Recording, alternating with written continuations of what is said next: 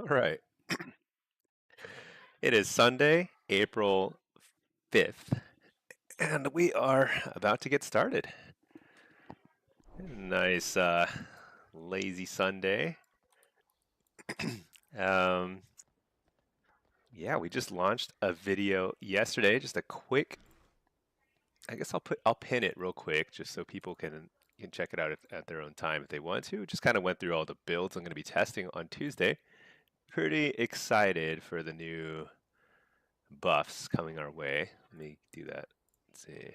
Make a little new quick rundown of AF buffs builds I'll test on Tuesday. And then let's pin that. All right. Hey Campion, how are you doing? Hello, hello. Just pin this message. Perfect. All right. Let's get queued up. Dude, it's so weird. I can't wait till I can make it sunny in here again. I think I need to kill the boss of the newish raid just to kind of like get it sunny back here again. It's like always so dim and depressing. All right, let's get queued up. What do we start as? Demo? Destro? Start as Destro? And then we'll run through AF. Actually, why don't we just start as demo? Whatever. Okay, demo, then Destro, and then AF. All right. I need to level my alts too, so I can have multiple Warlocks, all super low rated. It's gonna be super fun. And then in the meantime, we should check some Wowhead stuff. I wonder if the Race to World First is gonna finish anytime soon. I feel like every time I tune in, it looks like the absolute hardest, insanely hard last boss. Are they still working on it? Did they kill it? This makes it look like they're still working on it. Hotfix, probably making it easier.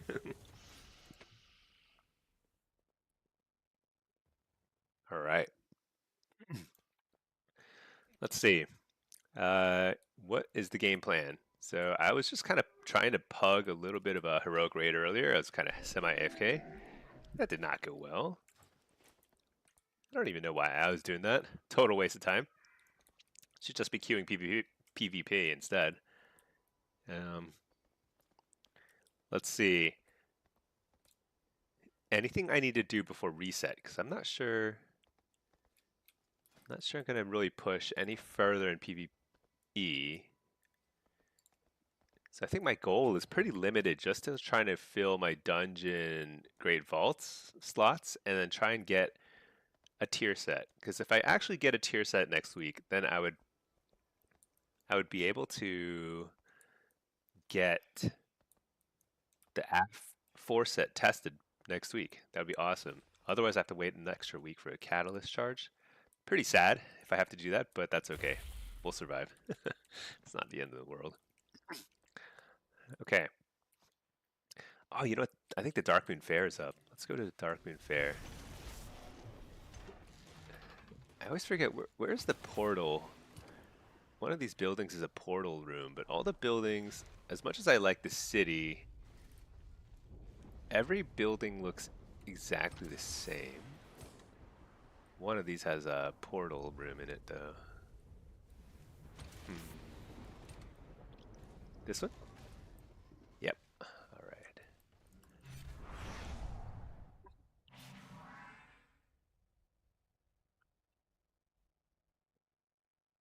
Okay. Let's get started with Darkmoon Fair. That's always a good way to kind of warm up.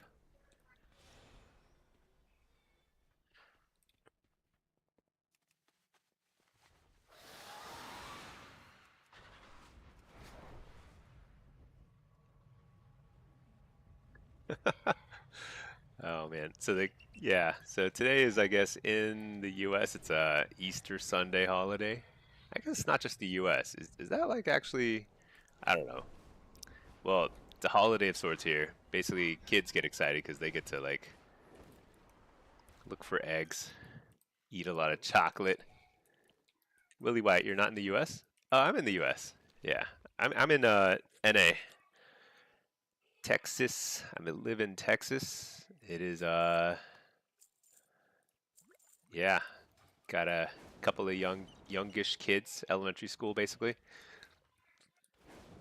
So they like their sweets, that's for sure.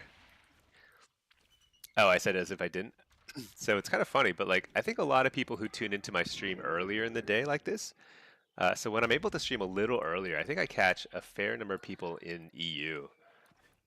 I think we've got a lot of Warlock enjoyers out in the European Union or in Asia, even just other parts of the world. It's pretty cool. I actually really like that aspect of Twitch where it's like it's kind of global, you know.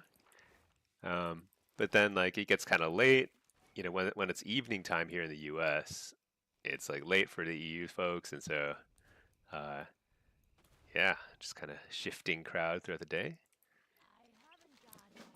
All right, do my basically the only reason why I do Darkwind Fair pretty consistently when it's up is just basically to get these like extra skill points in like old tailoring and in engineering categories. It's kind of a waste of time, but you know what? It's a habit. Hey, Michael. Good to see Stinky streaming early on Easter. Your favorite WoW streamer now by far. Glad to find you. Oh, I appreciate that. Yeah, you know, just trying to entertain, little education, and a lot of also just kind of, you know, I feel like what I really want to emphasize is just like, you know, the game is just fun. Even if it's not perfect, you know, they don't nail balancing perfectly, and sometimes things are a little wacky for a while, whatever. It's still like a fun game. You know, maybe I should do the little shooting game here.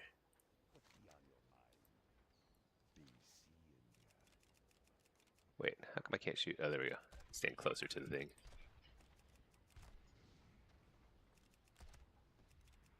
Yeah. Basically, I've been having a blast. I never would have thought I would be into streaming before. Cause like, honestly, I'm not that good at comms. So like, I've played 3v3 at like pretty high level, like very, very high level before. But I never like, you know, I was more like mechanically good, but I wasn't like the shot caller, you know? So I'm not like good at comms in like threes. But then like I found that like I just enjoy talking to myself basically. So like I'm basically just like using streaming to talk, just kind of talk to myself, talk about what's like coming to my mind. And I actually find it really like almost like calming for myself because when you talk about things, you end up having like a better like perspective, like it forces you to step back a little bit, and so like you have more perspective on things, and it's just like less, it becomes less stressful, especially when you got a couple kids running around like crazy here. Let's see, Michael, it's an MMO. It should be a little unbalanced and wacky. If we wanted super competitive, we'd be playing Counter-Strike or League of Legends. Yeah, I mean, that's. I think the thing is like there's kind of unreasonable expectations when it comes to balance because there's this whole idea that the game should be as perfectly balanced as possible, but there's no such thing. Like there really is just no such thing in the universe. I mean, even when you think of like try and name a game that you think is like super balanced, and if you take a look at like chess, right? The difference between going first or second in chess is actually pretty massive. Like white has a huge advantage. Take like Go, you know, which is like a super complicated old game, and it's like also huge advantage going first. Um, so any turn-based game, it's impossible to be perfectly balanced, and I think it's actually very similar, even like for games that aren't turn-based, like real-time games. There's no such thing. So there's always going to be something. So you really shouldn't like always be comparing yourself to what is ultimately kind of apples and oranges. You want to just compare yourself just to your own progression, you know, and that's kind of like that's how you really enjoy the game, and like also like it's closer to reality in terms of like not just making unfair comparisons all the time, you know?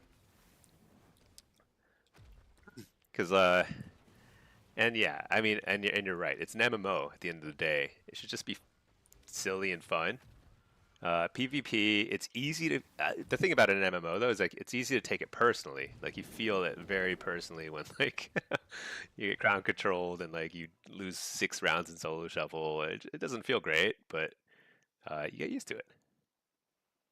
Poker is pretty well balanced.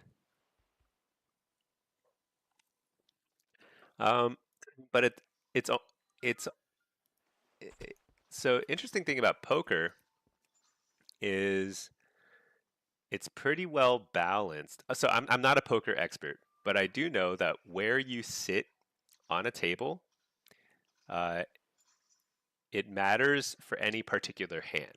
So any particular hand going, you know, the betting order makes a huge difference in terms of strategy and your chance of what's this? Somebody's handing me. Whoa, what? Thank you. I don't know. Somebody just handed me. Wow, thank you. I don't even know what that is, but some sort of pet. A crab. Look at that. He just handed me a crab and walked off. Well, I will add it to my collect. Oh shoot, I already had one. Oh, I shouldn't have taken it from him. I already had one. Whoops. Okay. Well, anyway, super cool. That sort of interaction, that's, you know, that's like an MMO right there. He just like found a crab, handed it to me, and just wandered off. I love it. Hey Sanctuary, how are you doing? I'm a chill streamer. Yeah, you know, we're trying to stay chill even while we do fairly intense stuff in the game. It's like a pretty intense game, right? I mean, there's no doubt about that. But yeah, poker, and also another thing about poker is even though it's like a very much a skill-based game, there's still a lot of RNG. Um, Enough where you can't really predict the outcome of any particular hand, like who's going to win it. But there's enough skill where over a longer period of time, like over the course of a multiple tournaments even, like you'll see the same few people tend to do better, right? But it's still kind of RNG involved, and that's actually aligned with how Blitz is sort of. There's definitely plenty of RNG, but there's also plenty of skill. But over a small number of games, 10 to 20 games, even 30 games, it's a small enough sample size that sometimes it's just not really, not even close to like really, you know, it's not you're not able to carry small numbers of games like or in a small sample size like that. So it's like you kind of learn to deal with the RNG a little bit better through playing something like Blitz. What game is that? Somebody was talking about poker. So I was talking about like how it's important not to get too hung up on, you know, the most fun thing about WoW is it's an MMO, it's a game, and it's never perfectly balanced because there's no such thing as perfect balance in any game. Let me reload my UI. And somebody brought up poker as like a very balanced game, and I think that's true. But balance is, but it's there's still RNG in it, so you can still go through win and loss streaks and get frustrated and stuff. And there's also like in any particular hand, like where you sit relative to the, you know, to the to the first bids, blinds or whatever they're called, is pretty important. But over a large enough number of games, you can like skill expression shines through. Okay, what am I doing? Solo Soul Harvester. I'm probably wearing PvE gear. I am. Switch. All right, we did it. Enhance, Mage, and a Ret Pally. These are. This is a very strong looking lobby. A lot of meta stuff going on here. Fake the kick. Let's fear this guy to start with, and then we'll fear the guy out of the stun. Stun everybody. Do this. Port. Get the precog. Stun the Ray of Frost. Blast this guy. He goes invisible for the 44th time already this match. Pretty incredible stuff. Uh-oh, I got interrupted. That was a mistake. But that's okay. Fear everybody. Fake the kick. Nope, didn't fake anything. Fear this guy. I'm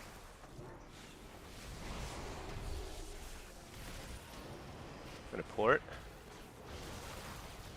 Fear this guy. Oh, we both feared him. That's unfortunate. Reflect. Get the precog.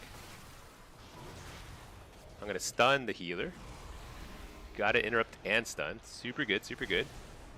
Coil this guy out of this. Fear him. Oh, there's a tremor somewhere, isn't there? Shoot, I missed the tremor. I didn't see it even. I still don't see it. I'm like looking for a tremor totem. I don't see it. Maybe he trinketed it. Did he trinket it? I don't even know. Let's port. Get a tyrant out. Nice and safe over here. Fake the kick. Actually, let's just send it. I've been faking a lot of kicks, so he probably is thinking I'm gonna fake it. Alright, here we go. Interrupt the glacial. Oh my gosh, they're so... Dude is so invisible. It's so crazy. Alright, we faked every kick in the game. Feeling pretty good. Gonna interrupt this guy. Fake that kick. Coil. Blast. Blast. Wait. Need to get out of the cap totem. Nice. That's a second block, right? I think a second block. Blast this guy until the mage comes out. Blast the mage. Get interrupted. That's okay.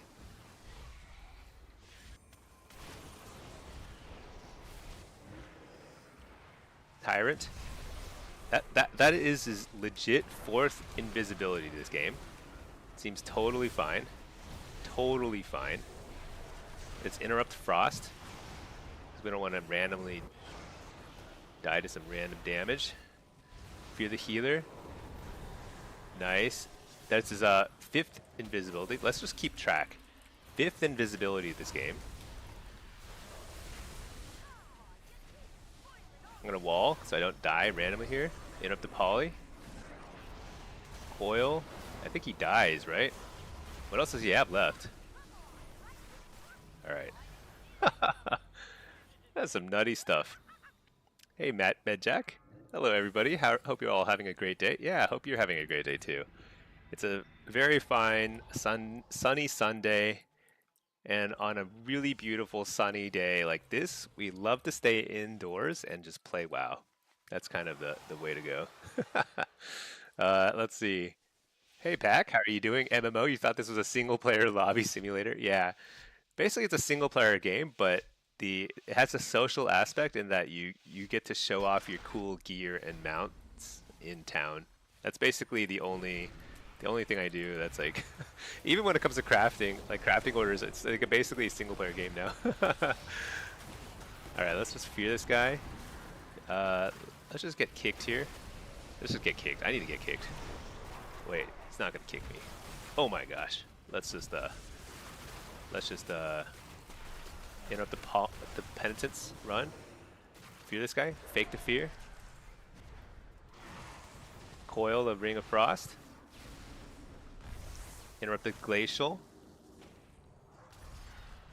Oh, I got feared into the ring, which causes the maximum amount of lag possible. Dude, I cannot cast a thing. Oh, did we kill him? Ah, he went invisible. Never mind. Got fooled. Interrupt the priest.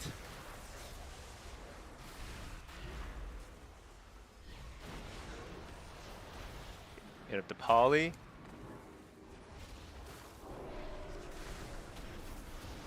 Nice. Coil the Ray of Frost. I'll just Hellstone here. Fear the healer. Fear the healer. Wall. That's invisibility number 44. Not complaining, just observing. AoE fear. So I'm actually gonna send my Doomguard here, even though. Oh no.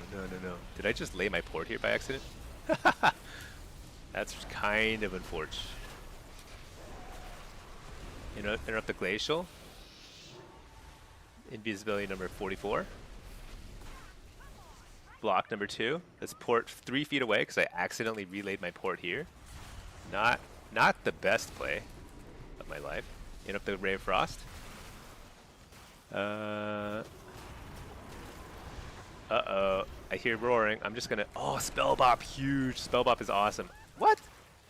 Oh my gosh. Did he Mass Dispel it like instantly? Dude, where did my Fellord go? I don't even know. This is bad. I think I lost the game by placing my port in the middle of the freaking world.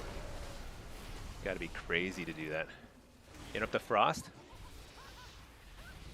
Dude.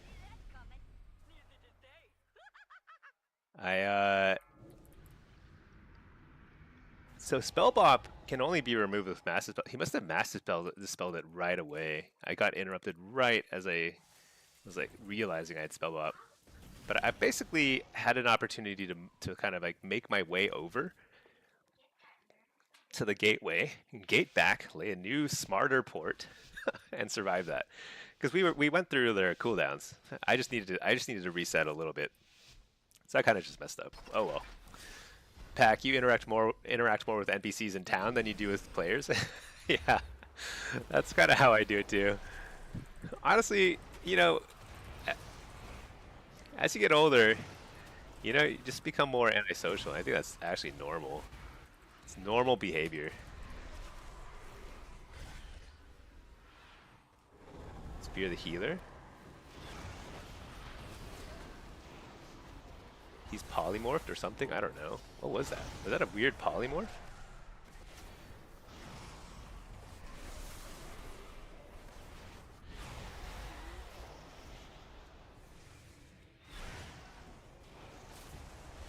I'm gonna fear that guy.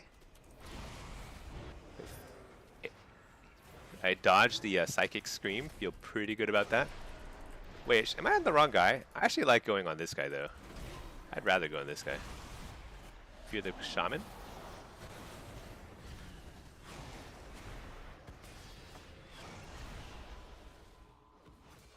Haymaker. I like that. It's a Kultiran, one of those rare Kultiran priests.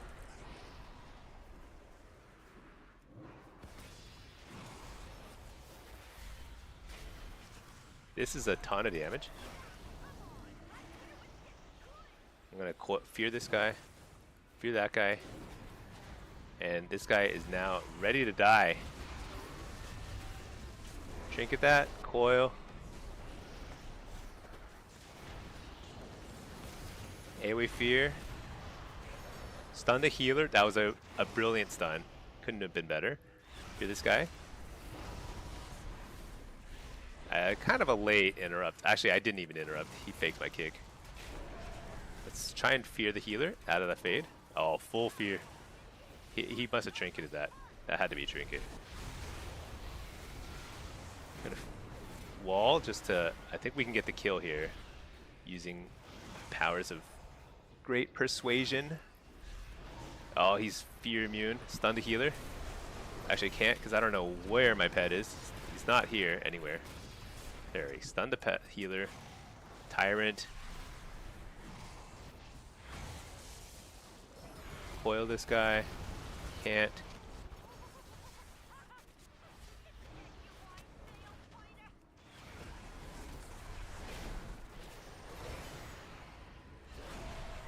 Another Doomguard. If we live for like a second, I think we win. Fear the healer. Look at that. It's a race to fit it. Oh my gosh. So I was on the Ret, and the Mage was on the Shaman. It was a race to the finish line, and the Mage finished first. So, should we have targeted the same person. No, that's kind of one of those. It's one of those situations where you just want to do as you just want to make it as easy for the other healer as possible, because you're going to be paired with that healer next, so you want them to feel like, oh man, that was so close, that was so close. You don't want them to be so depressed that they underperform in this round. But now they're like supercharged up. They're like, okay, we were so close that last round. All right, let's start on the. Now this time I'm gonna go on the shaman. Why? Random. It's totally random. Interrupt the sleepwalk. Wait. Don't die. Let's just take a breather here. Drop a Fell Lord here outside the. I tried to reflect the sleepwalk, but I don't even know who he was targeting. Let's interrupt this guy. Fear this guy now. Try to line of sight to sleep. I don't know if I still don't know if he's ever targeting me with it, but we're trying. There we go. This is kind of hectic in here. Here we fearing, huge fear, big fear. Kill the tremor with nothing. A shadow bolt. Oh my gosh, that's the worst way to kill it. Tremor. So bad. So he need to coil before he can burrow.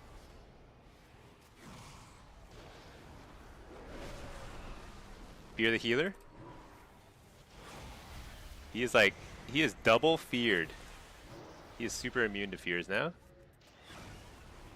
I interrupt the dream breath. Oh, this is it. Don't die. Don't die. You can do it, buddy. Trinket that. Dang it. That's an Emerald Communion. That's everything. Dude, let's just hit the dragon. I've got this great idea, guys. Let's just go on the dragon. Fear them all. Actually, no. Let's switch off. Let's hit the shaman. Although, I think the shaman still has burrow, right? Can't remember now. Coil this guy. Interrupt the healer. I don't know if I even... Oh, no, I precogged him. That's okay. Fear him. Can't. He's on Fear DR. He's always on Fear DR. Stun the healer. That's a good stun. Right in this cast. Fear this guy instead. And then we're going to fear the healer. And we're looking for a... Oh no. We lose. Oh. Nice. Stay in that ice block as long as you can. Oh, he came out.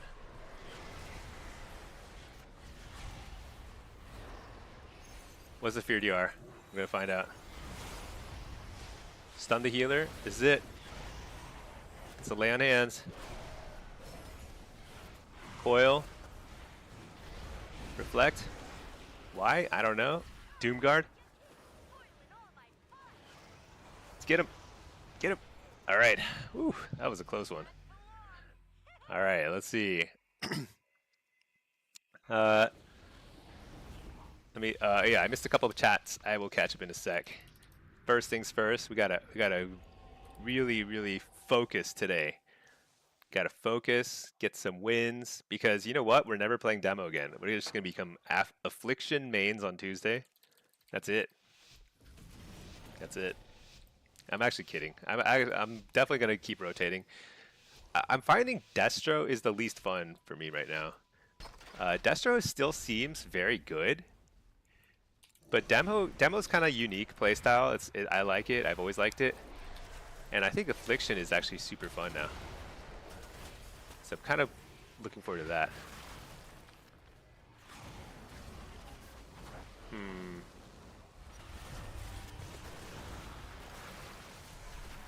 Dude, I'm casting super fast.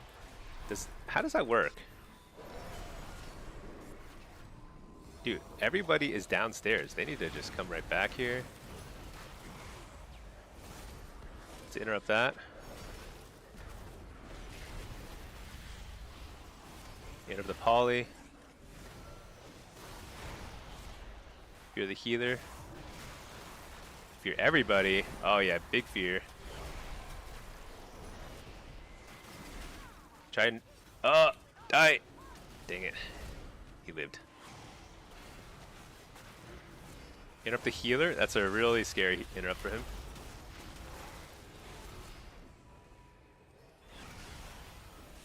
Fear the healer. That's a trinket. Stun the healer. Fear him again. How did he not get stunned? Oh, did he do the null shroud thingy?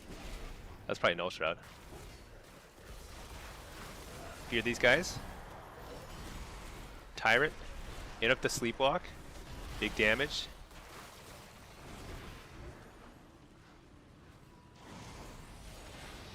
Another Doomguard. Precog. Is that only his first invisibility? This guy is slacking. He needs at least 4 more invisibilities to keep up with his personal record. Reflected Glacial Spike. Got him. All right. Nemenon, you're casting fast because Power Infusion. Oh my gosh, I'm such a. I was like, I thought Bloodlust doesn't work in arenas. Yeah, of course it was a Power Infusion. You're right. Dude, the first shuffle of every day is like kind of a disaster. It's like actually amazing that I ever win any games in my first shuffle of the lobby. He was probably bloodlusting you as well. So like I hear the bloodlust sound effect, right? I hear it, but then I'm like, I don't think it works. But actually, it must do something. They're casting it, and when they're doing it against me, I feel like it actually is kind of scary, right? It's like a little bit of damage, no doubt. I tried to interrupt something. I don't even know if I interrupted it. I guess I did. Let's coil that guy. Interrupt that dude. Fear something. Dude, doesn't even matter.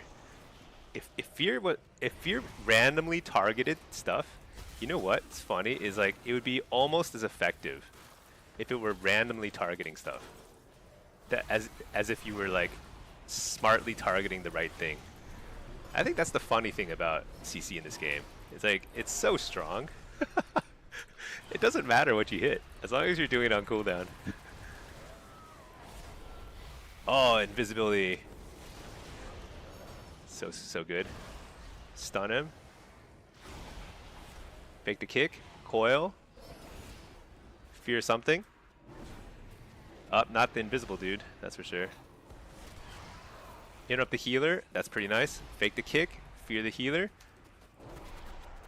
Tyrant. So much damage. Fake the kick. Oh yeah, this is so much damage. What's he gonna do? Doomguard. This is another. Oh, I needed to interrupt that UP. I missed it. That would have been huge. Fear the healer. Immediately hammer of Gul'dan, so I break the fear, the hard-earned fear. Interrupt this guy.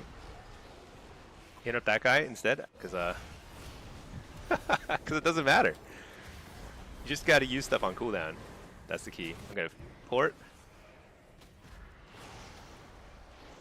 I'm gonna fear this guy just to kind of like remind him that I'm in the game.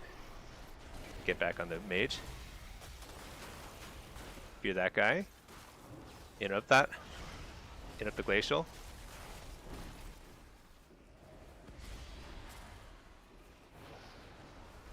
Fear. Kind of a slowish fear. Interrupt the healer. He's so dead. There's another block. Dang. So sad. Fear the healer. I just want to get a bunch of tyrants out because, or hand of Gul'dans, because this is a shoot. I'm gonna get stunned here. Actually, I trinket it. Who cares? This is it.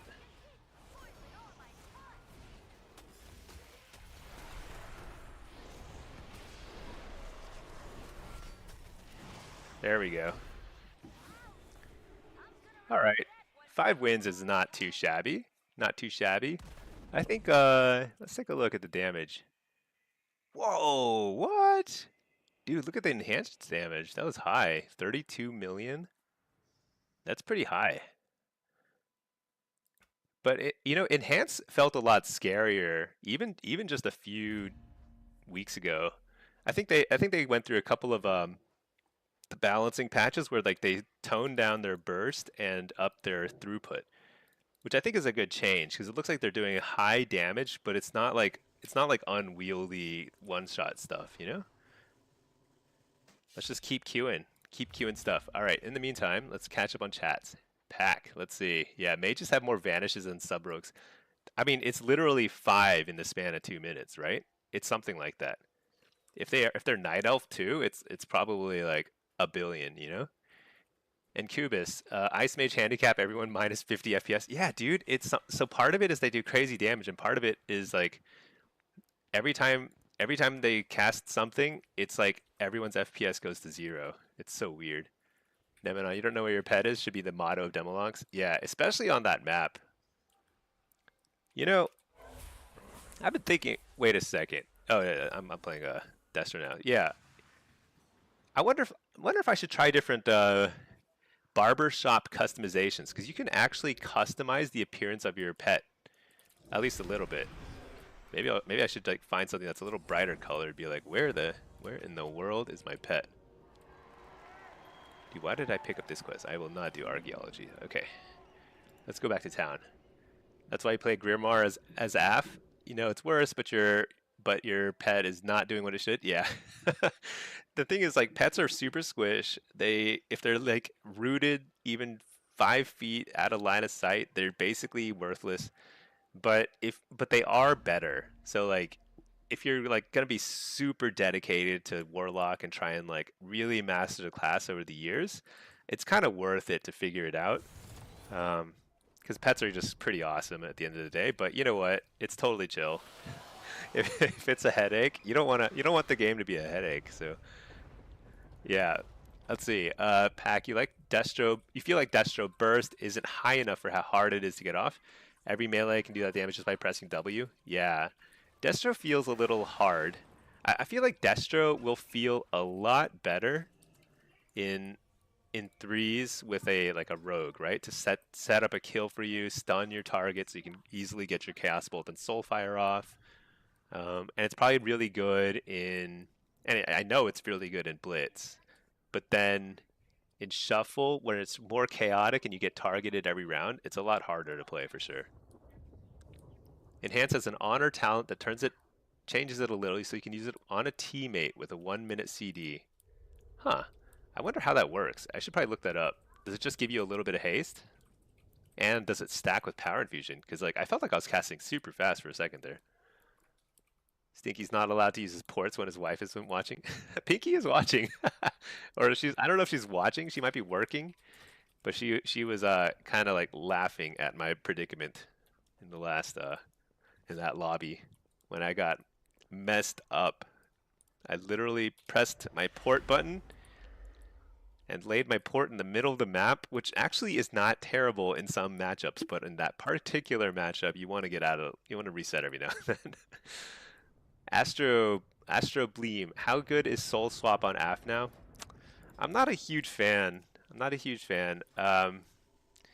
In theory, it could be pretty good if you are able to do something like get a few UAs plus your other dots on a target, soul swap it over to somebody else, and then it's very like, you can basically save a few extra UAs, which sounds like a lot of value because that's both a lot of cast time and a lot of soul shards that you're saving. I mean, I'm almost talking myself into trying it more, but the problem is that you're kind of starved for PvP talents.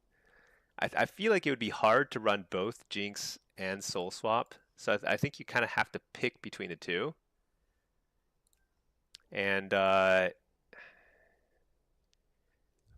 don't know. I mean, maybe it could work. It's just if you take both, you're going to be starved for shards. You're going to miss out on like a couple of defensive cooldowns. Like you want Nether Ward and Soul Rip in a lot of situations, or Impish Instincts. So I think you can't take both.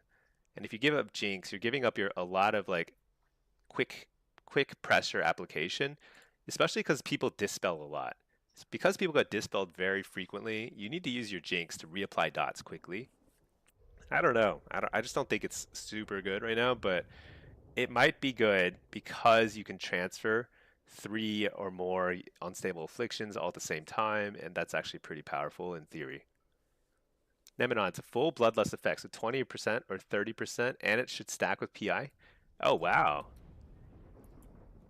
So you can yeah, enhance was doing before, it was one-shotting you and tickling you the other. Yeah, they seem a little bit more balanced now. I think enhance seems like it's like that was my first lobby seeing an enhance in a while. It seems like they're kind of like close to where they should be. Frost Mage still seems busted to me, but I don't know. I mean, then again, I went 5 wins in that lobby, so who knows? But they just seem busted.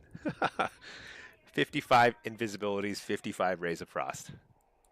All right, let's see. Devour is going through the same thing right now. Oh, let's see. Mike Ross. Let's see. And Trem music. So it gives a decent amount of haste. Oh yeah, thanks for noticing the Power Infusion too. It was Power Infusion, but it was probably also Power Infusion and Bloodlust, which is pretty cool. I feel like I was just like turreting, just sending Hannah Gul'dan so fast, so nice. Mike Ross, Devour is going through the same thing right now. Less burst, more sustain. So I think they've been trying to do that. Like all the patch notes that have affected PvP, not all of them, but many of them have been kind of talking about that idea.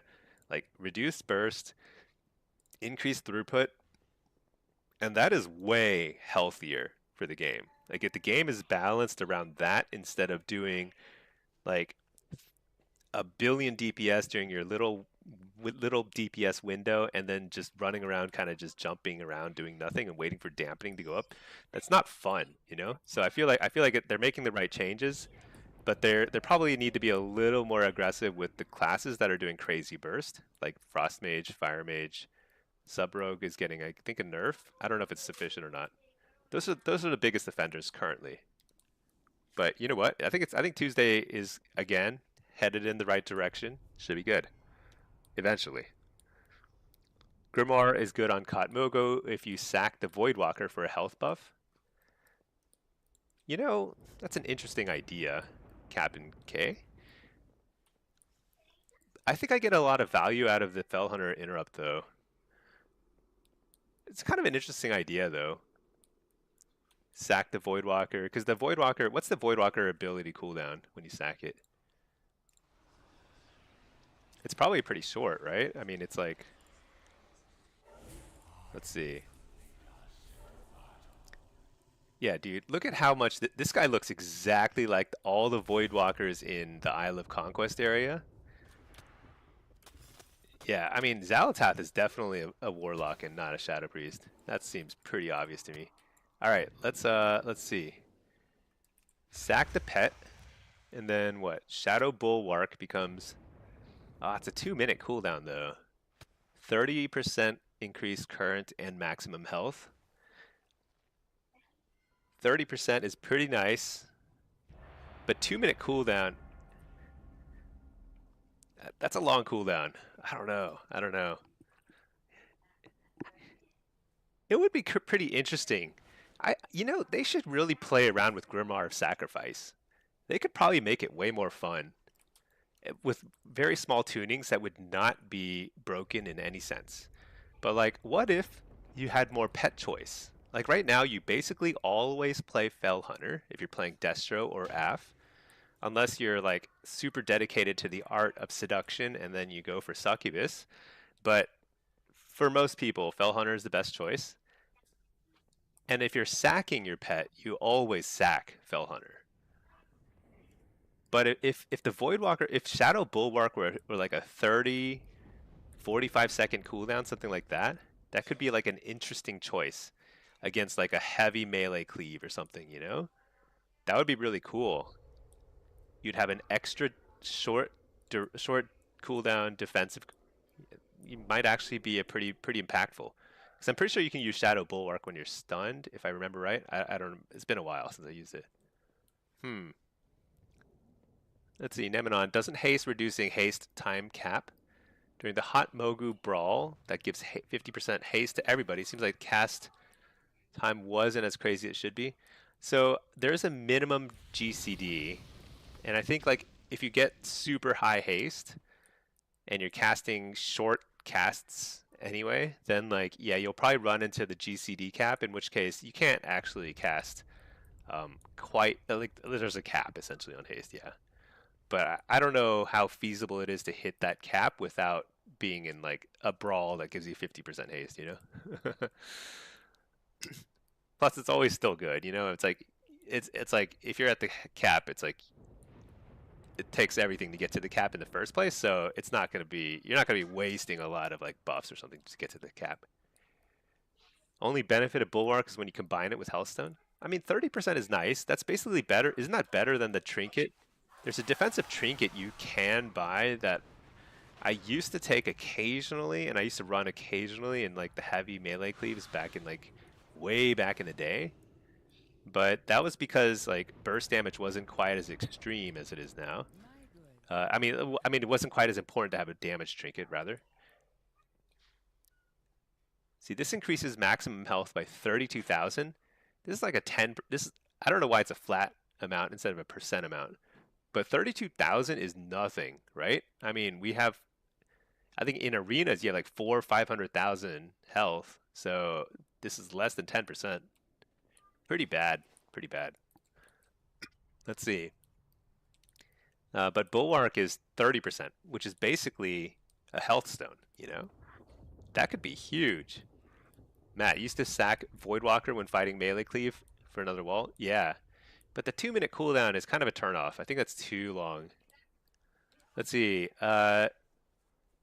Cap'n K, it's only 90 seconds? Are you sure? It looked like it was 2 minutes just now. I mean, what? Yeah, it says 2 minutes right here. Wait, how come I can't use it? That's weird. I can't even cast it.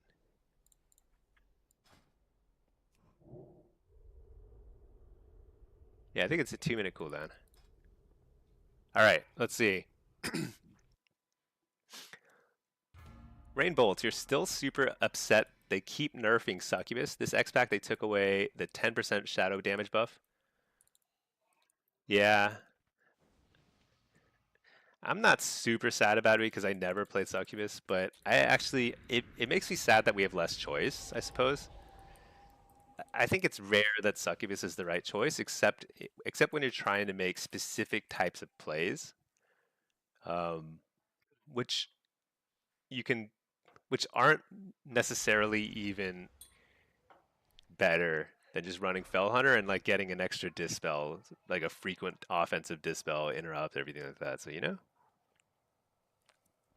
However, Succubus does have a place on a map like this. Actually, really nice on a map like this.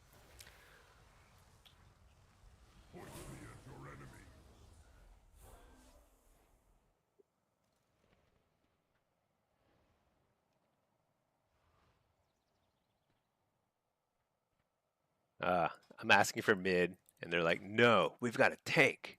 All right, tank goes mid, I guess.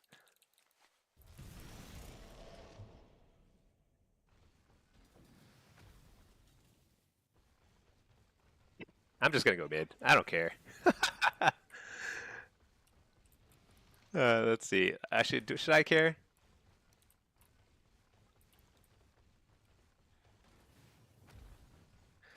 All right, I'll be a team player. I just feel like I haven't gotten to play mid very much this as demo, and like the thing is, like I can kill a tank healer. Everyone thinks that like, okay, if tank healer is just like gonna be a spin node forever, nothing's gonna happen. I can kill tanks, dude. I kill them all day, but that's okay. All right, let's see. Use the sack. Oh yeah, let's see. Blast. Your shield gets stronger with Bulwark. Wait, we have only 2 people down south. I think I need to take Shrine. Yeah, I'll take Shrine. All right, that's cool. Whatever. I like Shrine too, because like, you often get a lot of action here.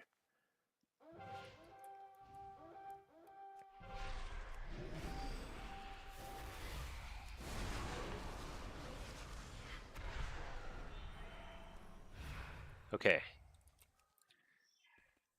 So the cool thing about Shrine, I just used all my cooldowns, and if you take this, there's a buff that spawns right there, and if you get that buff, you reset all your cooldowns. It's so insanely powerful. Interrupt the healer. I'm just gonna send all my cooldowns here. Stun the healer. He's gonna bubble. Or not, and this guy's just gonna die. Yeah, he's just gonna die. I mean, that guy probably should have bubbled, but that's okay. It doesn't matter because in about 5 or 10 seconds, I'm gonna get a complete reset on all my cooldowns. So I can send all my cooldowns. Doesn't matter. And then, okay, well, I guess he just died anyway. But anyway, so the reason why Warlocks are totally dominant in 2v2 type of situations, so I just got to reset on all my cooldowns. I can like wall, Healthstone, send another Tyrant, another Doomguard, and you can win Market too, because the Market also has the exact same buff right there. You can reset all your cooldowns. You get, when you have 2 Doomguards shooting everybody, you just win the fight. I've never seen anybody survive when you have 2 Doomguards, 2 Tyrants, Hand of Gul'dan's up the wazoo, double wall, get another reset. Why not? Now, see, this is why I like to go mid though, because like winning Shrine is important, but the influence that you have over mid is massive. Because people tend to run through mid. They try to like throw a few spells, help it out. And it would have been very easy for me to win that. I guess the tank died or whatever, you know? That just wouldn't happen if I keep getting resets. I have wall up all the time. And there's no other class that can get it as consistently other than Monk, because Monks can teleport to it too. But it's just Warlocks and Monks that can compete for Shrine and Market. So this guy is going to come here. It's fine. I don't really care though, because freaking game is over already somehow. Tyrant. That's just like, I think a record. I don't think I've seen a game lost that fast in a long time. Did we only get Shrine the 2 times that I took it? Was that the only 2 bases we took? We didn't even take farm a single time. I think that might have been what happened. That 2600 game looked like a 1500 game. Yeah, isn't that funny? It's just insane. It's like inexplicable. But that's Blitz, baby. All right, let's reload my UI. Let's see, Nemenon, kind of strat you like to do is tank Warlock mid. So I think that it's actually pretty effective. I've seen that. But it requires a certain type of play style of like trying to play not to lose. Oh, play not to lose, yeah. Rather than play to win.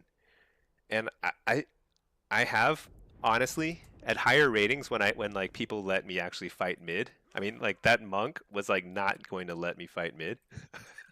He was like, "You're not allowed." I'm like, okay, fine. But like at higher ratings, I think people know that I can win mid. My win rate on that map is extremely high. If you just give me a healer, I will win mid. But then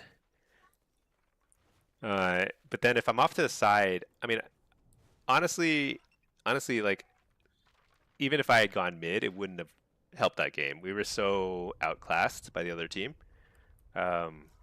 We got completely dominated at every single base, so it didn't really matter, right?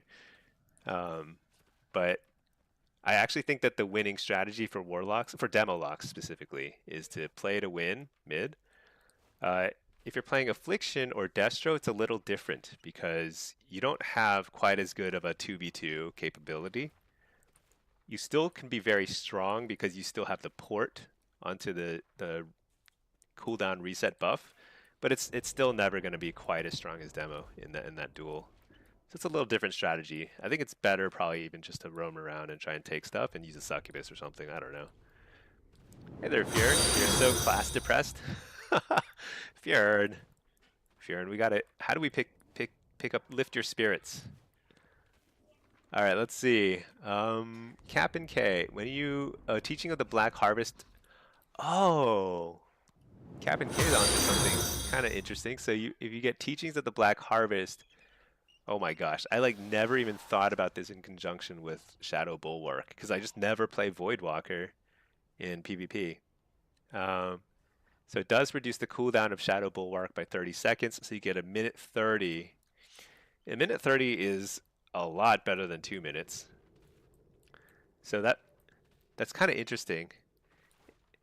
Mike Ross increases HP by 32k. Yeah. Now, granted, this trinket over here, it'll scale up.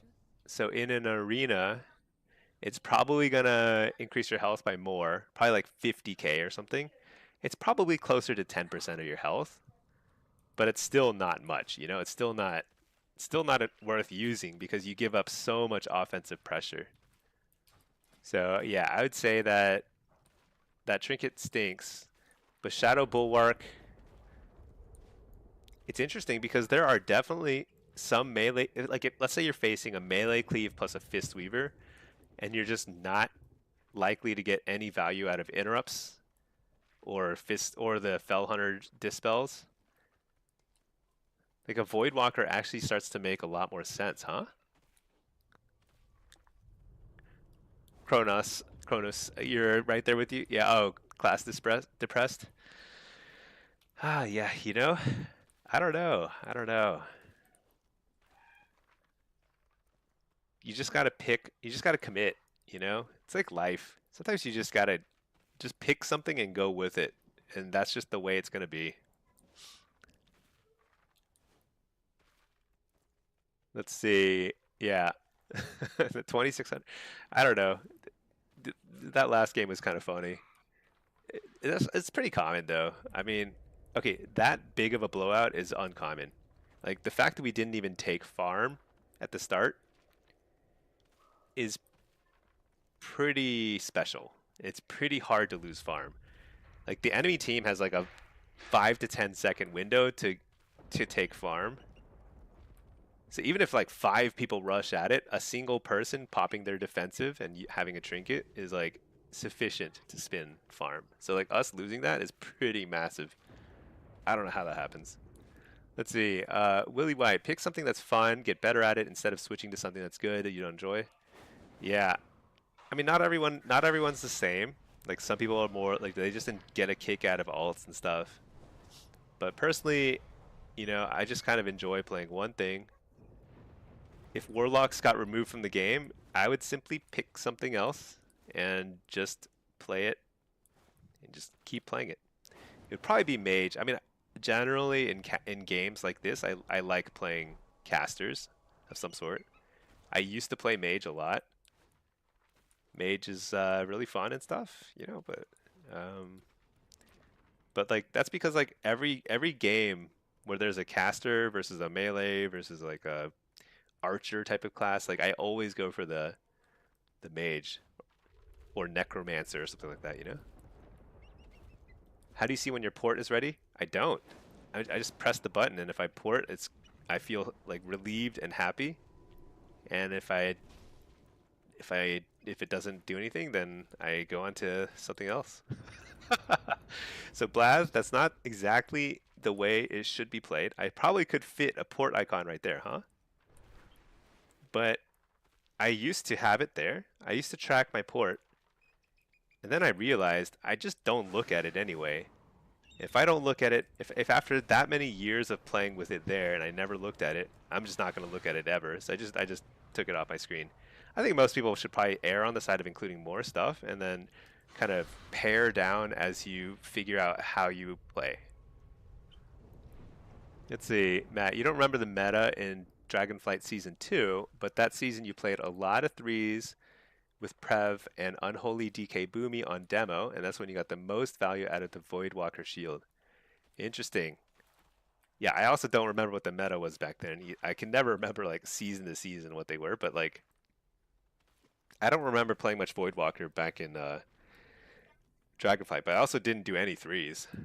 I didn't. I have like the only season I did any amount of threes outside since Cataclysm was like season 2 of Midnight, and like I hated every second of it. It's not bad. It's not bad.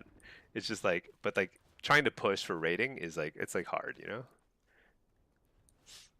Matt, you like the port icon there, so you can see it. If you accidentally range it, yeah, that's a good idea. Oh well, is what it is. Let's see. What do I need a port icon for? It's always off CD. Yeah, yeah. I can always assume it's ready. Yeah, it's like I can't port until I refresh all my dots, use all my cooldowns, use all my interrupts, get a couple precogs, then I port. So port's always ready. If you're playing Evoker, it sucks in your normal threes and haven't gotten an invite to M plus in days. I don't know what the meta is in M plus. I don't know where Evoker fits into M plus, um, but yeah, I mean, yeah, I honestly don't know.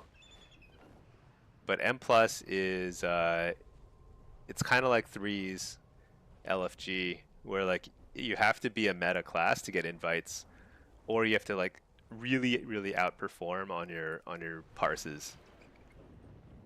So like it used to take me forever to get invites in M plus in War Within, because like when I started playing M plus in War Within, Warlock, especially demonology that I like to play in PvE, was just not meta. So like it was very hard to get invites until I started getting really high parses, and then it was like, okay, I'd occasionally get an invite after like an hour of trying to get into a group.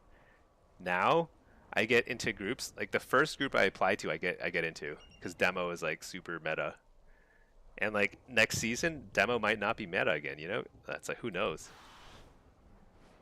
Who knows? But that's the problem with M plus, and like the reason why they really need to get some sort of solo queue version of M plus going, so people aren't like shut out of it, gate kept out, you know? That's no fun. Pat, let's see, Matt. What's funny is you're good at porting on Lock, but suck at porting on Windwalker. What is the cooldown on a monk port? Is it the same? I feel like it's a little longer than the Lock port, isn't it? Hard to get in the mindset of separating on a melee. Yeah, I feel like Windwalkers, they don't port on cooldown for sure. I feel like Windwalkers, when I see them, they're porting like the way that you would use a shadow meld, just to like prevent some cast from going off. 45 seconds. Oh, but it has two charges. That's pretty crazy. I didn't know that. Oh, because no, you mean the two charges where you port there and then back again, or is it like you can do it even again after that? Oh, the return. Yeah, yeah. I see them return with it. Blad the Fool. No port icon, but Agony and Wither. No, I look at this a lot. The Agony and Wither and Unstable Affliction, I look at that a lot because when I tab to a new target, um, I'm looking at that to see whether they have dots up and I need to refresh or not. Um, whether that's the best way to track that stuff, I don't know. But I look at that more than I look at nameplate, like icons above nameplates. Okay. Got a mage, a ret, and a hunter. Didn't we just have this exact... I guess instead of a hunter, it was a enhanced shaman. Same concept though. Every round. Let's do it. Let's do it again. All right. Let's see. Solo shuffle build. Should I try Diabolist? It has been a long time. Solo Diab pet. Let's just. Oh, do I have time? Do I have time to set this up? All right. Whatever. Let's see what happens. Okay. It's been a while since I played Diabolist Destro, even in PvE. Yeah, Diabolist Destro is like nobody plays it. Period.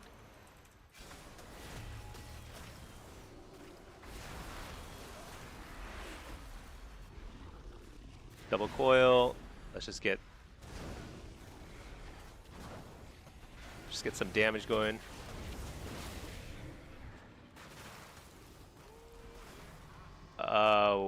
So I did nothing because I reapplied Immolate 44 times, and then the marksman one-shot him. Dude, this meta is so ludicrous. It's so absurd how people just flop over and die. I mean, not at all blaming anybody. It's just like aim shot hits too hard, Ray of Frost hits too hard. My immolates hit for nothing. It basically takes me as long to immolate somebody as it does a healer to get their dispel back off cooldown.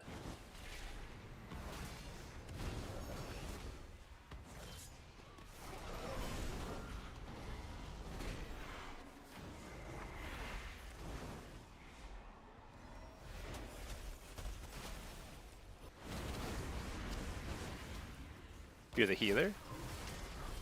Oh, I got the precog. Here we go. Where'd he go? He went invisible. Oh, he went invisible twice. That's so ridiculous. Interrupt that. We do not like that spell. We don't like it. Not one bit.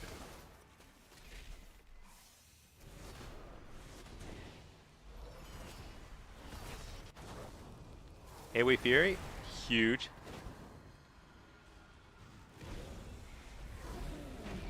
Oh, there's a block. Did he block earlier? I don't think so, right? He only used the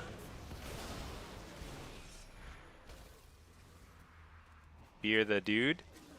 Oh, nice. I can cast bolt him. Here we go. Let's see how hard he's hit. Not particularly hard, but Diabolus is feeling good. Just feels fun, right?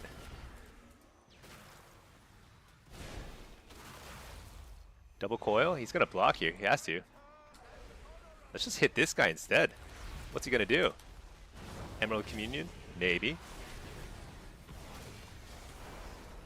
Fake the kick. Blast this guy.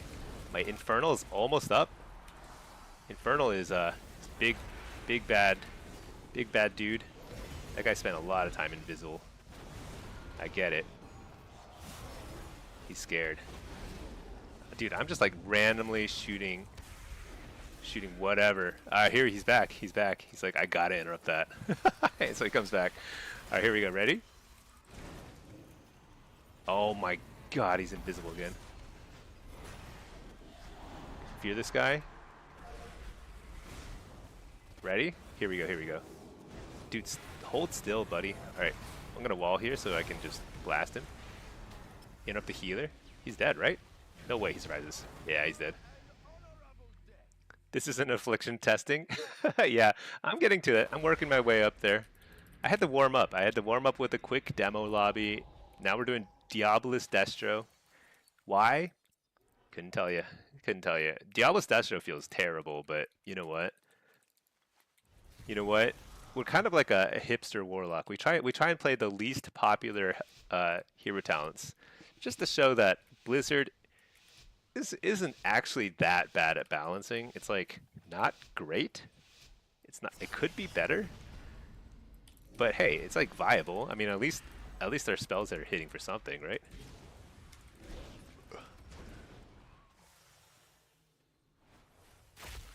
All right. If he can shoot me, I can shoot him. He hits me a little harder than I hit him, but you know what? All right, we got a little bit of a just double coil here. Go ahead and send the. I missed my infernal, dude. My infernal aim is just like so atrocious. Oh no.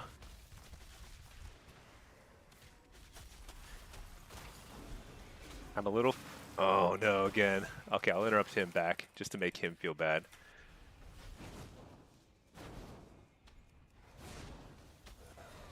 This looks a little scary. Oh my gosh, he's invisible. I'm gonna hop through him. Did I cancel it? Oh, I canceled it. I'm gonna hop through him again. Oh. Alright, now I got through all the interrupts. Alright, here we go. Interrupt the healer. This is huge. Here we go. Ready? Big damage. I've saved up all my big damage spells because I've been interrupted this whole game. Gonna fake the kick. Fake the kick. Get the fear here. What? I'm gonna wall here because I'm super toast. Double coil. Big damage. Hear that guy? Alright. We're good, we're good, we're good. We're in a little trouble, but our Infernal is back up. Ready? I didn't miss this time.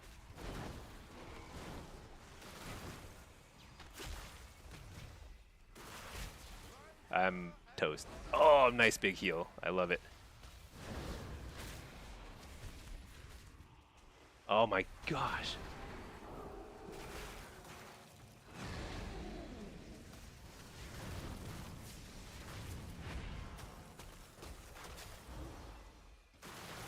Double coil. I'm dead. Boy, oh boy.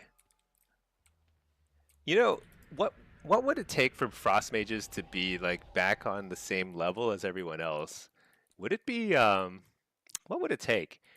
They would have to lose at least 3 invisibilities per minute. And they would have to lose probably like 30% off their Ray of Frost. Something like that. It's not even... is Ray of Frost what does damage, or is it like the other spells that hit at the same time as Ray of Frost? What is it? I don't know what it is, but whenever they're channeling Ray of Frost, it's very scary. But it's the invisibilities that actually... It gives them like 50 ice blocks, and it just doesn't make... I don't understand. Where does that power come from? The power to disappear. Double coil. Trying to line of sight the hunter a little bit.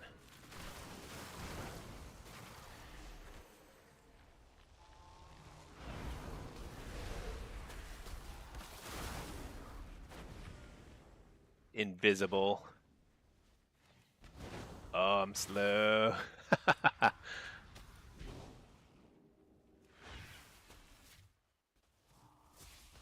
Oh my gosh. Hey, wait a sec. This guy's in trouble. Wait, okay, feign death. He's gonna go invisible in a second here too, probably.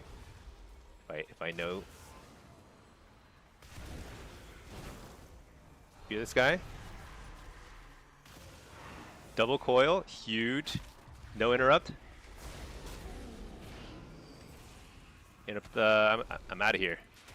I'm out of there. All right.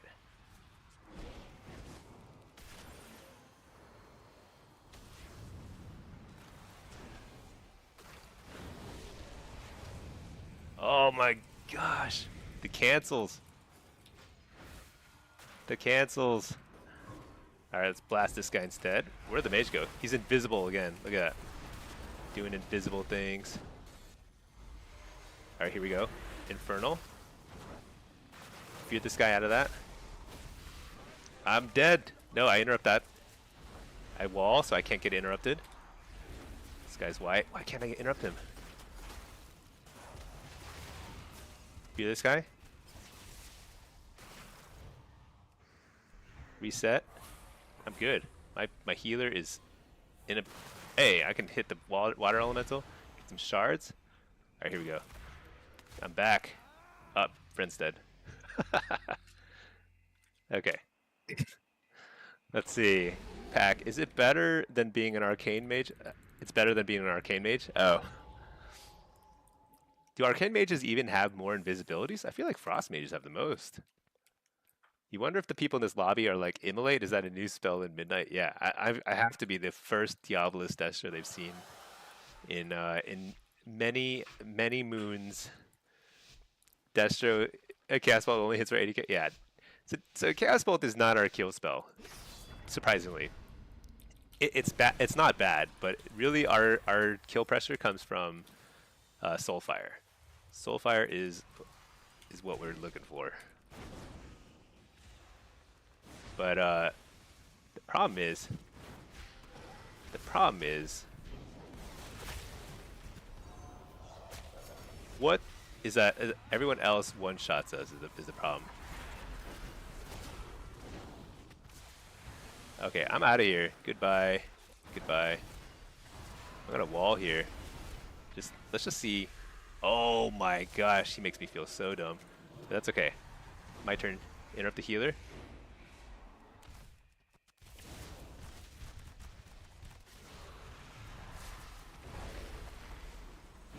He's a turtle. He's no longer a turtle. He's dead. He's dead. No way he survives this. Oh, he survives it for sure. No problem. Not even an issue. Double coil those guys. I'm gonna fake the kick here. Actually, no, I don't even have to. Just fear them all. Fake the kick. There we go. Fake the kick. Fear this guy. Blast him. Blast again. Fear this guy. Fear this guy. We get him? No. He's full health. Dude, what? Where did he get his health back? Gonna hop through him. Oh, that did not work. That did not work. Interrupt the healer. This is huge. Did we get him? We got him. Look at my damage. Oh yeah. They are interrupting the wrong person. Let me tell you. Oh my god, that's funny. Well, you know what? I think one of the powerful things about playing with a mage is like they feel like they have to interrupt the destro. It's just like it's in their blood. But then if they actually look at the damage meter to be like, maybe we got to do something about the mage, but they probably won't. I mean, they see a destro, they got to go for the destro. That's just like hard coded. It's in their DNA. Actually, let's just blast this guy. Blast him. Reflect, because I thought he might do some stuff there. I'm gonna trinket. Who cares? Double coil.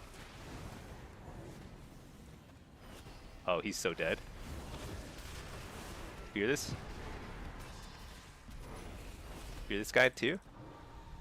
Oh, I'm invisible, but he's dead too. Shoot. I was invisible. I need to take advantage of the invisibilities. Because, like, you can make... Interrupt the healer? This guy might be in trouble. There's a communion.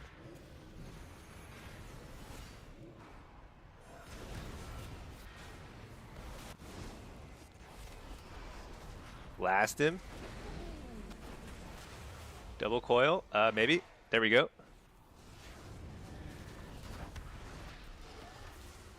Fear this guy. What the damage?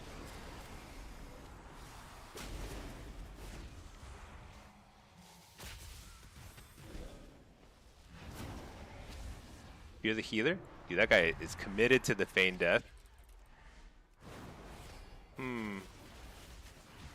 Alright, I'm gonna port. Not because I'm scared, but just because I want to get a nice little angle. Interrupt the healer. Here we go. I need to fake the kick. Actually, I don't need to. I'm just gonna blast him. Oh, I can't break that. Slow this guy. Oh my gosh, the damage. Ready? Double coil. Big damage. Fear the healer.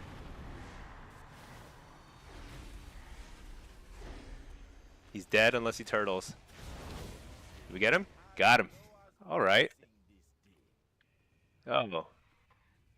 I didn't even notice the Ret 106. I feel bad. Did we do that badly when he was on my team? I don't even remember. They all look the same. Everybody looks the same these days. Every Ret, it feels like you're playing with an NPC when you have a Ret on your team. Like they don't charge any, they don't make any sudden movements, you know? They kind of like they walk around in a little circle, and then And that's kind of all that happens. I never see them do anything interesting. It's pretty amazing. All right, let's see. So that was Diabolus Destro. Is it the best spec in the game? I don't know. You'll have to judge for yourself. Is it the worst spec in the game? You'll also have to judge for yourself. So the question is like, how much better would it have been if I had been Hellcaller? And in a in a in a setting like that, actually not that different. I think Diablos is perfectly serviceable when it's mostly ranged you're dealing with. When it's a bunch of melee, it's kind of a nightmare. It's sort of the worst spec in the entire game. At least I out DPS the Mistweaver. Yeah, you know what? Let's go ahead and upload the combat log. I think I recorded it there. Let's find out. TWTV Gilgamesh. Hey, what add-on makes you track their silence in CC? So that's called Mini CC. Mini CC. This is a sort of a must-have add-on if you're going to do any sort of serious PvP. You kind of need it because without it, you are kind of operating blind. It is tough out there without Mini CC. It has a ton of features. You can like play with them. If you want to get my import code, you just go to my my Discord, type !Discord, get an invite to my Discord, and you can get the import code there. But I don't actually do a whole lot of customization here. It's like it's pretty straightforward. There are actually not that many options. I mean, there's a lot of options, but a lot of features rather, but not that many options. So pretty easy to set up. Get mine? Yeah, go for it. Just grab it, copy paste. I think you can import it directly into Mini CC. All right, let me pull up the combat log there. So this was the Destro game. So first thing that's obvious to me is how low our peak DPS is as Diabolus Destro. So 40k is low. Because I was also, I mean, how much time did I even like spend getting interrupted when I was like really unloading? Not much, you know? They only had a couple interrupts at most on any given team. If I got precog even once, I'm just free casting. A lot of the interruptions actually come from invisibility, but other than that, it's fine. So peak DPS somewhere around like a little over 40k over here. Not great, not great because peak DPS is Affliction is like 70k, and this is probably during Havoc. So like I'm almost duplicating all my Chaos bolts too, you know. But like all this, so it's definitely low. Diablo's Destro could use a huge damage buff for sure. Ah, thank you, Cask. Thank you for subbing with Prime. I appreciate that. I appreciate that a bunch. The Magician, not bad. Yeah, not bad. I'll take it. Frost Mage's laser pew pew. Yeah. Let's see. Uh, Jose Costa in War Within, we could go full mastery and 2 Chaos Bolt somebody. Yeah, yeah. Destro was definitely very, very strong in War Within. I'd say right now it's actually pretty good, but it's definitely a step down from War Within, but still totally viable. Chaos Bolts hit a little less hard now, but you have a lot of damage that's not just in your bolt. So I think it's okay. I think it's okay. You still have a pretty high on-demand burst, just with a couple Chaos Bolts and a Soulfire especially. Soulfire hits much harder than Chaos Bolts, especially if you get a crit. And we didn't have a hard like Soulfire was good in the War Within, but not this good. It didn't hit this hard. Oh man, am I lucky enough to get 2 mages in the same lobby? That is pure luck. Just so lucky. All right, let's log this combat log. I'm gonna play Hellcaller. Or should I try some Soul Harvester? Every time I think about playing Soul Harvester, I'm like, why would I do that to myself when I can play Hellcaller? Which is super fun. I have so many build outs. This is the one. Yeah, this is the one. Let's do it. All right, wait. Do I run Soul Swap? Should we try it? So we get Soul Rip, Nether Ward, and Soul Swap. How much are we gonna miss? How much are we gonna miss Jinx? A lot or a little? Probably a lot. Probably a super ton. Let's find out how this goes. Maybe not that bad. We're just kind of warming up here.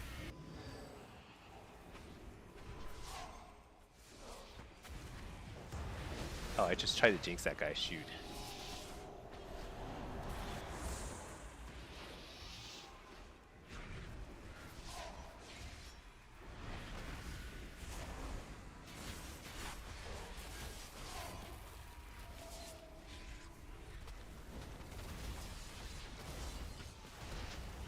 Coil.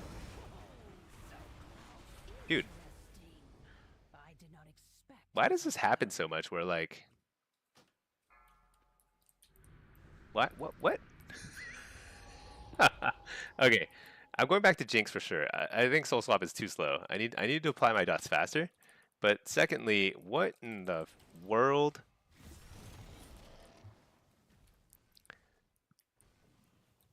What in the world is just the only way to put it?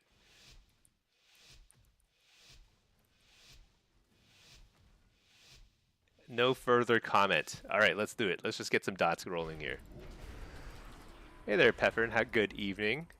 Good evening to you. We're actually doing pretty well so far in our lobbies. Demo, Destro, and now Affliction. Super good. Coil this guy. Fake the kick. Nope, let's just send it.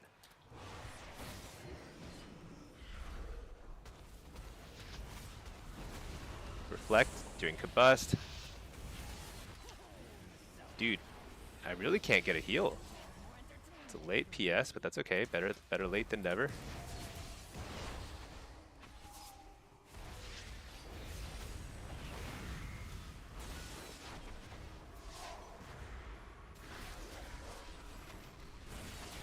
Harvest. Okay, get interrupted. Interrupt the poly. Did that guy hard cast a Pyroblast? You don't usually see that too often, right? Coil this guy.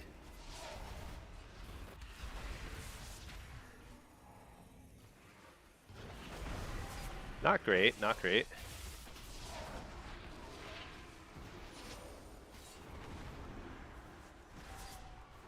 He fades the first fear, so I get the next fear.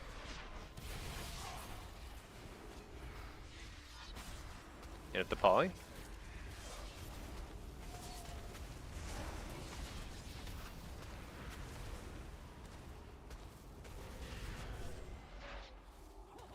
Oh my gosh, that's so sad. I should have walled, but even so, that felt pretty unwinnable. What was happening there?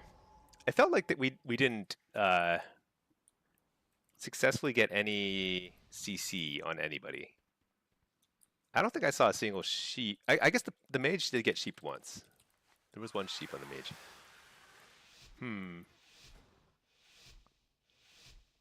Not great, not great. Don't bother using reflect with mages, they insta-steal it. Yeah, that's true. That's true.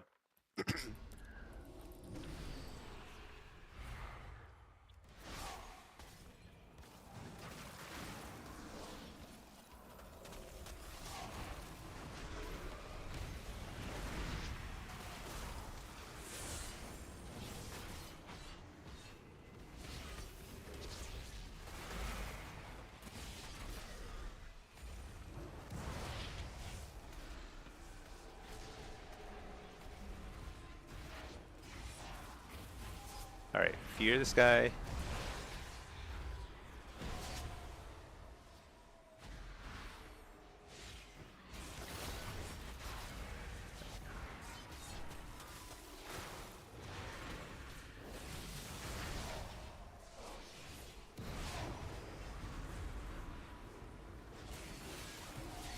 Oh my gosh,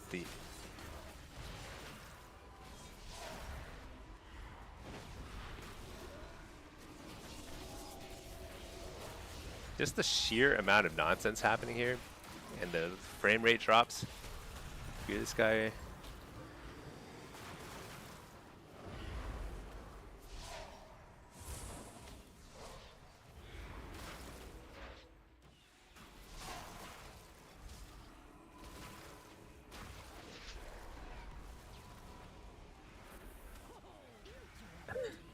I don't know what's going on.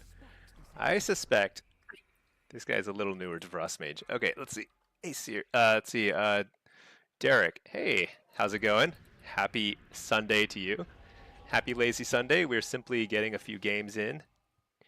I feel like Demo and Destro are both feeling pretty good, and I feel like Aff is about, I would say, almost exactly 12% more damage from being really good. It's going to be exactly what we need on Tuesday. Or actually, you know what? Maybe we just sandbag more and we just get a 4th straight week of buffs. That's the goal. 4 weeks of buffs would be unprecedented in the history of World of Warcraft. Never happened before, not to a Warlock anyway.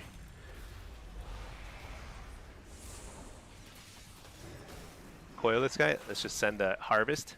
Harvest them. They're very scared. They're like, oh my gosh, I got harvested. Alright, we dodge the kicks. We put UA on multiple targets because who knows who's going to get dispelled first.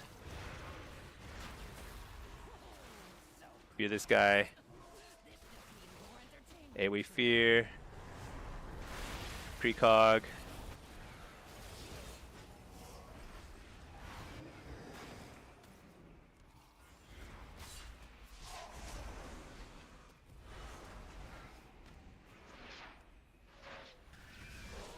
And the frost, even though it's a little late, still better than nothing. Harvest. Huge harvest. Fear this guy out of the sheep. Can't get it. So we dot him. As if I meant to. It was more that I tabbed over to him and he was the first guy I dotted. Malevolence. Big damage here. This is big. Things are happening. I can feel it. He just dispelled. He's probably like feeling good about it, but I have a lot of damage here. And up the heal, he's like kind of scared now. He's like thinking, uh-oh, am I gonna die? The answer is absolutely. Fake the kick. He's dead, right? Come on, Shadow Nathras, do your thing. No, he's not dead. Harvest? Maybe he's dead.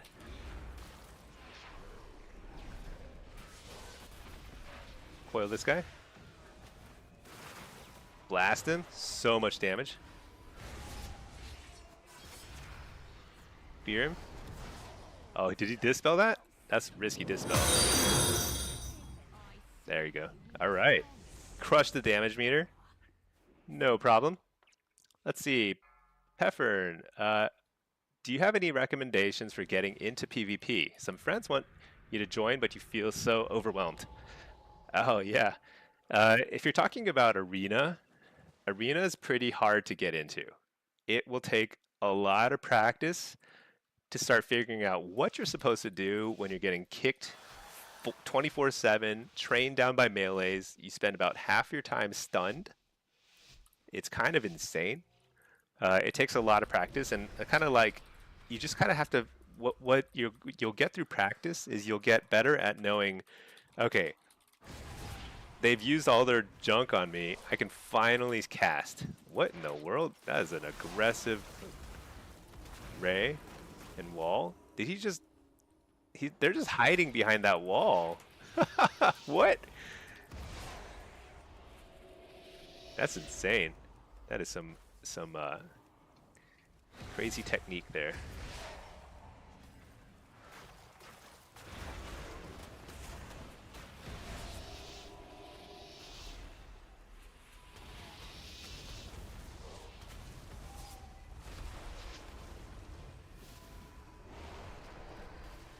Harvest.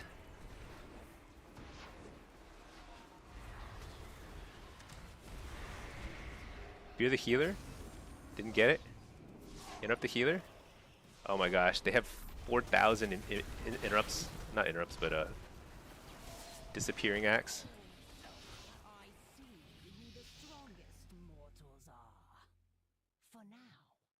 So sad. What went wrong? That felt like we were actually crushing them, and then I got Ray of Frosted. See, Derek and Neuer, yeah, doing great, wanting to get on and play. Yeah. Um, so Peffern, I will provide a little advice in a second here after this lobby. Let's see, RX, nice grip out of darkness. Yeah. Ansel, or Anil, you're using better Blizz plates. How do you set it up to see grounding totem much better? I'm not using better Blizz plates. I'm using Plater. So this is called Plater. Better Blizz plates is, I think, actually pretty good for that. I don't see grounding totems very well. I basically have to. They don't look any different than other totems to me, which is not ideal. But you know what? I gave up a long time ago. A long time ago. I was just like, you know what? It just is what it is.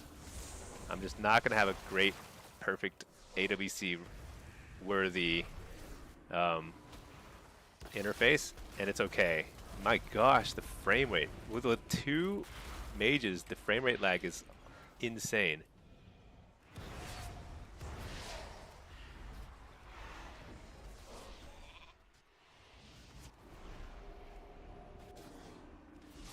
Okay, they interrupt the shadow, so I can actually maybe get some damage out here. I'll interrupt the Ray, because Ray is truly the most broken spell maybe to ever happen in WoW. There's never been a spell as powerful as Ray, where like you literally win half the time you press the button. Right? I don't think there's anything close.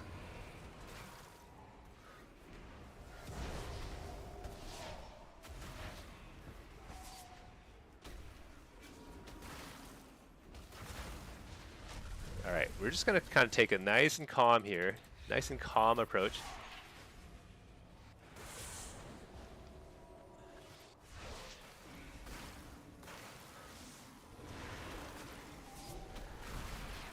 Fear everything.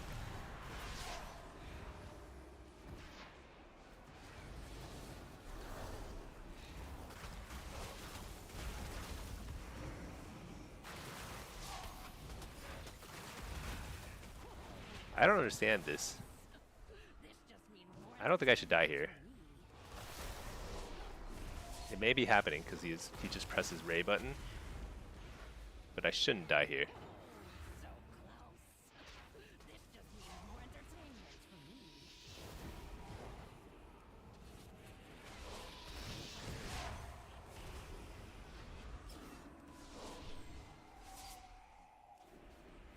Quick harvest. Okay, I got kicked, so I'll just kind of hang out over here for a sec.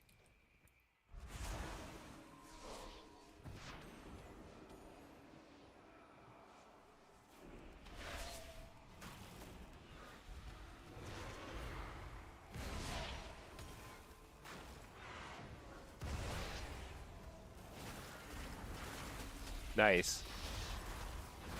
I think we have a big damage here. Alright, we got 3 wins. That's okay. Not the greatest, but against double mage lobbies, I think like that's about as good as you can expect. I assume that mage nerfs will come in. They didn't come in on Friday. A little surprising, honestly, but I think they'll be nerfed next Friday. They can't go this long without a nerf, I think. So they can enjoy their time in the sun for a bit, and that's all good. All right, let's see. So let me catch up on chats and let me explain my. So I have an add-on video, Anil, where I kind of go through my different add-ons and how I set them up. But what you're seeing is Plater. Plater is my nameplate add-on, and it's not like perfectly optimized for PvP because I don't make like grounding totems look super big or whatever because I think it looks ugly and I just don't like it. But yeah, Better Blizz Plates, I believe, has that kind of setting where you can make it super easy to find priority totems and things like that. Although I don't know if that works in Midnight or not. I don't use it. Better Blizz Plates and Better Blizz Frames are very commonly used nameplate and unit frame add-ons for PvPers. But I'm not the person to ask in terms of setting those up. I mostly use other stuff. So Plater is my main one. And for my unit frames, I use Unhalted, which is just a very, very basic, just rectangles. You can make your UI look like rectangles, no frills, Oh, thank you, Anil. Thank you for gifting a sub. Appreciate that. Let's see. I had a question earlier, Peffern. So, how do you get into PvP? I think I think I need to make a video that kind of so I can just point people towards this because I get asked this a lot, and I think I need to come up with a really more kind of like structured answer. But the things I would keep in mind is first, just try and do it. Just play, which sounds crazy because you're gonna lose a lot. It's just overwhelming. There's way more happening in PvP than in PvE at all. Um, I mean, with the exception maybe of like the very last mythic raid boss in the Race to World First, which looks pretty freaking hard. But everything other than that has looked pretty like if you get a bunch of really good PvPers together, I feel like they would do it just fine mechanically, you know? It's like PvP is very, very demanding. However, however, the second thing to keep in mind is that the MMR system in PvP will automatically try and match you. Oh, if you play enough games, it'll match you with people around your skill level. And it's actually pretty good at doing that, especially in Shuffle and Arena. In Blitz, it's a little bit less effective at that. It takes way more games to figure out your true like MMR where you belong, but it's still relatively, it roughly works, which means that you're like if you're trying to learn PvP, you just got to throw yourself at it. Try not to get dragged down by toxic whispers or whatever, because there are going to be people out there who are going to try and bring you down. Just ignore them, liberally ignore them, and then just play, because there's no other way to teach it. Now, what? Now there are once you sort of start to get a game sense for PvP, there are a few like categories that you want to start to improve in. Um, and that's where I could probably talk at length about it. But like, you want to make sure you're doing your damage rotations right. You want to make sure you're figuring out how to navigate all the kicks and CC, because you will get kicked, you will get stunned and gouged and whatever. And so you want to find those windows where you can actually get the most out of your uptime, because you will have some uptime too. Um, that means casting priority spells, knowing what's a high priority spell like Chaos Bolt or Hand of Gul'dan or whatever. And then that's pretty much it. I mean, as you get really good, you can kite more, but I would say for most newer warlocks to PvP, try to kite less. If you kite less, you'll probably do better. It sounds counterintuitive, but your number one goal is to do damage and to cast fears. And kiting a lot is kind of mutually exclusive with all that. All right, let's see. I could talk at length at this. There's like really no way, there's no easy answer to it other than just play a lot and try to figure out over time like what's not working on your end.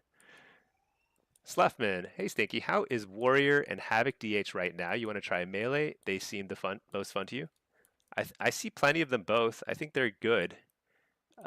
Devourer is sort of like the cool kids thing, for all the demon hunters. They're all playing that, but I think Havoc is perfectly good still. I don't think it's as overbearing as it was in War Within. It was pretty overbearing, like very overpowered in War Within, but right now it's like I think it's like solid. And Warrior also seems pretty good to me, at least in terms of damage. Uh, I feel like I've heard mixed reviews from Warrior players, like they feel like they're getting kited. I have no idea. I have no idea. But to me, it seems like they're perfectly fine. Still strong. They don't seem weak anyway. Let's see, Fjern. You think your big issue is your threes group wants you to play Shadow Priest, Locke, and Ellie, and you're not the biggest fan of them. Um, yeah, that's the problem with threes. It's, a lot of people who want to play threes, they get very focused on the meta. But if you want to play an Evoker, Evoker will fit into basically any comp that a Shadow Priest, Locke, or Ellie will fit into. They're all casters, It's fine. So I don't know. I don't know what to say other than If you don't want to play those classes, you shouldn't play those classes. You should just play whatever you think you're the most comfortable on, and just work from there, and just keep playing, and it'll get better. It'll simply get better with time, and like yeah, if you keep hopping around to satisfy what your friends think you need to play, then it's not going to be as satisfying at the end of the day. Check in. May just have one good. We'll have one good weekend in AWC. Oh yeah, AWC. Does that start next week? I know it starts pretty soon. Then they'll get the Nerf bat. I don't know. I'm shocked they didn't get the Nerf bat yet. They're clearly overperforming. There's no set of data you could look at that wouldn't indicate that they're not the highest performing casters in the game. Wait a second, did I not queue? Oh my gosh, I forgot to queue for shuffle. Let's see. Yeah, I don't know what it is. I don't know what it is.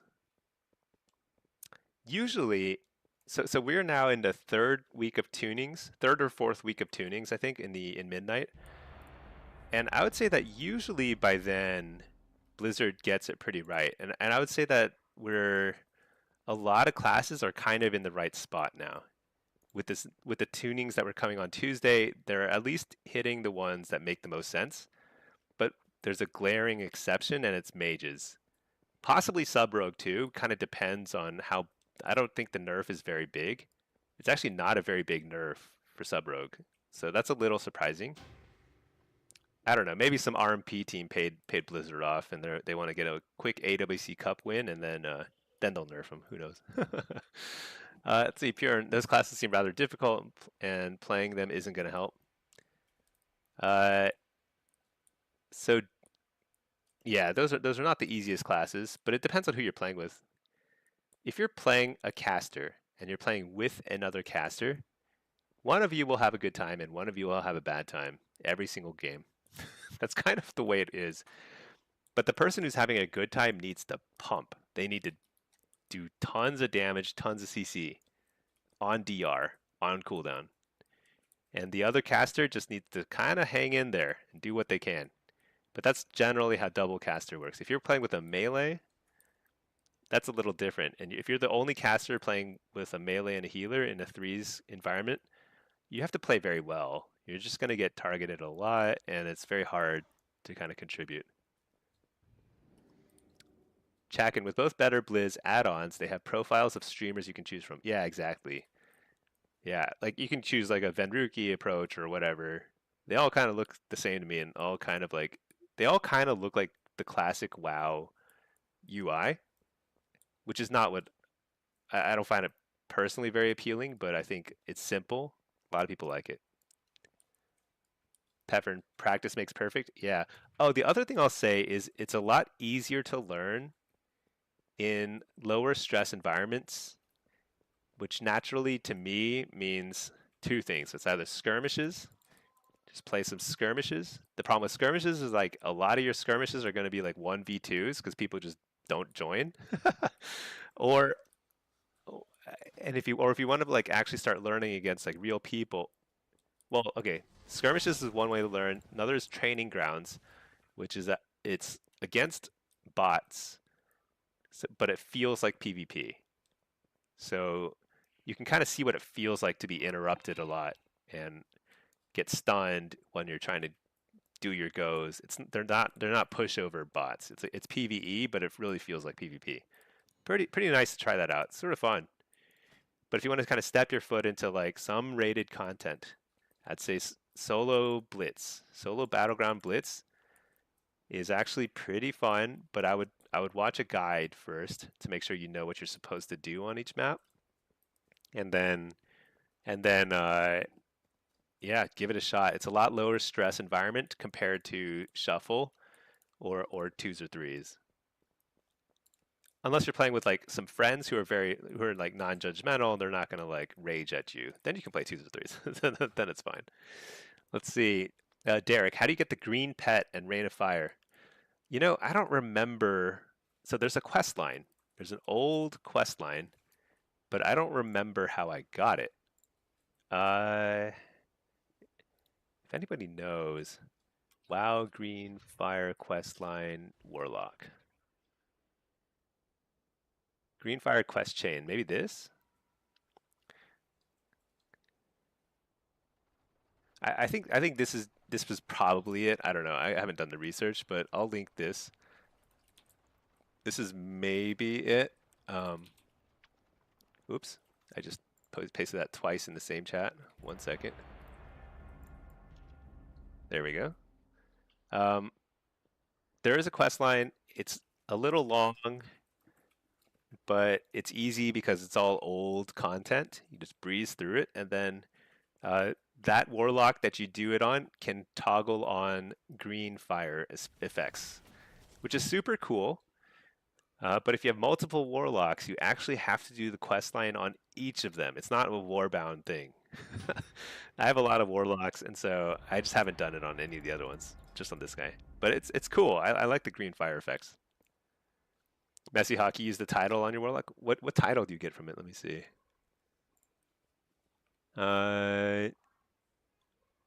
What's the title? Some sort of warlock title?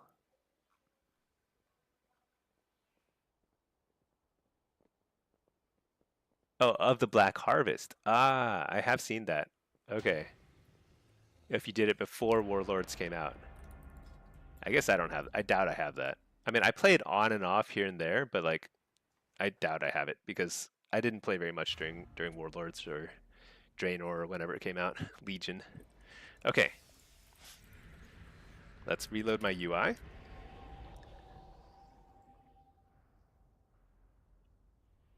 Check in. Arms Warriors are getting big buffs. Yeah, I don't know if Arms Warriors need a buff at this point. They seem pretty good to me, but they also, the thing about Warriors is they're pretty strong in the game, but outside the game they're also pretty good at crying about things. I feel like they all the melee love to cry about being nerfed and stuff. Warriors, DKs, they cry about being nerfed all the time. And I think it's insane because like they get nerfed way less than warlocks get nerfed. So, just putting it out there. All right, let's see. Let's play Blitz, Hellcaller. Let's play No Pet. Should we try a seed spam build? Wait a second. Am I Affliction? I'm Affliction. Do I have a seed build? Kind of. This is like a semi-seed build. Should I play a pure seed build just to see what it feels like? I feel like I'm always underwhelmed. But why not? We're just messing around. Doesn't matter. This is only a 2800 game. Let's do that, and then let's do this and that. This is fine. Fine. Okay. Whatever. All right. So what is your objective in this BG as a warlock? So in this map, there are 3 carts. There's lava. Everyone calls it lava. There's this cart, which everyone calls mid. And then there's a cart on the left that's called top, even when it's not actually on the top. It's hard to explain, but I'll show you in a second. Lava tends to be the biggest team fight location. So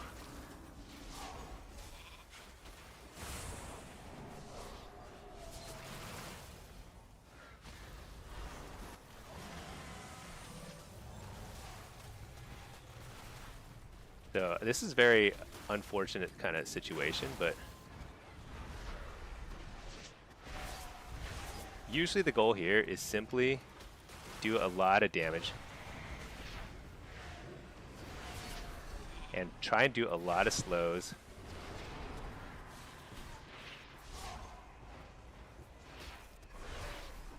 And we're getting wrecked here. I'm actually getting interrupted a lot and probably need to figure that out.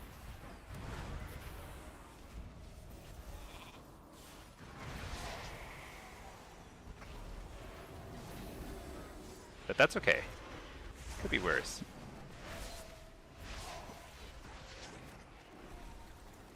Oh no. I canceled my own Dark Harvest.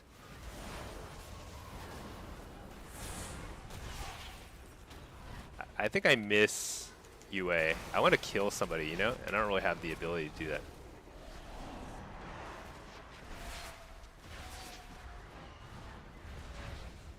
Interrupt that. Okay, so in terms of describing the game, there are 3 carts, and you get points in 2 different ways. First, by controlling the cart at the end of the path, you get the majority of your points. And when you control the cart while it's traveling along the path, you get points as well, a little bit of points at a time. And it looks a little hectic right now, but you just want to try and divide your team into 2 kind of operations. There's lava, and then there's what we call off carts, which handles top and mid. And the idea is simply to send your biggest team fight kind of specialists, so stuff like an Affliction lock, Destro lock, they tend to go to lava, because look at how big this team fight is. It's basically a 5v5 usually. Interrupt that. And then it's usually a 5v5, and you just want to win it as hard as you can. Take lava, and the way you control a cart is over here. There's a little influence counter. Right now, I'm on the Alliance side. When you play Blitz, it'll randomly assign you Alliance or Horde. It's not based on your actual race. It's just random. But here, I'm on the Alliance side. Oh, dude. Oh, yeah, no, I have the right balance. But the idea is simply, if you have more people in the cart, you will gain control over it. So you want to kill people, or you want to CC them, knock them outside the cart, whatever it takes to try and gain control over the cart. I mean, the best way is to kill, but sometimes a really evenly matched game, you won't really be killing that many people. You'll mostly just be trying to like slow them down. So I'm spamming Curse of Exhaustion, which as an Affliction lock is very strong because it also applies a bunch of dots.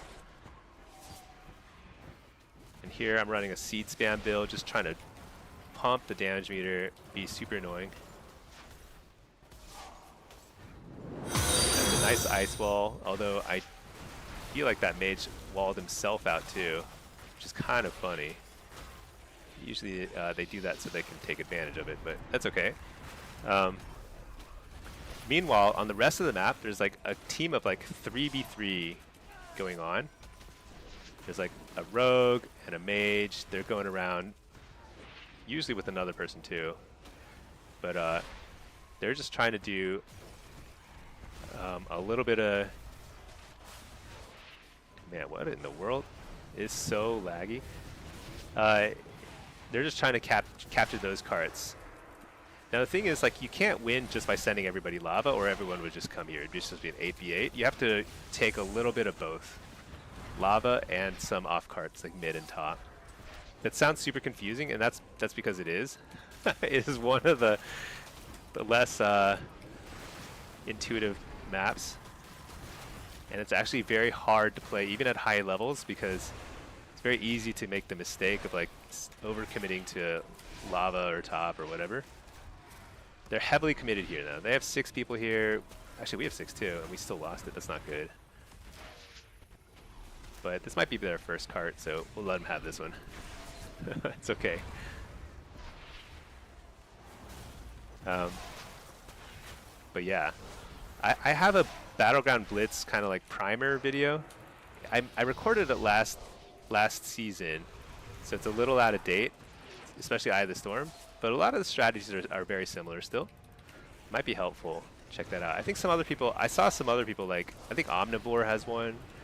He's a really, really good Blitz only player. There might be other ones too, I don't know. I might record an updated video, just kind of like targeting newcomers, because I think that Blitz is once you figure out how to play it, it's the most fun thing you can do in the game. Like, among everything. I love to raid, I love to M+ and all that stuff, but nothing compares to Blitz in terms of like the replay value. It's just more fun.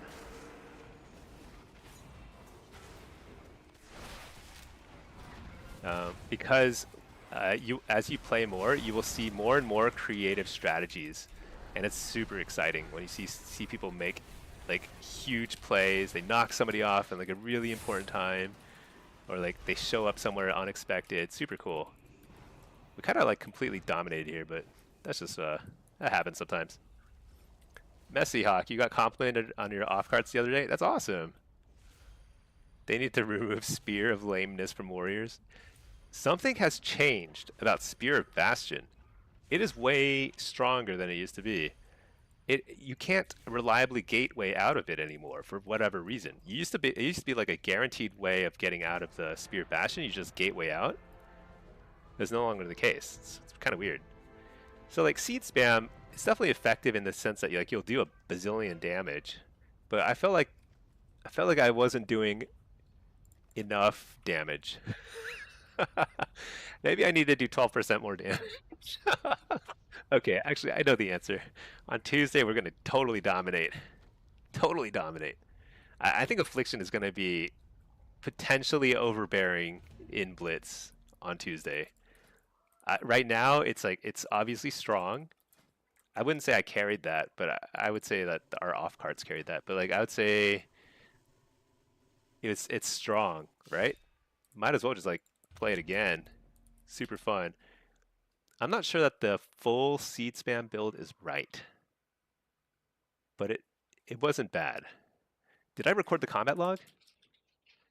No, I forgot to. Shoot. Dang it. Oh well. Let me catch up on more chats. Let's see.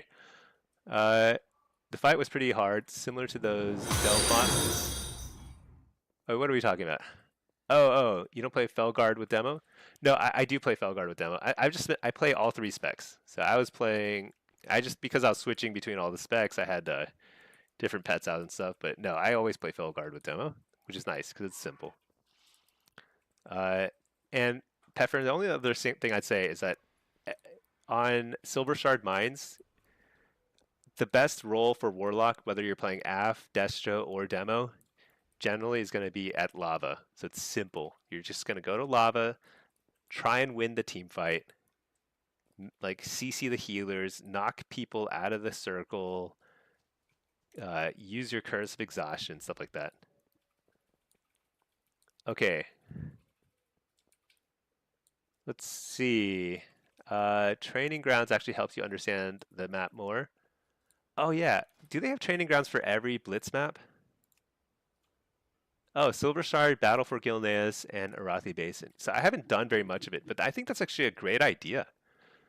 Those are, Silver Shard Mines is one of the most complicated maps. I actually think it's probably a great idea to try this out in training grounds before queuing for Blitz, because it is a really wacky one.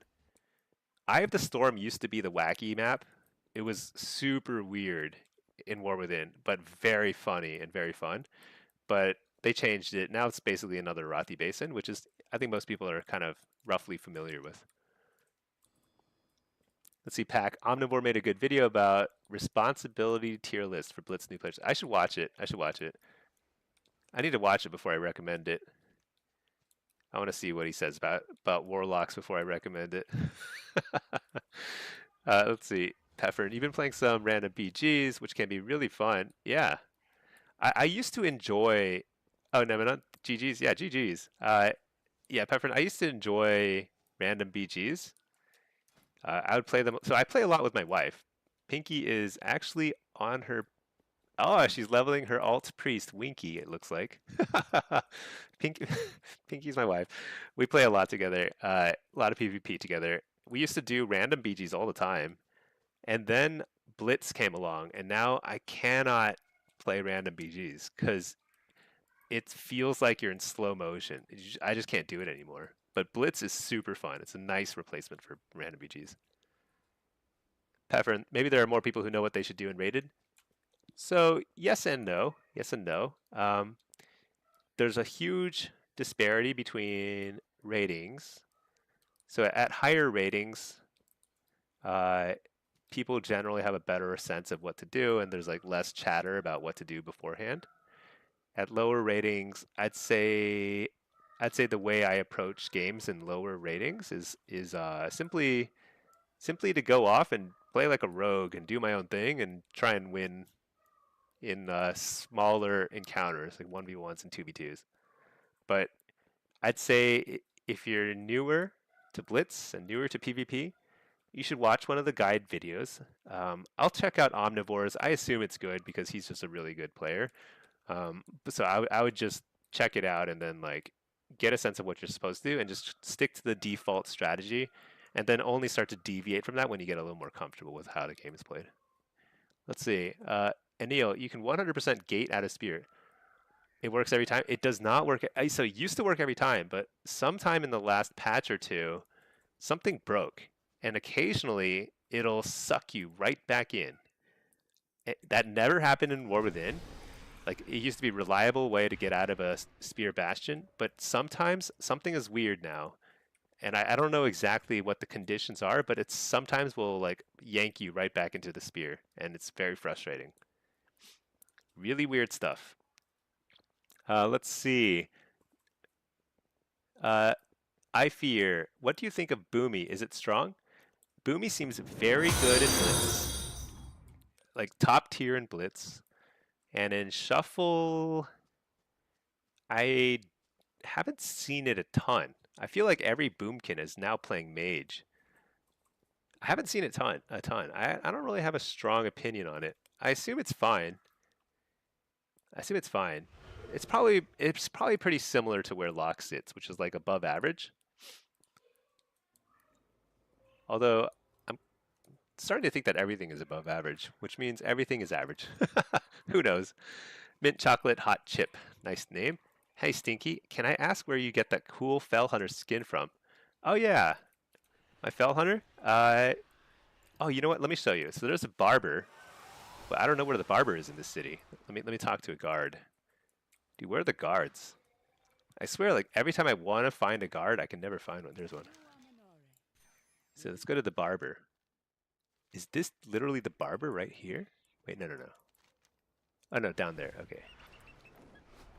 So there are customizations you can get for your pets. If you go to the barber, which is like you click one of these mirrors, you can start to customize your character. But instead of customizing, so I just switched to Voido. Let me customize my character a little. Whatever, who cares? All right, so you can get different like skins for your pets. It's like even your imps, and you have to unlock some of them. Some of them are like default; they come with a Warlock. That actually looks super cool. I'm gonna pick that one. But like some of these you have to unlock, and when you hover over it, it'll tell you how to unlock it. So for example, whoa, actually this one doesn't say. This is a question mark. I guess this is the mystery. But like for example, this one, I don't know where I got this because I already have it. But before I got it, it used to say. So like this one, for example, I have not gotten. There's a black Fell Hunter. It looks actually pretty cool. It's from something called Fellhounds of Sargeras. Actually, that's not very specific, is it? But basically, you should Google it. That's what I would do. I would just look it up online. There will be a guide on Wowhead that'll tell you where to get all this stuff. Can I make my Felguard look a little bit... Oh, should I go bright red? I kind of like this model, though. I want a bright red version that's like... this guy. He looks cooler. This guy looks kind of silly to me. Why won't he put on some chest armor? That would be nice. Anyway, there's a lot of customizations. Different colors. You get them in different places. But I've unlocked a lot of them. Not all of them, I guess. Real boomy chads go convoke. Yeah, I've seen a lot of convoke the spirits now. From resto druids too. I don't really know what it does, but it seems like it does some damage. See, Beerosaurus, you've noticed that? Works sometimes but not others? Yeah, there's something weird about Gateway. Something has changed.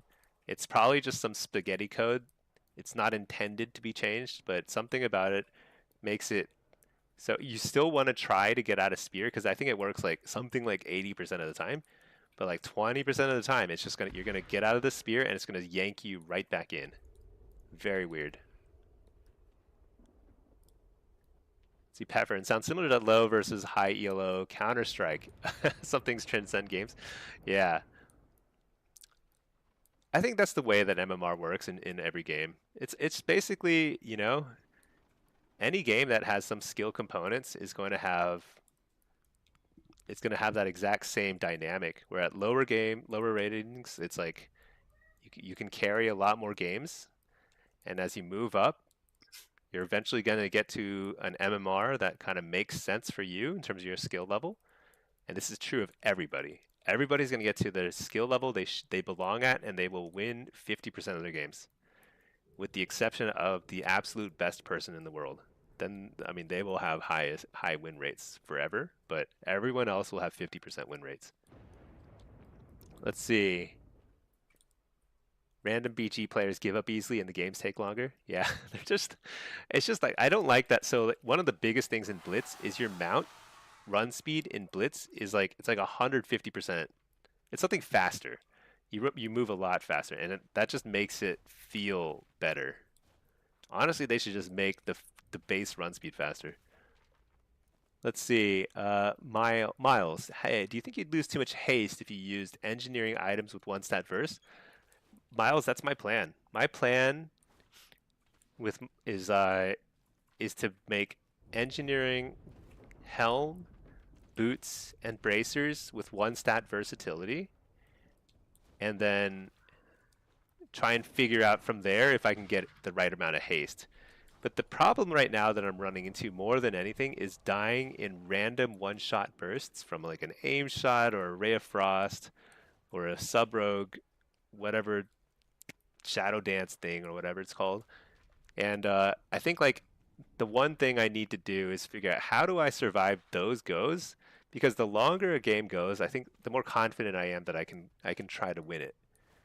So versatility is moving up on my priority list. So yeah, I will be doing that. I don't think it's necessary, but I'm especially interested in doing that because I'm planning on running 4-set, especially as Affliction. And you lose a lot of versatility by going 4-set because none of the pieces have verse, or maybe only one of them does. I don't know, but like so it's a trade-off, and I don't know if it's worth it or not yet. We're gonna find out. Pack, you linked the lock. Oh yeah, yeah. Pack just linked in Twitch chat the lock pet customization guide. Yeah, there's a lot of cool stuff you can gather if you check it out. Let's talk more about Mayhem and Bane of Havoc. Yeah, there are a lot of bugs, a lot of things that used to interact really well. Because Mayhem and Bane of Havoc used to work. It used to be awesome in Battlegrounds. You'd proc Bane of Havoc constantly, it'd be on the ground and you'd shoot everybody. And then it just broke one day. And there was never like, it wasn't like a purposeful change, was it? I think it just broke. Some spaghetti code one day. Crazy. Let's see, mini chalk chip. Yeah, check out what I had. Also, can you ask, is there any use for the succubus in modern WoW? Oh yeah, yeah. Succubus is very strong in two situations. When you're playing Destro in Arena and you want to really try and line up perfect CC kills, where you double coil while Succubus Seduction the healer and unload, Soulfire Chaos Bolts on a kill target. So everything is CC'd all at the same time using one GCD, and you have a solid window to get a bunch of kill spells out. So you can kind of set up your own CC with the Succubus that a Fell Hunter can help with, but not quite be as effective, not as reliable, and not on demand. So that's one use case. The other use case is in Blitz. If you're trying to take a node or defend a node, either as Affliction or Destro, Succubus is the go-to pet because you simply have one more way of crowd controlling somebody and taking the node. Or Succubus is also really great when you're defending a node because Succubus sits in invisibility. So if they sap you and try and take the node, you can just like start attacking them with your Succubus. It's pretty good for that. Other than those two use cases, I'd say no, Succubus is not generally used. I barely ever use him. Barely ever. So if you never want to even put it on your bars, you don't have to. Magician. Now it's not working for several years, not intended, just bugged for years, and they don't care about it. Yeah, I think there's a lot of little bugs like that. It's okay, you know. Those Blizzard employees, they need their weekends too. They have bigger fish to fry, I suppose. Let's see. Barilars, cool points. You're unsure if 4-set is worth it on as a Holy Priest. I think a lot of classes, the 4-set is not really that big a deal. I don't know what the Holy Priest set bonus is, but for example, for demonology warlocks, you do not want even any set pieces. You want 0 set pieces optimally. For Destro, I'm pretty sure you only want two piece, like chest and shoulders. Affliction, I know you want 2-piece, chest and shoulders, and I'm not sure if 4-piece is worth it or not. But I'm gonna test it. I'm just gonna go ahead and go for it, and then, you know, if I waste some conquest, it's okay. Whatever. I think a lot of classes, the 4-set is like not super impactful. Which is interesting because like some seasons, the 4-set bonus is like massive for different classes. So around weeks, like around this week to weeks 3 and 4 or so of a season, when people start getting their 4-set bonuses, you see massive spikes in power. Maybe that's what we're seeing a little bit. Maybe Sub Rogue gets a lot of bonus out of 4-set. I don't know. But there's certain classes that are doing way too much damage right now. Maybe it's related to that. Miles, you're going to try and get the 2-set with 3 engine crafts? Yeah, that's my plan.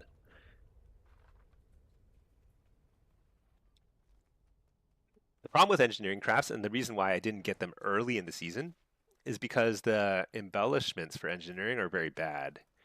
So the first heraldry stuff I bought were jewelry. But I think my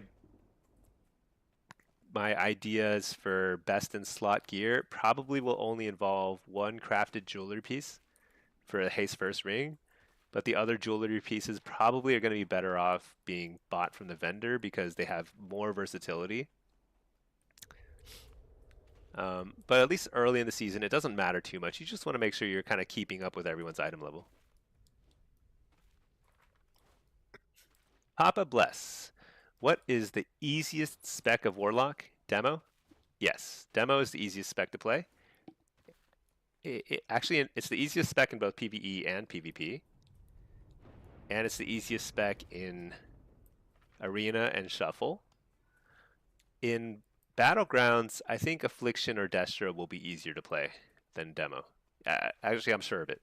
So if you're really interested in Battlegrounds and Blitz and stuff, Demo is perfectly serviceable. I play a lot of it in Blitz. But it's not as strong as Affliction or Destro. But demo is like pretty good all around, and this is probably the strongest season for demo in a long time, since like Dragonflight. Beerosaurus demo is no good after nerfs. I think it's actually still very good. It's very good in Arena and Shuffle. Whether it's, you know, it might not be your cup of tea though. The play style is very different. So some people will find it easier to play Destro than Demo because it just comes more naturally to them. They're like more interested in kind of lining up a kill, kind of the way you do with a Destro burst and everything. But I'd say for most people, Demo is going to feel easier. Yeah, Demo's still very strong. In Arena, like 3v3, it's very good if you can find a caster to pair with, like Demo plus a mage or something is super strong right now. And in Shuffle, something like, I mean, Demo is just solid. You just have so much crowd control. It's really good. See, the problem is like Demo, you have to play a slightly different play style than Destro or Af, because as Destro or Af, you're kind of like the carry. You're trying to do as much damage as possible, and as Demo, you're trying to do damage, but it's more important that you do CC. Messy Hawk, you followed Vanguard's gear and got things that could be socketed first and main stat mastery items. yeah, that so I don't I think my approach was the right way to get early power spike. I mean, the one thing I would not recommend is buying a trinket early. I just got it because, like, I don't know what I was thinking. This is one of the worst early purchases you could probably have. But I think getting jewelry first is nice because you get 3 quick sockets, so you can get good embellishments. Although I think cloth armor embellishments might be better in the long run. But I think, like, yeah, this is a pretty decent setup. I don't know what Vanguard's gear setup is, but he plays just red, right? So Papa Bless, you think trying Warlock? Maybe it'll be demo. Yeah, it's fun. This is like the season to try Warlock.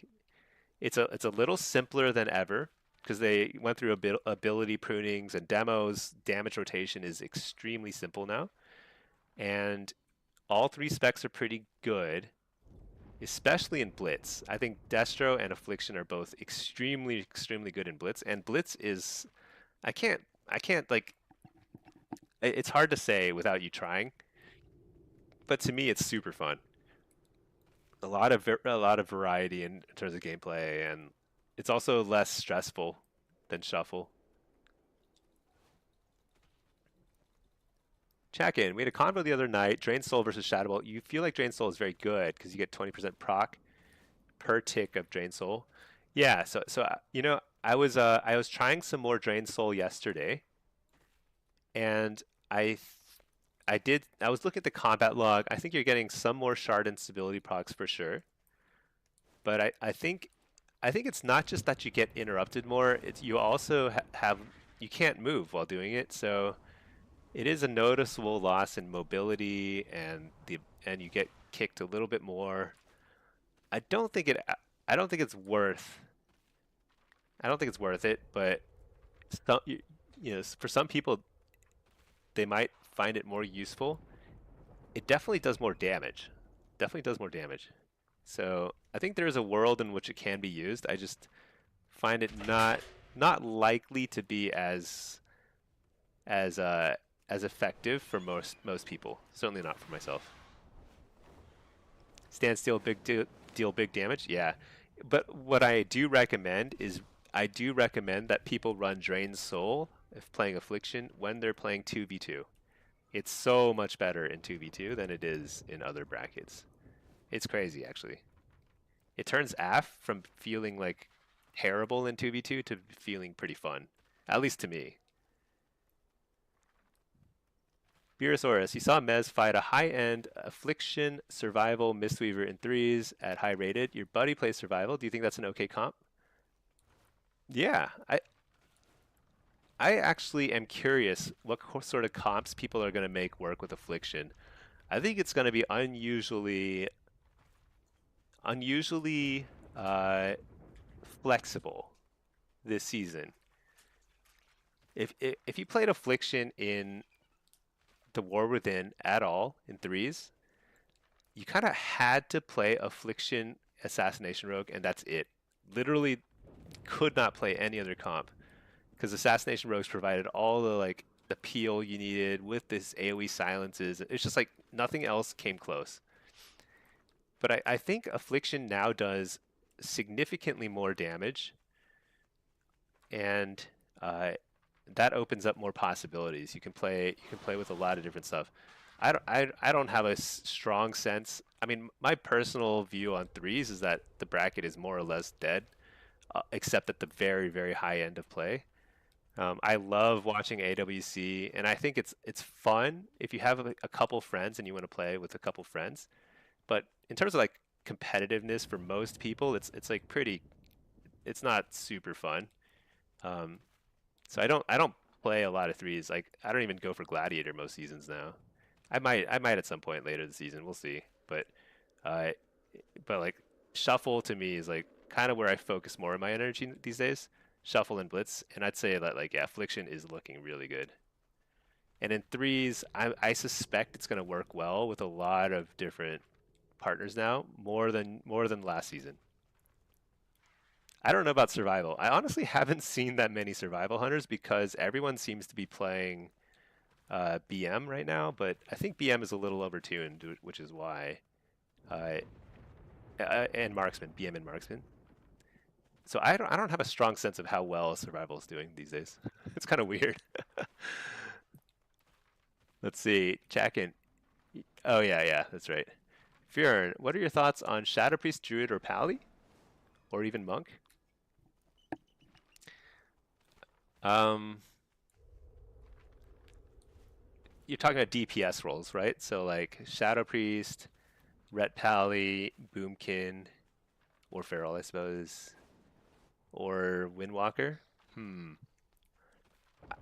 So I wonder if Shadow Priest is easier to play than ever. I don't know. I haven't played Shadow Priest. But one of the reasons why Shadow Priest was a little challenging in the past is because you had to kind of play a utility, like a lot of utility too. You'd do a lot of damage, but you also had to like get really great void swaps or life shifts or whatever they're called, void shifts. And you had to do great dispels and I don't know, like do a little off healing, I suppose, or something. Who knows? I never played it, but it felt like it was a little more complicated. But it seems to me like Shadow Priest is the way it plays now is a lot more like just a caster who sits in the middle of the map and is super tanky and does a lot of damage, which is kind of what a Warlock does. It's just like they don't have Void Shift anymore. They don't have to worry about that stuff. I mean, obviously they miss it. That stuff is super awesome, but since they don't have it anymore, they don't have to worry about it. So I think like it's a simpler class to play now, perhaps. And they're very tanky, and they do I think pretty great damage. I haven't seen a ton of Shadow Priests, but I think they seem pretty okay to me. I think Boomkin and Shadow Priest might be pretty straightforward now, in a way that they maybe were more harder to play last expansion. I don't really know about. I mean, Ret Pally seems like it's just always easy and always awesome. I think uh, with a high skill ceiling, because like you have a lot of utility you can throw into the mix, but it's just like even if you don't do that stuff well, it's like very strong regardless. So yeah, Red Pally's always good. Windwalker is probably a little harder to play of those, but very very good too. I mean, so good that it's getting nerfed on Tuesday. Let's see, Buzz. You struggle to even level with Shadow Priest? Oh, really? Can't get out of messy situations. If you pull more than 3 mobs, you're dead. Yeah, I don't. I've never played Shadow. I might be just talking total nonsense. I've never played it, but my impression of what they do during a game is seems very straightforward. And I'm not talking about leveling, just like in an arena. Like if you can play Warlock, you can probably play Shadow Priest, is my guess. Whereas before it was more complicated because of Void Shift. You have to play like smarter. Let's see. Veiny Days, you're sort of new to PvP. You keep trying to get all galactic aspirant pieces from the PvP vendor. Is that actually not what you should be doing? Is galactic aspirant? What is that? Um, so if you're buying gear from the vendor and you're playing Warlock, yeah, if it has haste and versatility, so this is the Conquest guy, Galactic Gladiator stuff, and then with Honor gear you get Galactic Aspirant. Yeah, no, that's exactly right. You just want haste versatility. Now there are a few pieces where for some reason the vendor doesn't have haste and versatility options, in which case those are the pieces you want to craft optimally. You want to craft. It's a little complicated. I can walk you through the crafting process, but basically there's a whole crafting table in the center of town over here, and you can craft basically anything using the PvP, either the Honor or Conquest crafting material, the Heraldry. But it's not necessary. If you only buy gear from the vendor and that's all you want to do, you don't even want to leave this like this platform here, you'll be just fine. You might not have super optimal secondary stats, but that matters very, very little in PvP. All that really matters is item level. So, reload my UI. Okay, let's see. Beerosaurus, 3 is the only play you can play with your boys. Oh yeah, no yeah. So what I said is, if you have 2 people who you like playing with, or your friends, then threes is a great bracket. It's actually some of the most fun you can have in the game. It's just playing threes with your friends. If you don't have a group of people to play threes with, threes is the worst bracket in the entire game. It's the most toxic LF and gate kept LFG system. Like I have a bunch of gladiator and rank 1 titles, so I can get into groups sometimes, and I still hate it because everyone in there is like super annoying. It's amazing how annoying that whole process is. But if you have friends, it's actually fun. It's the weirdest thing. All right, let's see. I'm cute as demo. Let's just do this, and then I'll catch up on chats. All right, here we go. Let's enhance warrior. Deal with a couple stuns here. No big deal. Fear them into the ring. Send the Doom Guard right away. Re-fear the healer. Didn't get it. Maybe he was immune. Didn't send the Doom Guard. Send the Doom Guard now. Actually, no. Send the Fell Lord. It's going to stun that guy. Ah, I got stunned. Coil this guy. Fear him now. Full fear. He's going to get tremored out. So I have to look for the tremor. There it is. Fear this guy. I'm actually going to go on the Shaman a little here.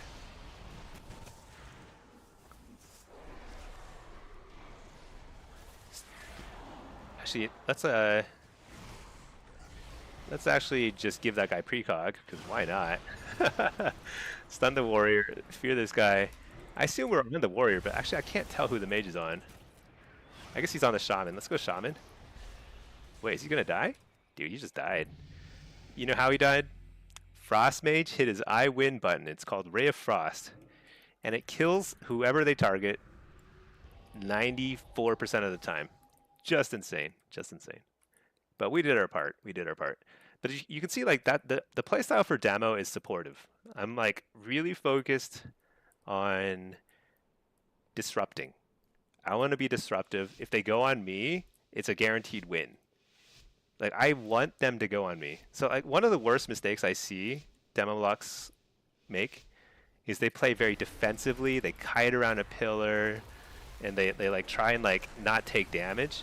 That is so ineffective. I mean, it can work, sure, but what you're doing is you're putting a lot of pressure on your teammates when one of your strengths as a demolog is absorbing pressure. Like I want all the interrupts on me because that's like that guy just interrupted my fear because I was spamming fear and being super annoying, right? But what that means is that's one less interrupt for Ray of Frost, which is the only way we're ever going to kill somebody. And if now these guys are smart. They're not going on me, right? They're very focused on shutting down the mage because they know the mage is the real kill threat. But see, this guy's trying to kick me. He's going to kick Shadow. It's one. I faked the kick here. And that guy got a full Ray of Frost channel. That's some sort of major cooldown from somebody. Interrupt the healer. Stun the healer. I'm gonna fear the hunter, or fear the what? That's not a hunter. What is that guy? I can't. He's on DR. All right, now I fear him. And then send the tyrant.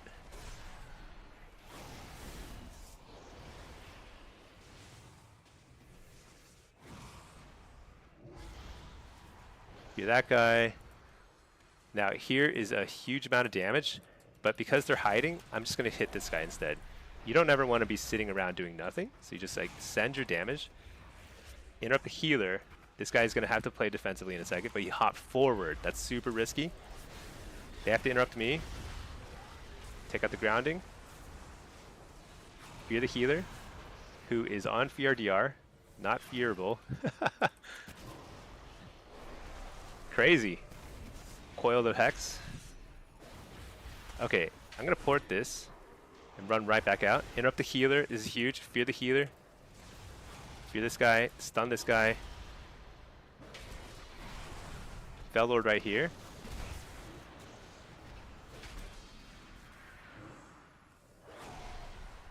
Fear this guy, and then we go on the Shaman.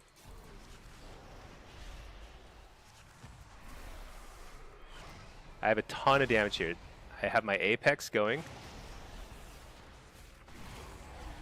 fear the healer out of that.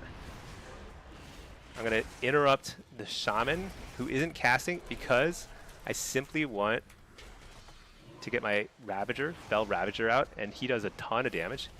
Okay. I'm going to trinket that. Doomguard. This guy's super dead as soon as he shows his face. In the meantime, I hit this guy. Doomguard is... We have a mini I win button. It is definitely not what I would call an I win button in the traditional sense. But it does do a fair amount of damage.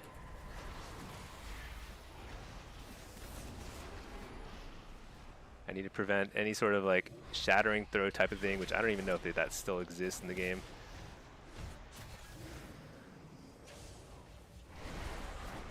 These guys are playing pretty smart.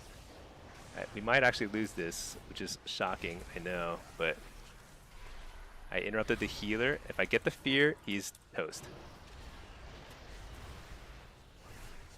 Alright. Hard to lose when you're playing Mage Demolock in a shuffle setting. I mean, there's basically no stronger comp. It's like so ridiculously overpowered right now. Okay, let's see. Oh, I missed a bunch of chats. Yeah, I'll catch up in a second. Hey, Firmer Donkey, how are you doing? Happy Easter. Oh yeah, it is Easter. Sunday's going well. We're just kind of chilling, getting some games in, doing stuff. Feels good. I think I need more coffee. Although it's getting a little later in the day. Probably shouldn't drink more coffee at this point. Shoot. I gave that guy precog. Bellord here. Stun him. Oh wait, what am I doing? I should hit this guy.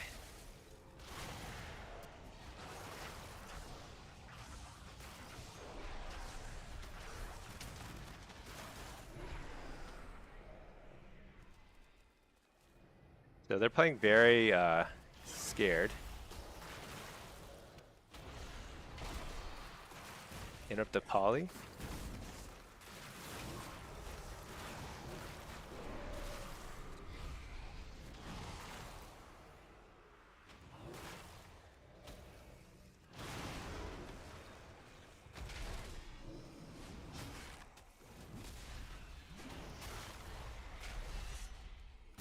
I don't know what's happening here. I feel like we're all just kind of like sitting around waiting for the mage to show his face.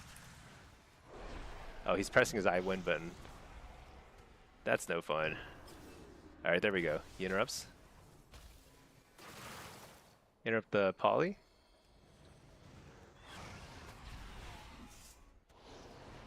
So I can't really hit the mage much. He's playing super defensively, which I understand. I don't like, but I do understand it.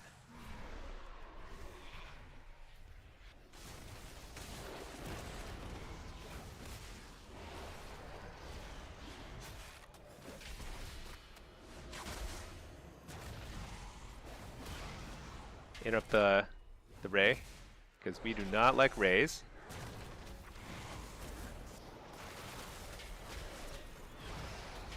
Healthstone.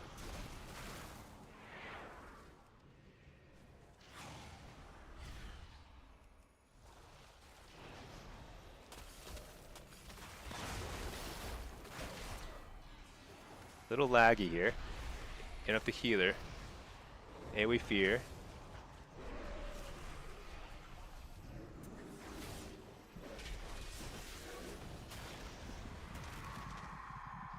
Dude, I cannot believe how annoying it is facing mages these days.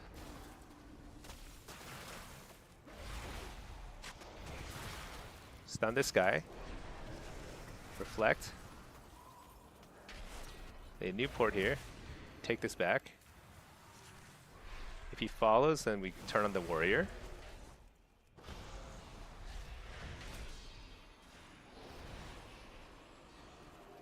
Get a fear. Nice. Not nice and getting interrupted. That's not nice, but getting the fear is good. Interrupt the healer. I think we turn on the warrior here. Get a stun on the healer. force the defensive. A nice cocoon.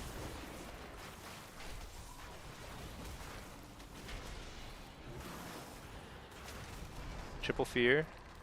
Trinket that.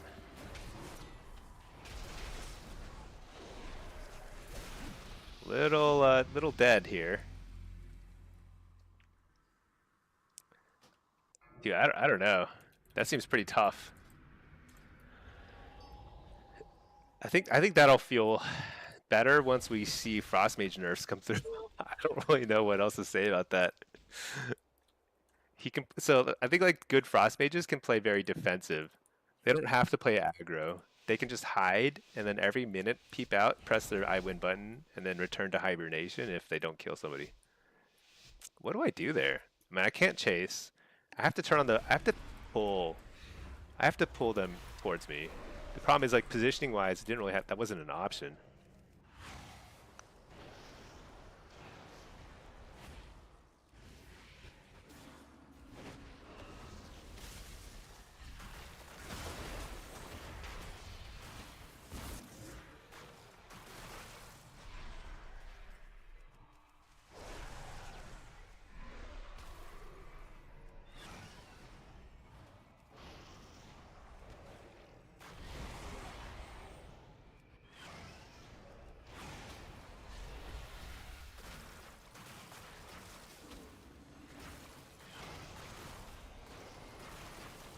Yeah.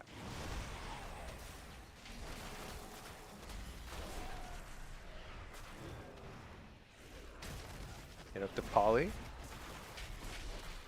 Coil this guy. Hear him.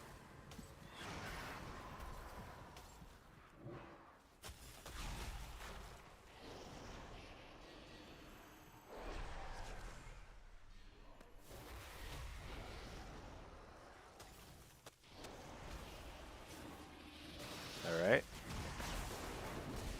Where? My pet is like pretty useless these days. Nice hex. Look at the first hex this guy's casted this game. Alright, let's interrupt the healer. This is actually pretty nice. Nice pressure.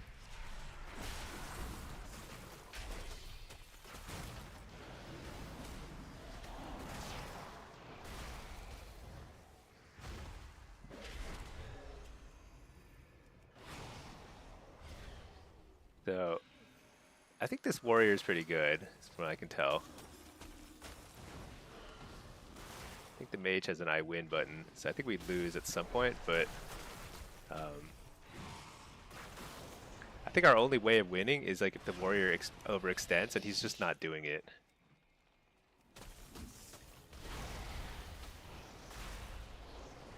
Stun this guy.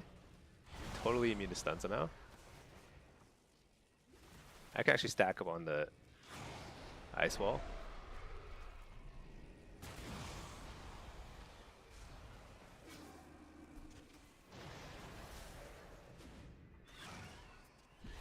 Oh my gosh, slept. Hopped right into that.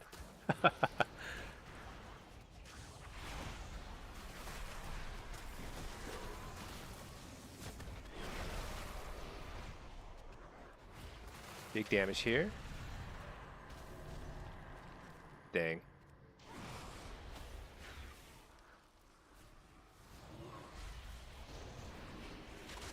Shoot.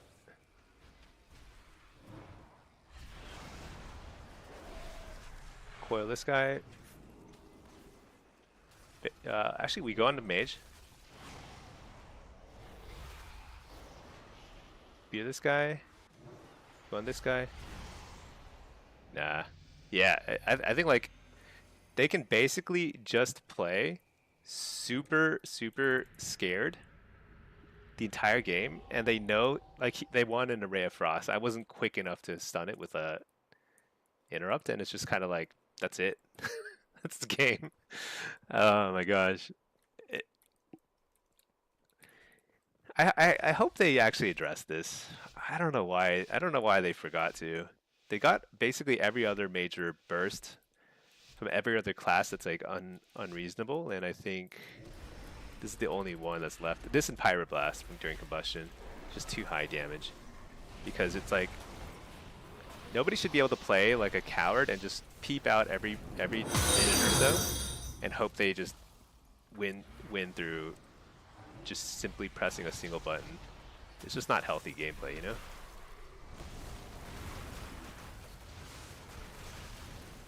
Like right there, I almost lost for no reason, you know?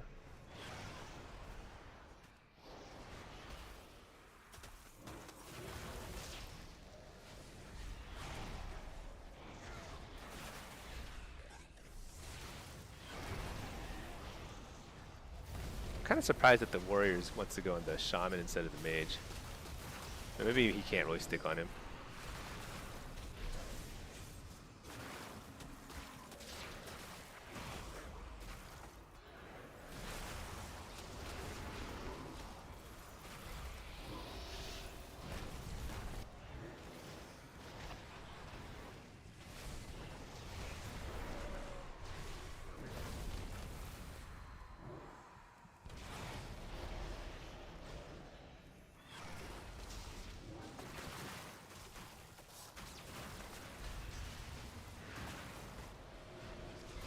But we're just kind of sending it.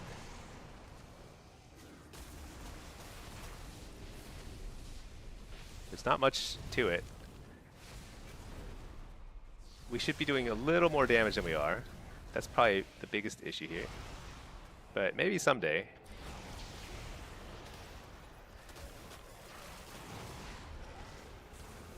Actually, I'm okay. I need to stack up some ints anyway, so Ice Wall is kind of a good opportunity for that. Okay, shoot. He broke it. Sad.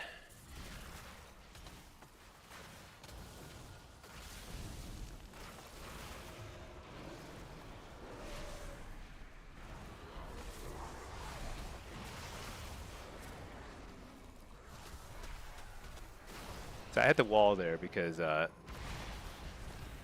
a little scared during the glacial or the ray.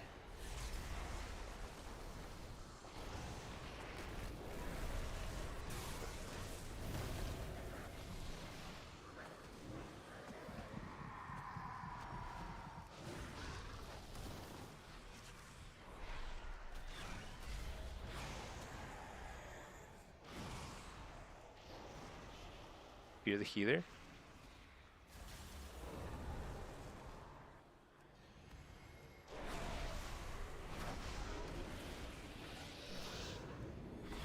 I think we, so after his defensive here, if I don't die here,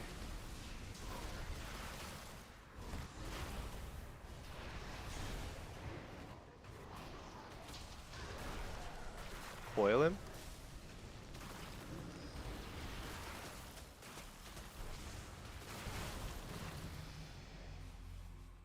I feel like that was pretty winnable.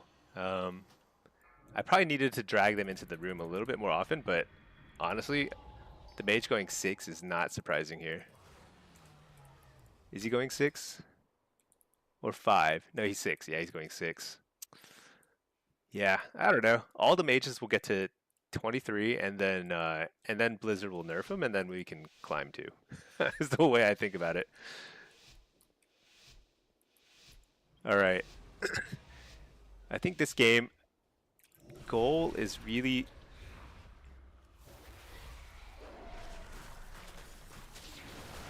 like we got the precog. Get up the ray.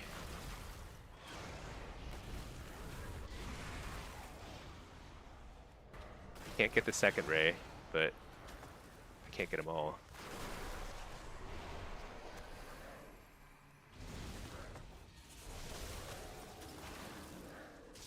I can't believe he's managed to get the interrupt there when I stunned him.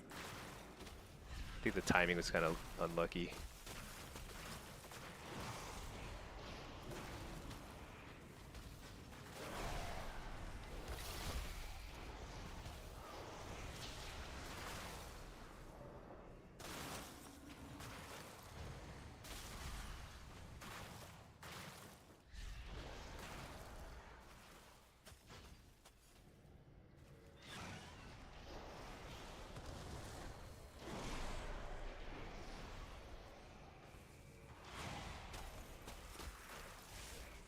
Interrupt the ray.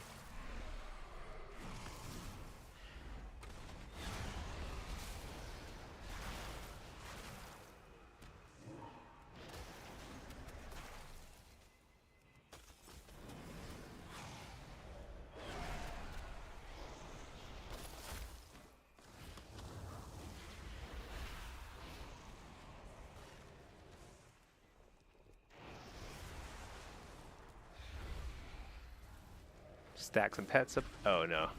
He came around the corner just to interrupt me while stacking on his water elemental.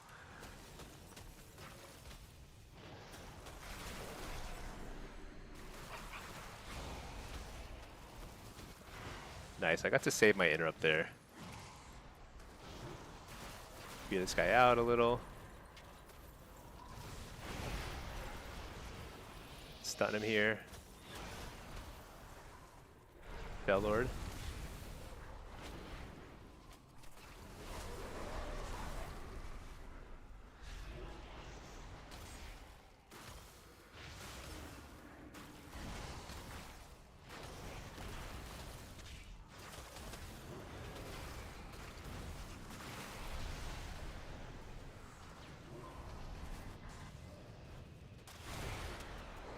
Alright, I think we can win here if I get a fear.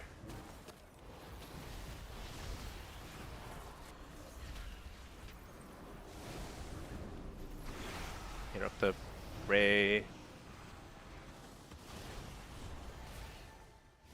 Guess we lose here.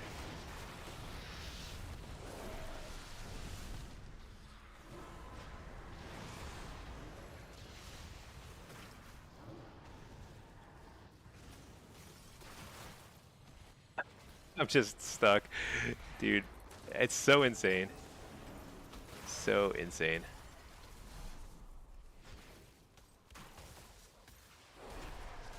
AoE fear, it's actually a nice opportunity. No, I get raided to death.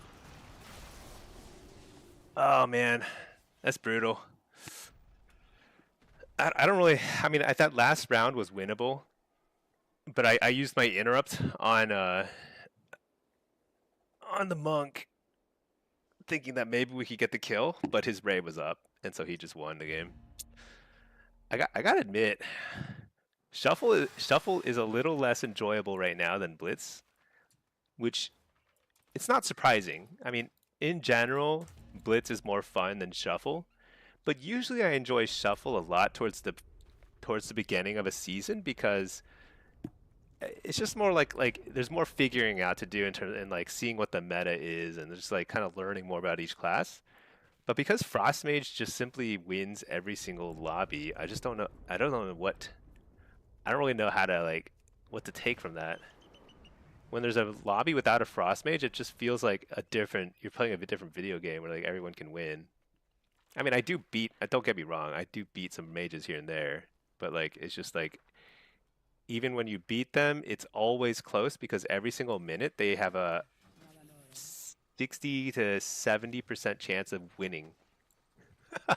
Every minute they press a button and they have a pretty high chance of just winning right there. All right, let's see. Let's catch up on chats in the meantime. Oh, I missed a bunch of chats. Oh, we've got an active group here. Love it. Let's see. Oh my gosh. Let's see. Dunkfather, you only play DPS roles with 3 DPS specs. Yeah. I'm not. I have played healer to 2400, but I don't consider myself very good at it. I think it would take an extraordinary amount of effort for me to learn how to heal well. So yeah, I just DPS. Well, I mean, to be honest, I just play Warlock. That's it.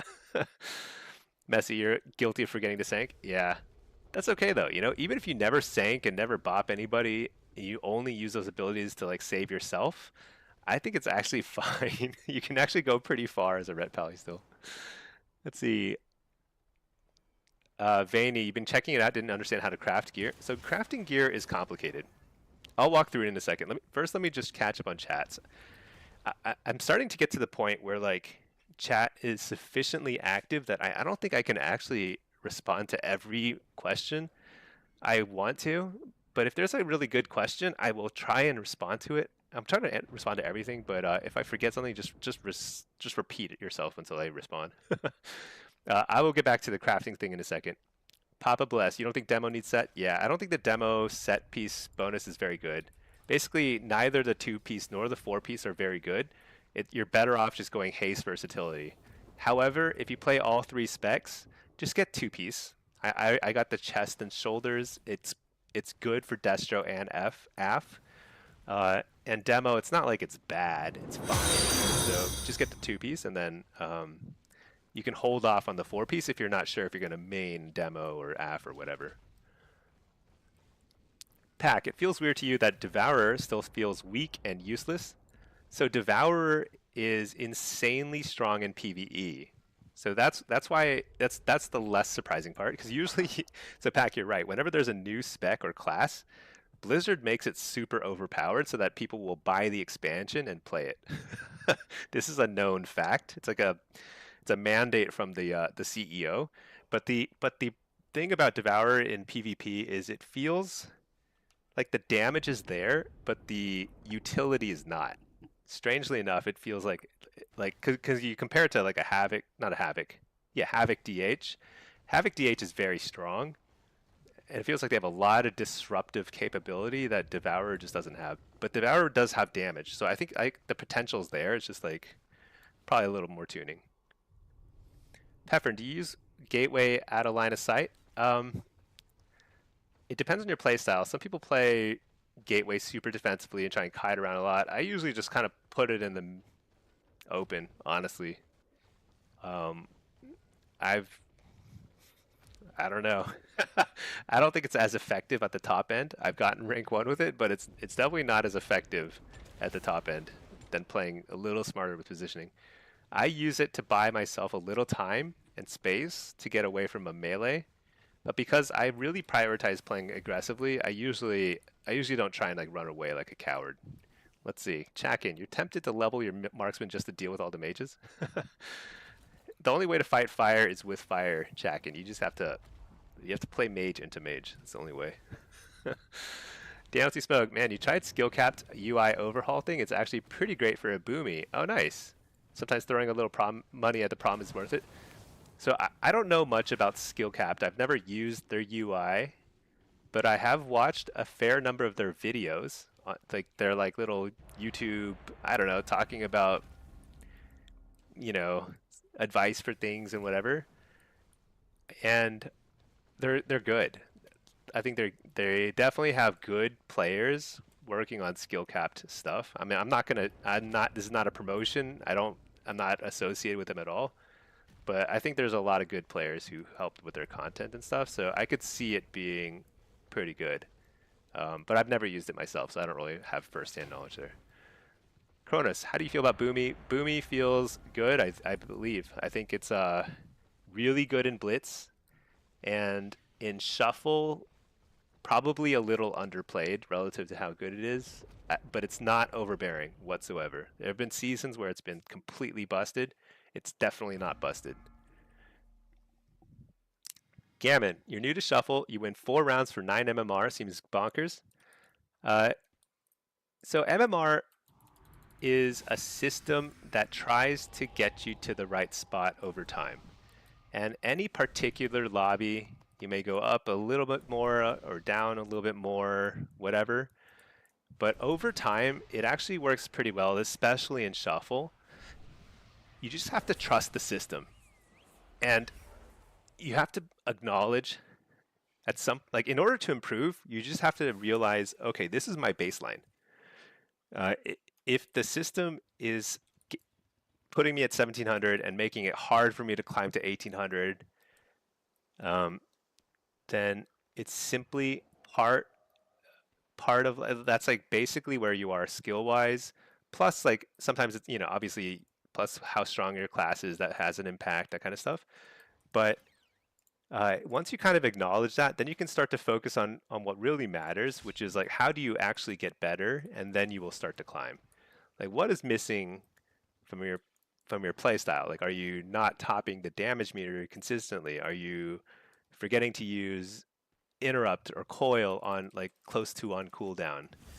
Are you giving out a lot of precognition buffs to healers or casters? Like that kind of stuff. Like once you start to figure out those stuff, like just believe in the system because trust me, the system works. It's not like random chance that like rank 1 players get to rank 1 ratings every single season very quickly. It's not that's not luck. It's just a matter of they play I have played 20 years of PvP, thousands and thousands of arenas and shuffles. It's like it just takes time. And even so, I have a lot of areas where I can improve. Hold on, what's going on? This is a blitz. I'm going. Oh, they want me mid. Okay, here we go. I probably should have run with the Drain Soul build here. That would have been pretty cool to see. Okay, anyway. So yeah, the MMR thing, it's frustrating. I get it, but every single competitive game has some sort of matchmaking rating kind of system, and eventually you'll simply get to a point where you should be winning and losing fairly evenly. So they were trying to do some sort of coordinated thingy there, but so I had to use my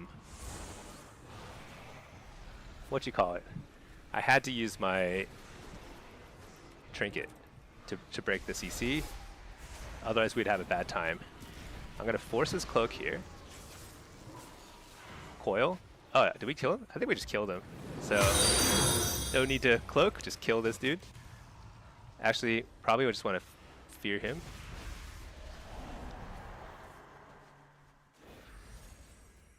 All right, we took it. And that is how you win the 2v2. Although, granted, this guy showed up, but we truly just won a 2v2. Interrupt the penance, force a cloak, and even if he had cloaked there, like we would just kill him right after, you know? The thing is, like, Rogue is not very good in the 2v2 situation, so they were trying to like get the cheese, early smoke bomb cap, but that doesn't really work against at higher ratings. Wait, is this a high rated game? What is this? Oh, this is 2900. This is actually a high rated game. All right, let's see. Let's catch up on chat. Gammon can take an hour to go, gain 50, 10 minutes to lose it all. So MMR, I have a lot to say about it. It's not a perfect system, but it's sort of the best we have. And so the only thing you can do about it, you can't change the system. You can only try and change your own playstyle and try and improve over time. That's all there is to it. There's no perfect system though when it comes to rating.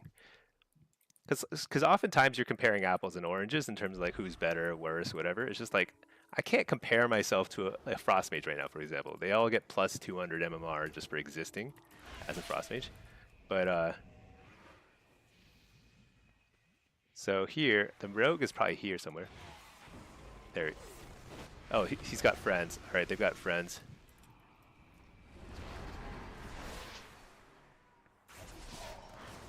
So when there's 3 of them here, the goal is not to win it. The goal is to simply lose slowly.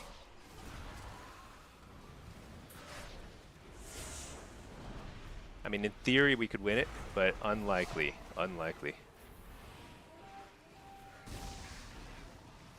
So I'm going to dot both of them with UA, so that he's not sure who to interrupt or who to dispel.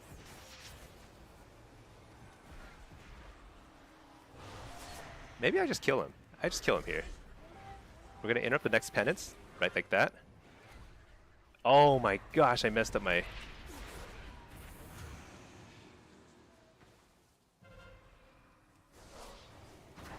You know what just happened that saved our butts? I believe I procced a...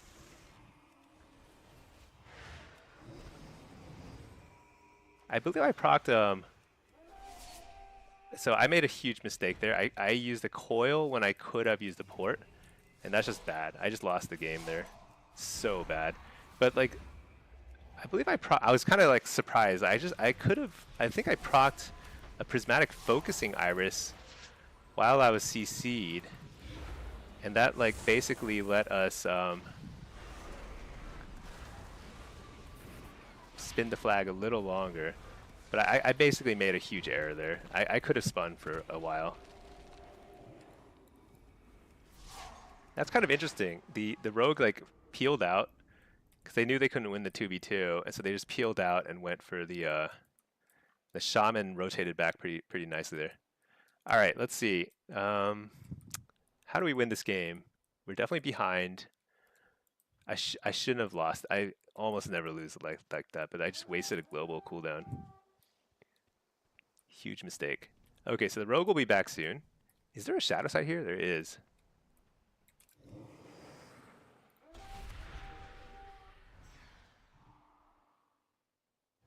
Is he here? Where is he? No, he's not there. Oh, shoot.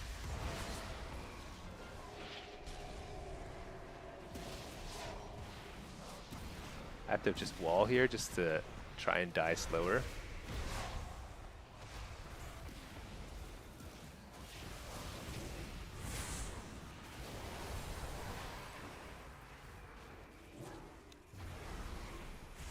Nice.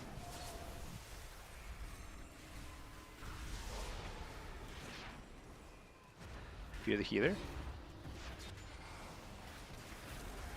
Maybe I get the kill here. Nah, probably not. But if I can hold off for a little bit, we're 2v3. I see no reason to think that they can actually like take this base from us.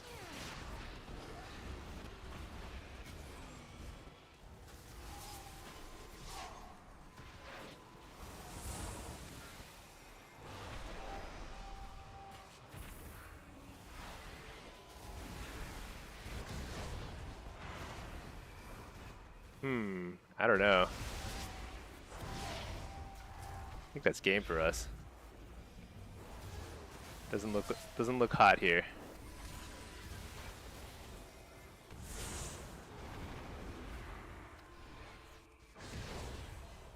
Does not look hot.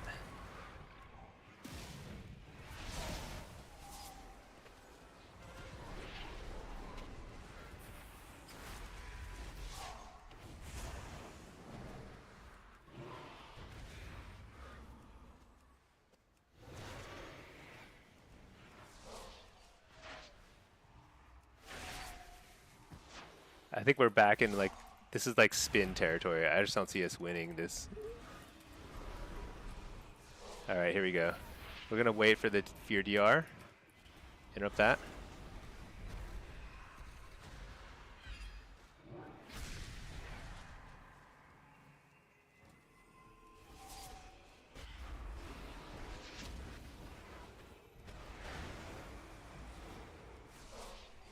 All right, this is a chance.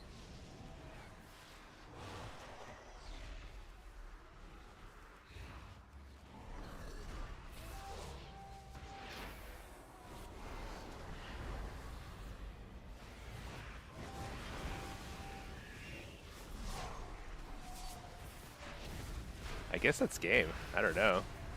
Doesn't seem quite.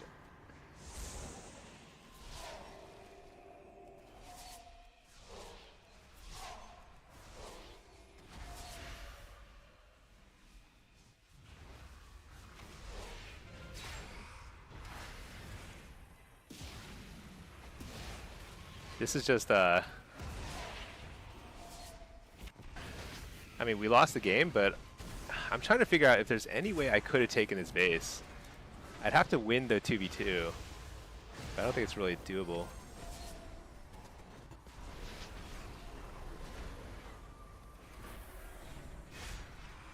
I mean, right there, it's like possibility. I get the fear into interrupts, but not much of a chance there. All right, let's see. Let's actually catch up on chats. Sometimes I feel like the queue times are just too short for me to chat. All right, let's see.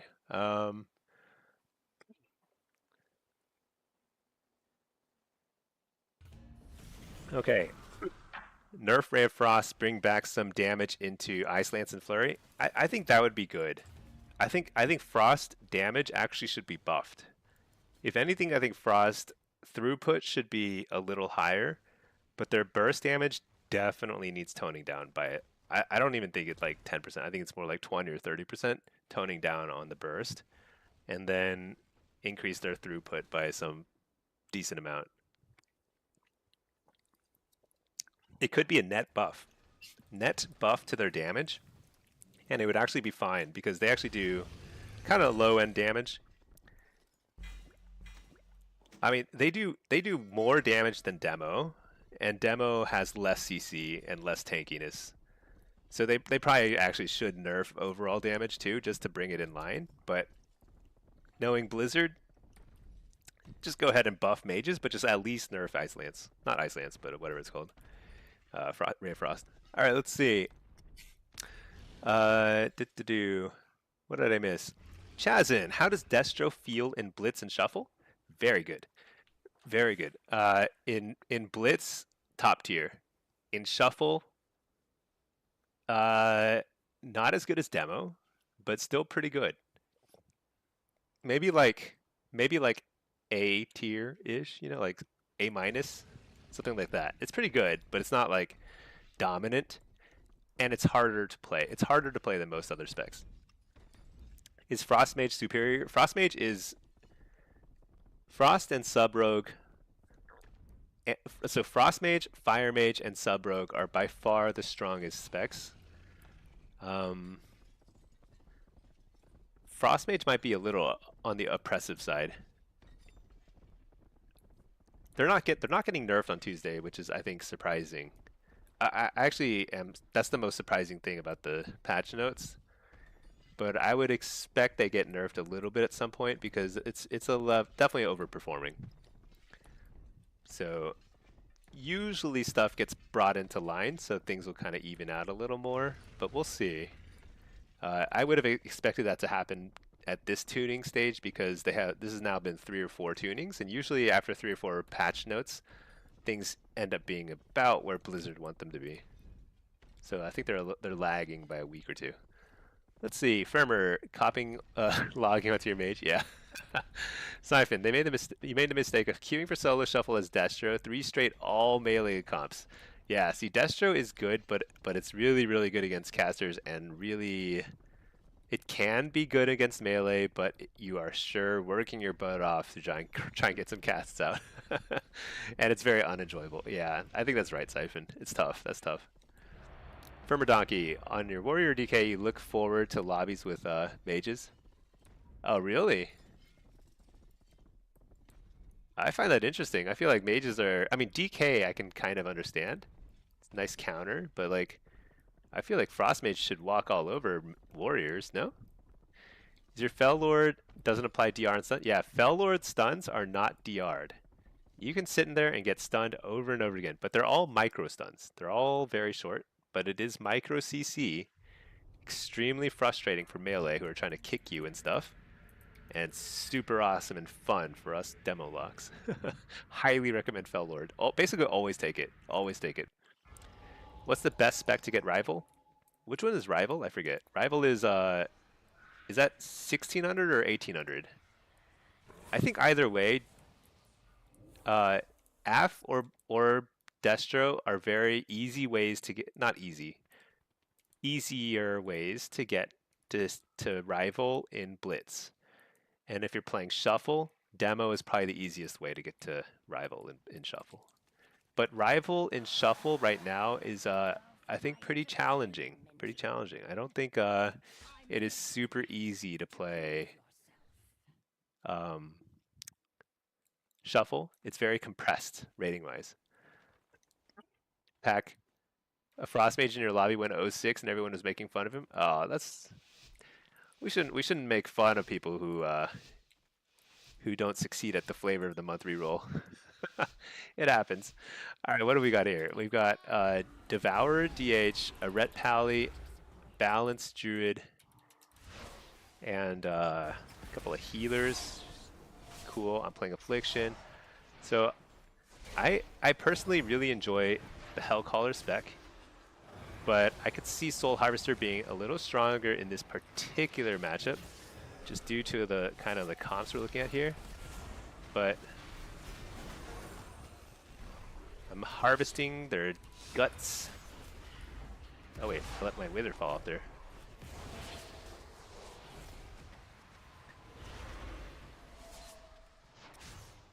He's doing a lot of UA dispels. I'm not sure. that's going to work out for him. But we'll see. There's only so many UAs you can dispel before you start feeling the pain. All right, get a fear on the healer. Oh, nice cyclone. I was gonna have to fake that kick. Another UA dispel. I don't know, dude. That's got to be painful at some point, right?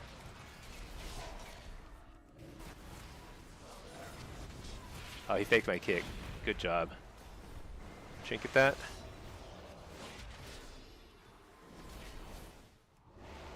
Fear the healer.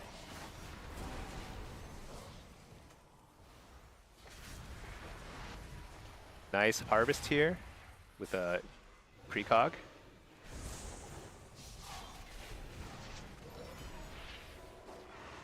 Foil this guy. Spell bob, nice.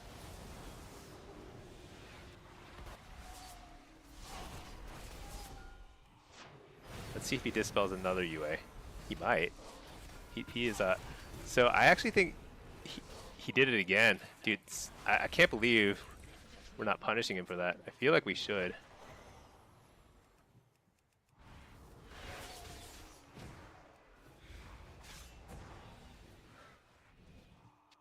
Well, I mean, they're hiding. It's just a waiting game now at this point. Oh my gosh, he did it again. He has to bubble here or die. Did he bubble already? He just dies. That's a few too many dispels, buddy. I don't know. So people complain about backlash damage not being high enough, but the thing about backlash damage is if you're playing Holy Pally, you can't spam dispel UA. It's actually pretty painful. It really sets you back. Your whole team has to play super defensively to peel for you. But if you're playing like Resto Shaman or Resto Druid, like you could spam Dispel UA, and it's not as bad because you have a lot of like heals kind of like rolling through. But so UA is kind of this weird thing where it's like super strong against certain healers and super not so strong against others. I'm actually not sure the case with Disc. I feel like Disc also cannot dispel like non-stop. I think. I'm not sure, honestly.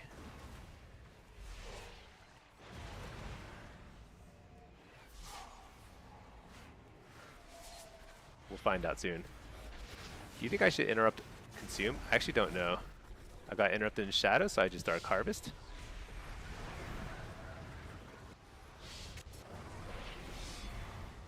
Double fear.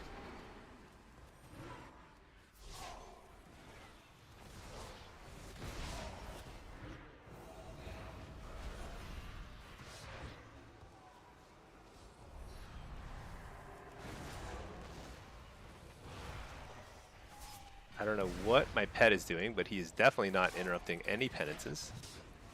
Never, never. Interrupt that one. All right, finally got it. I don't know what Collapsing Star is, but it sounds like a really hard-hitting spell, so I interrupt it.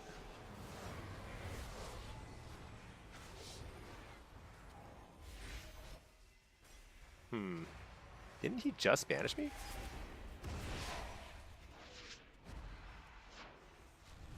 Shoot, I got feared. I could have ported that fear.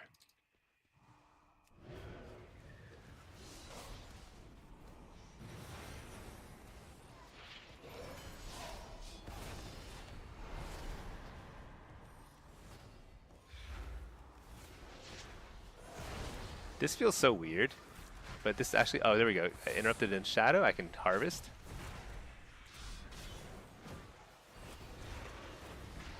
I reflect during the UP, so it doesn't do any damage to me. Fear the healer. Get it? Did I get it? I did get it. Coil this guy further from the healer. Fear the healer. No, don't clone him. No! Oh, that was a kill opportunity. No. He immune like our biggest damaging pressure there. That's unfortunate. Alright, fear these guys.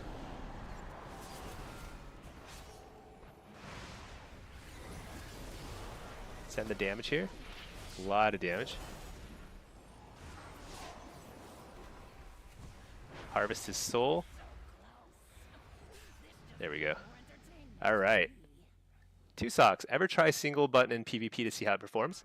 So I tried it with demonology, and it. Granted, I tried it in War Within when they first introduced it. I didn't play it recently, but it was very good at the demo rotation. So I think if you want to try the single button rotation, or whatever it's called, single button assistant, I forget what it's called, but like it's actually very good with demo. It'll do really competitive damage, very easy. Um, all you have to worry about is crowd control, like make sure you're still casting fears and using your defensives and stuff. It does not work with Affliction or Destro very well, from what I recall. Because a key part of your rotation with Affliction and Destro is like very based on your whatchamacallit. Dang, that was a hard hitting whatever that was.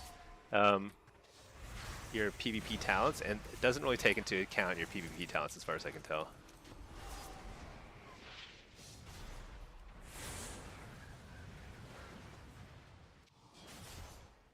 I just trinket that, whatever. Just get going. Did you just... That was close, right? That was close.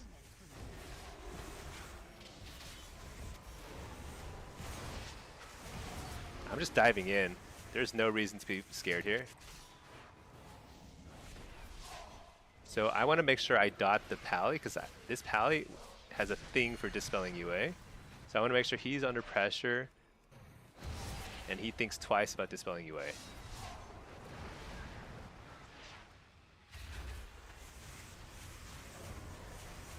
Did I miss my kick? How did I miss my kick? I mean, I know how I missed it, but... So he dispelled UA.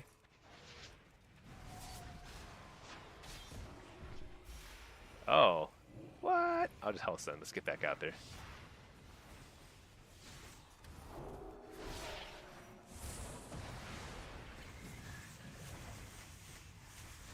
Dang. Alright, we're gonna coil this guy. Nice. This is actually good. He dispelled UA. We're just gonna harvest.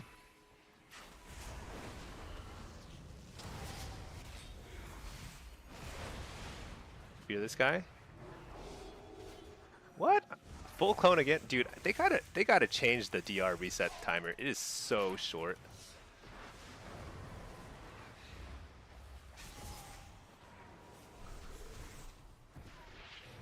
Get up the clone.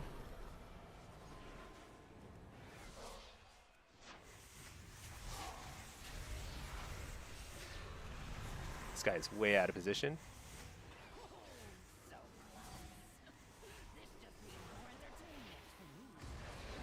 There's bubble.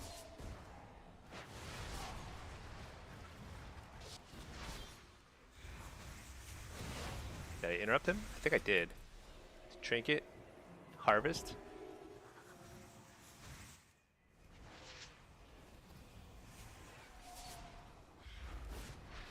Oh, dang. This is a really good position for us. Coil him out of the way. Use my Void Elf teleport. I already used it earlier. Shoot. Don't die, and we win.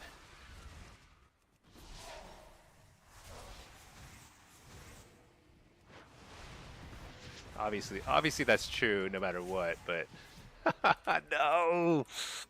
Oh my gosh, this whole like chasing thing is so freaking annoying. Honestly, cowards shouldn't be allowed to play PvP. I feel like it's super annoying to be a coward and play PvP. How many times do they take us around the ring? Just lose with some dignity, you know?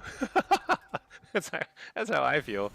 If you're gonna lose, just lose. All right, let's see. Blad the Fool, you're close to 1800 again? Oh man. Oh, yeah, that's right. You got super close to 18.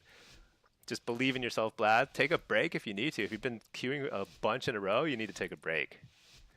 But yeah. I don't know what's going on in this game, but I feel like we're just going to be kiting all the way around the world again, so let's just get set up for it.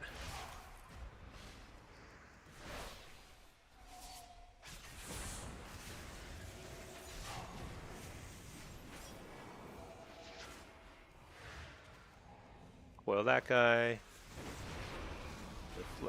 I think I just eat the sap. It's actually interesting that sap, I always wondered whether sap was reflectable, but I definitely had Nether Ward up and it did not reflect there. So that's pretty annoying.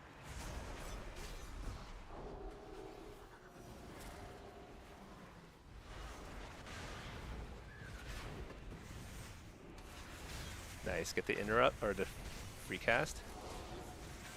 Interrupt the healer. You know what? I should be spamming Curse of Exhaustion here. They don't have freedoms. For once, they don't have freedom. Wow. That was a lot of damage all of a sudden. Almost just straight up lost there.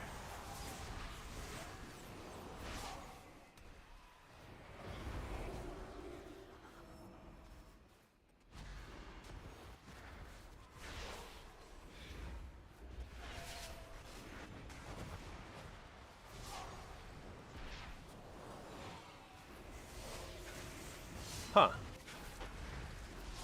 Couldn't actually,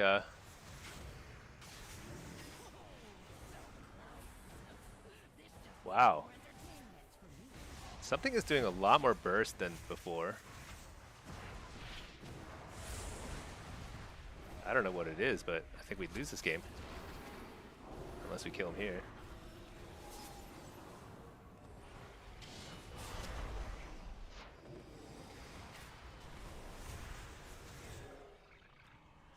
Getting another pet. Hopefully I can. No, we lost. Or did we? Yeah, we did.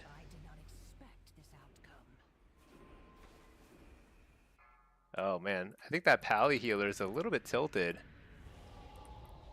He seemed, he didn't seem too happy. I don't know if you saw the chat, but he is not very happy.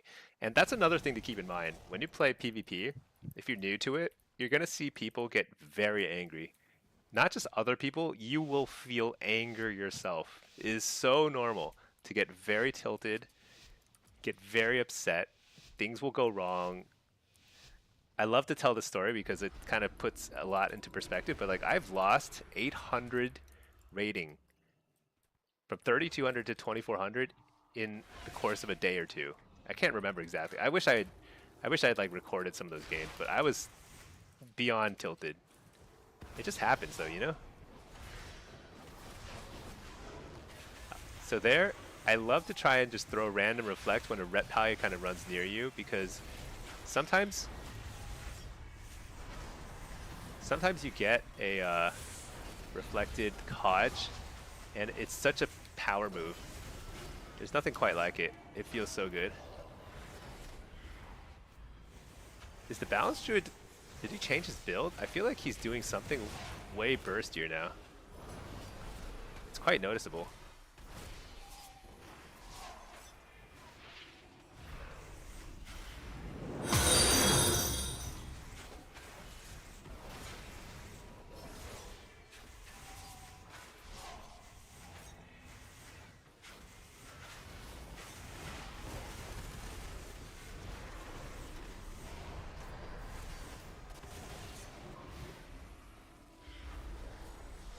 Alright, so let's interrupt the Balance Druid, get our dots back up, and make sure we keep the healer dotted too, because healer already bubbled.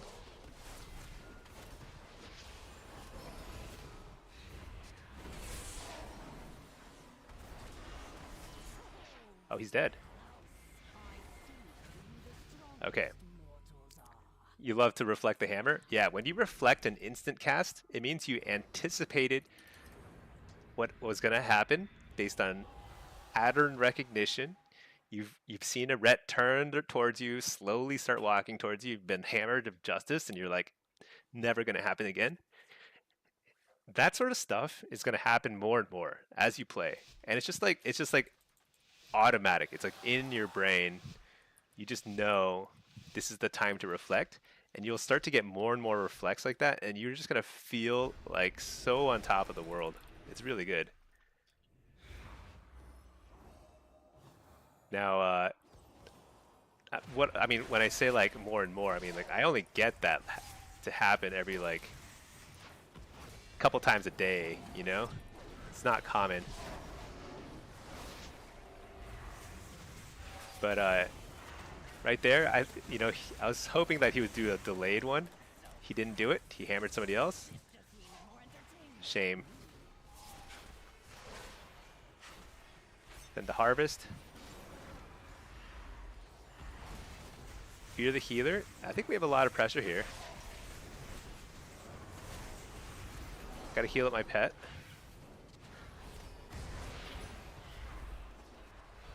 This guy's running interference. He's like trying to make us focus him. But I know better. I gotta hit the druid. Oh wait, let's put Leoport here.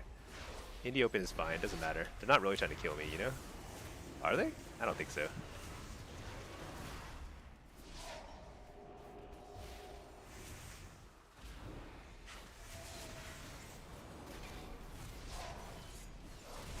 Alright, got the interrupt. Actually, let's kill this guy.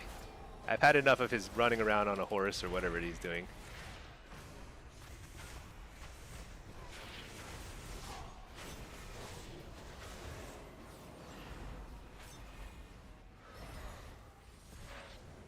Hear this guy?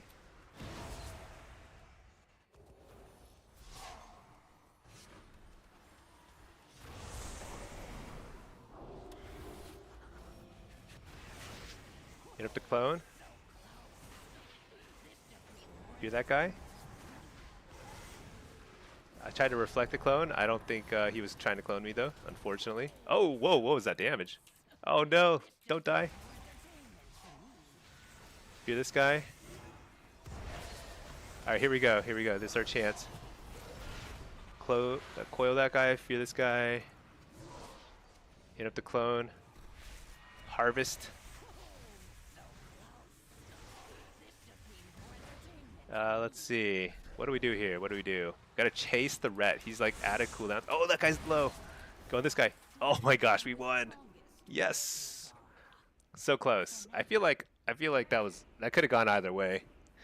Hey, bud. That could have gone either way, I think. Go find all right. Hey, Future, how's it going? Let's see. I've had enough of this guy running around on a horse or whatever he's doing. Stinky 2026. Yeah. Yeah. That's like wise advice from Stinky. At some point, just stop watching the horse guy. Okay. Affliction's got to be the best spec in PvP. It might be. So I know it'll be the best of the 3 Warlock specs in Battleground Blitz starting Tuesday, because it's already up there. What I don't know is how good it's going to be in Shuffle. I know that it's already okay. You can tell. It's fine. It's totally like middle of the road right now. Workable. You still get one shot occasionally. But it's going to be potentially very good in Shuffle and Arena as well on Tuesday. I'm not sure. Kind of comes down to how much the damage really affects your burst windows. I think it's going to be good though. So yeah, Chicken Wang. I do think that AF is going to be good on Tuesday. It's so weird, Shuffle. Sometimes you go 5-1, sometimes 6-0, sometimes you go 0-6. Oh yeah. If you've been watching me play, I also go 6-0, 0-6, you name it. Whatever. Honestly, I go 6-0 or 0-6. It feels like way more often than 3-3, right? It's like I'm either dominating or getting completely wrecked. Oh, you know what I want to do? I want to combat log this one. I'm going to combat log here. I'm going to sack my pet. I'm going to play... I don't want to play seed spam, though. I want to play... not that, but this. This. Like that. Perfect. Right? Perfect? Perfect. This is perfect. Yeah. Okay, there we go. Let's just do that. Hey, bud. Okay. Hey, bud. Yeah. Oh yeah? Yeah, I know. Chak, what build did you run that shuffle? I'll show you in a second.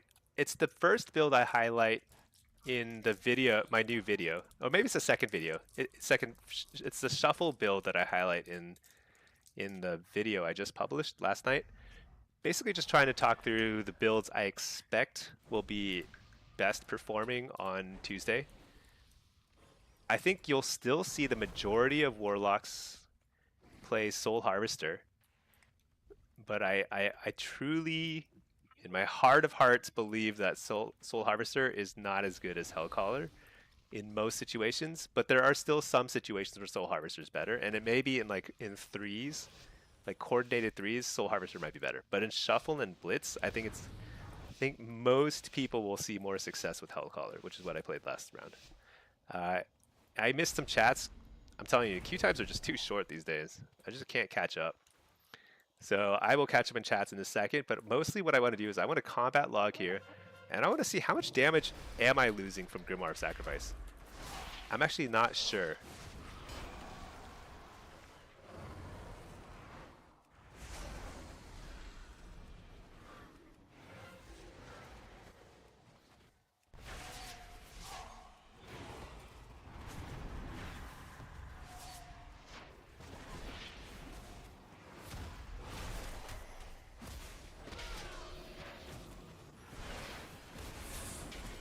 You're the healer.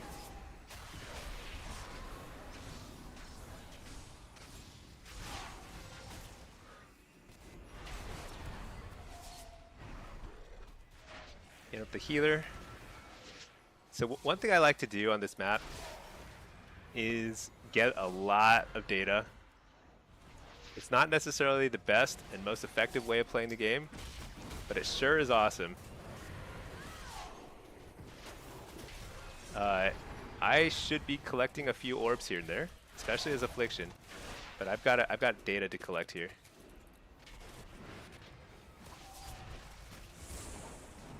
I want to know. Oh, nice. Harvest him. He's gonna die. So dead. There we go.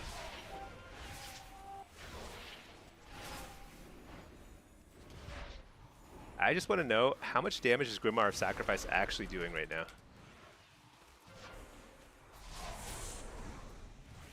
If the healer, he's dead. Oh, he's not dead. He's dead. I love it. All right, let's kill this guy too. Whatever.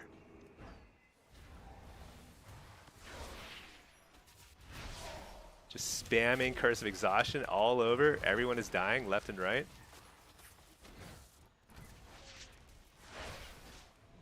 Whatever that spell was, I can't even tell. Who knows? The world will never know. Uh-oh. There's a dragon flying across. So dragons you can't actually spam Curse of Exhaustion on because they are immune to slows. They are completely immune to slows. It's so weird.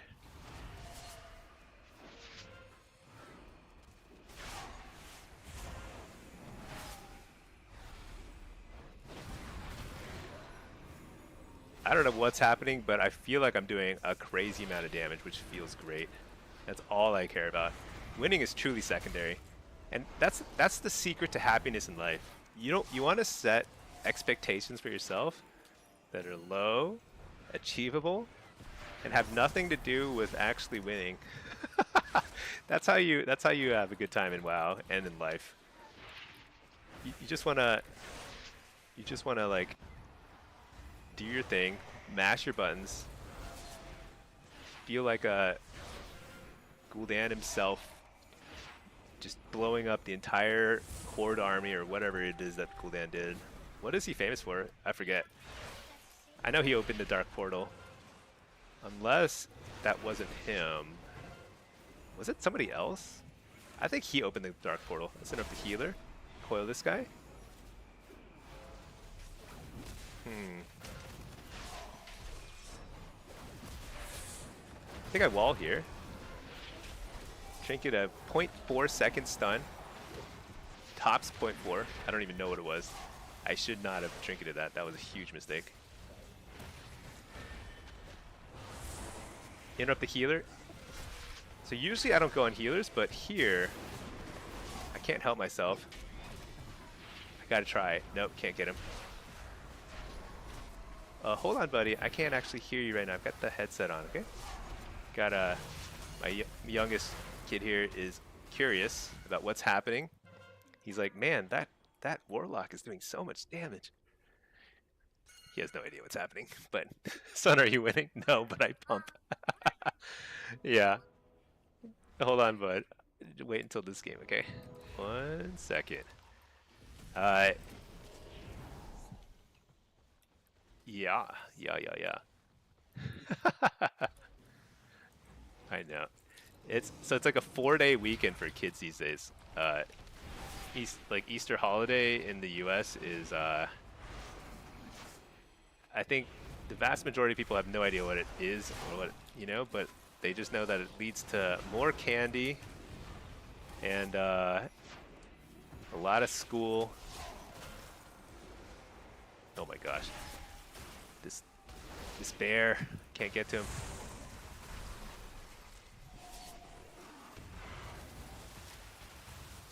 Oh my gosh, he died so fast. That was not me. That was somebody else. I do think the healers are very on top of it. They're keeping me up somehow.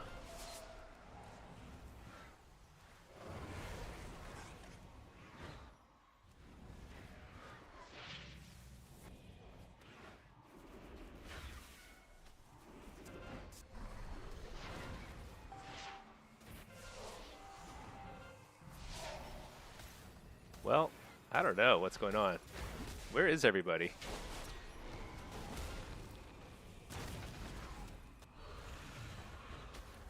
I don't know where they went. It's just...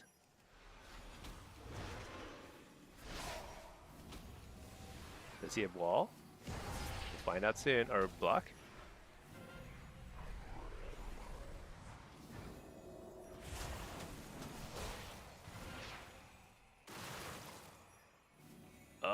Can't reach anybody. Oh,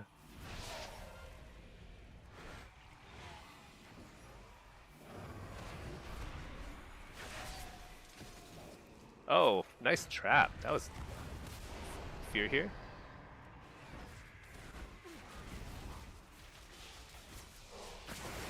Oh, might be dead. Got a wall here. Too late. Let's see. Okay, bud. All right, 1 sec. It's kind of hard to watch the cord, okay? All right.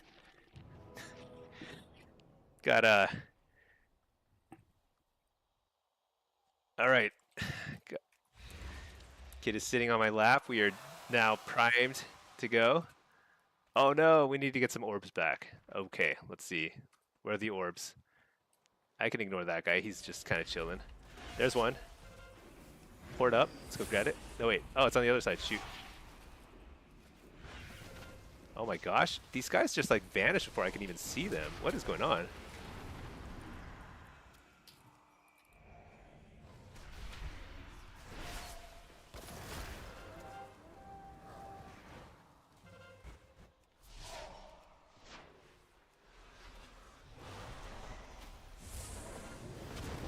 Where did my pet go?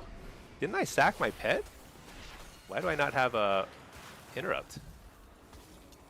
Yeah, I don't have interrupt.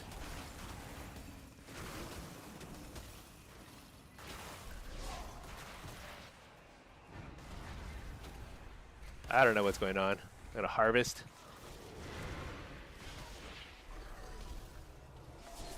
All right, we won. We did it.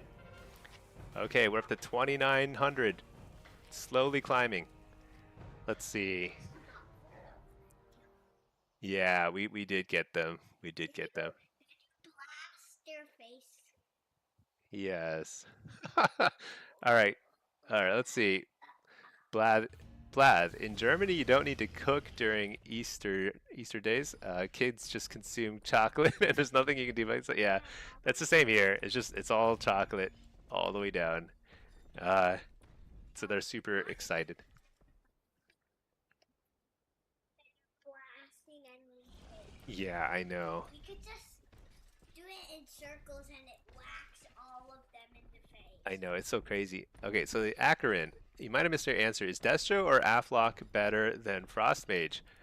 Um, right now, Frostmage is probably one of the overall strongest specs in the game. It's probably going to get nerfed, is the thing. So I wouldn't really like. What is that? Is that a fish? I just opened a fish. Anyway, it's going to get nerfed, so it's like definitely overperforming. Um, but it's very, very strong in all content: arena, shuffle, and blitz. But I think AF is going to start being super top tier, especially in blitz. Starting, oh yeah, we recorded the combat log. Let's go take a look at it. Starting on Tuesday, it's going to be insanely strong in blitz. In shuffle, the jury is still out. We don't know for sure, but things are looking up. I think in general, things are looking pretty good for Warlocks.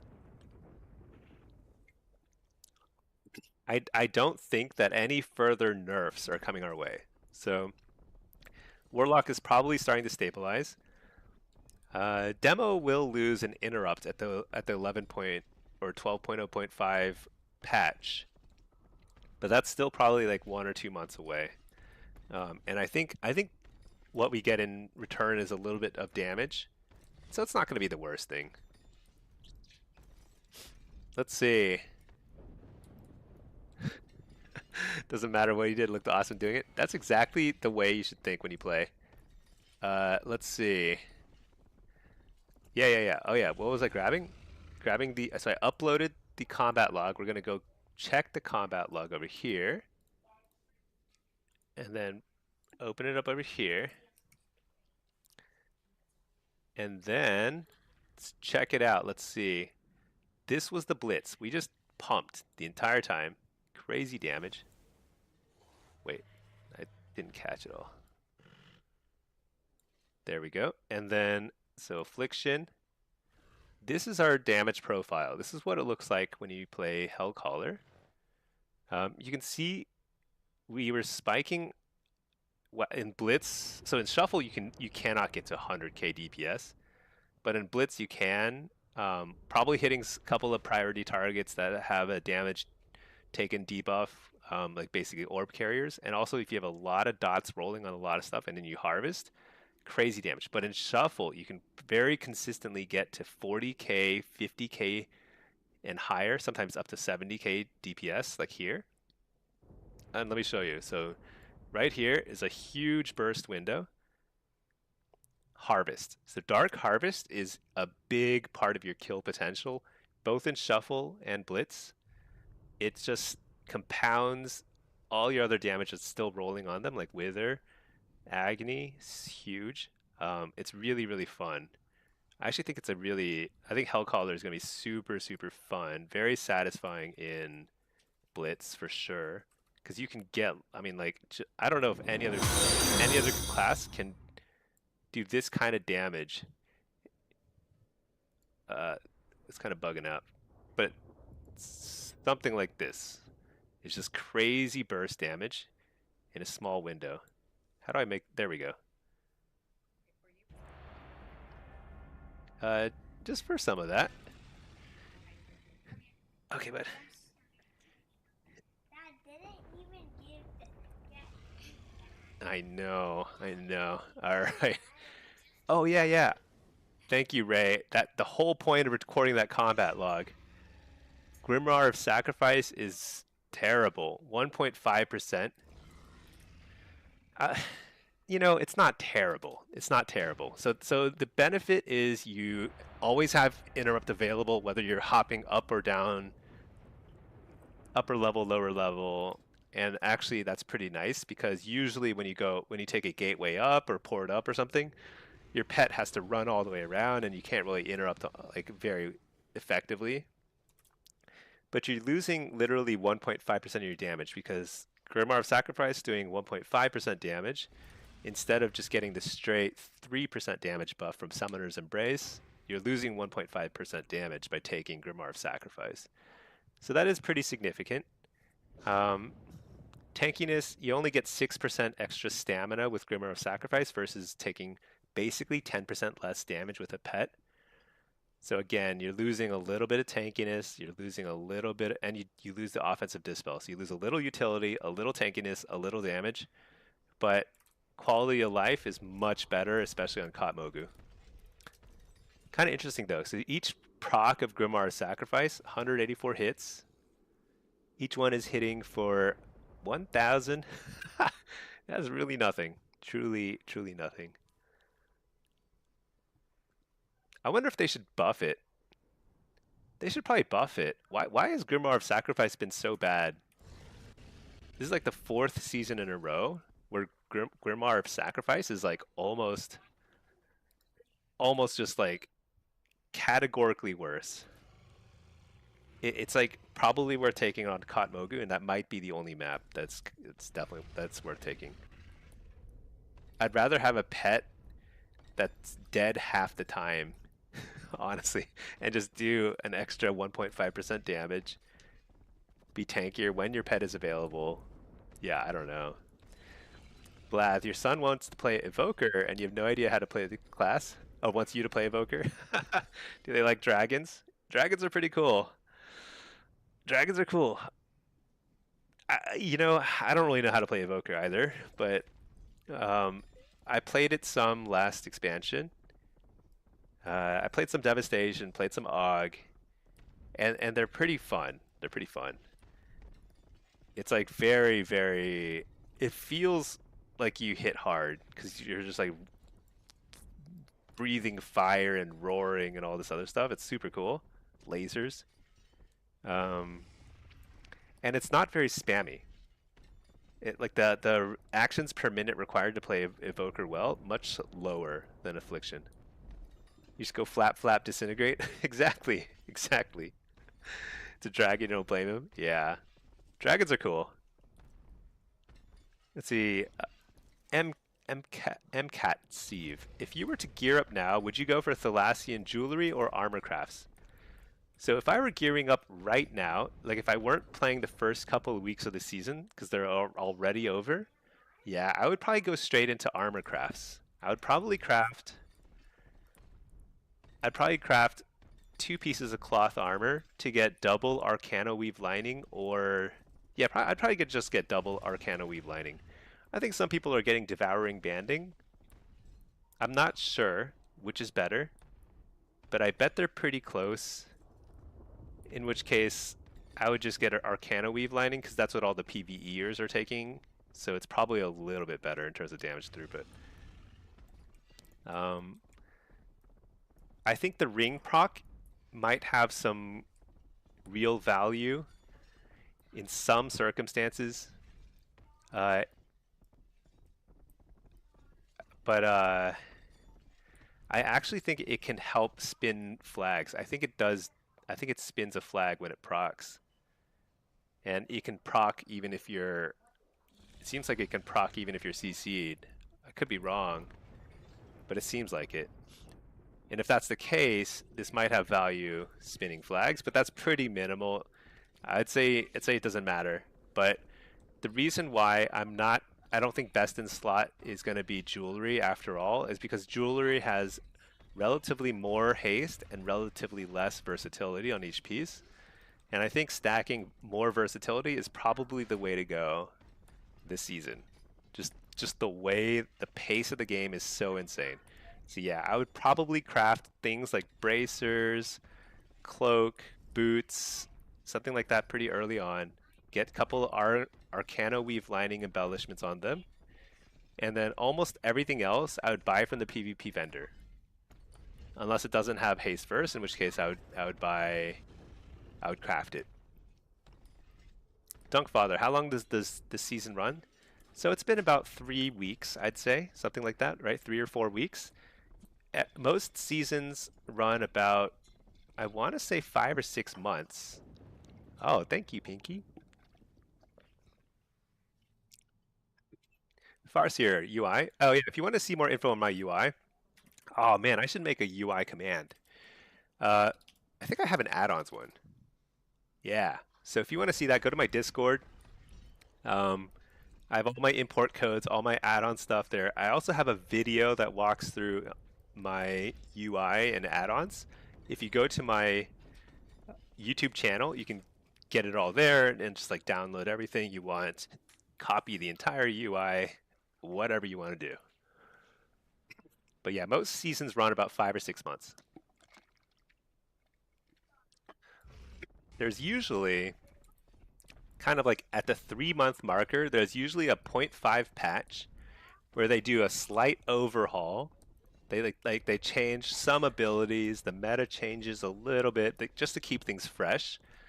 And think I don't think there's ever any new gear to go for PvPers. It's more of a PvE thing, but on PvP side, there will be some balancing changes, some things like that. So there's always something to look forward to. But yeah, I'd say month 2 and month 5 of every season feels a little bit of a drag. Feels like, oh, I can't wait for the next season or next, zero point 0.5 patch or something to come. But PvP is always very exciting at the very start of the season, like right now, and at the last few weeks of a season. Because that's when a lot of people will suddenly wake up and start pushing to get titles or get their 1800 achieves, 1600 achieves, just to try and get a little extra stuff, like cool transmogs and things. Another thing about gear is if you're an engineer, I think it might be worth crafting helm, boots, bracers. Those are all PvP engineering crafts if you want to do it. If you want to maximize versatility, which I think I'm going to do. My plan, my best in slot gear setup, at least that I have in mind right now, is engineering goggles, boots, bracers, all versatility. Probably get, I guess, like cloak and maybe cloak and belt.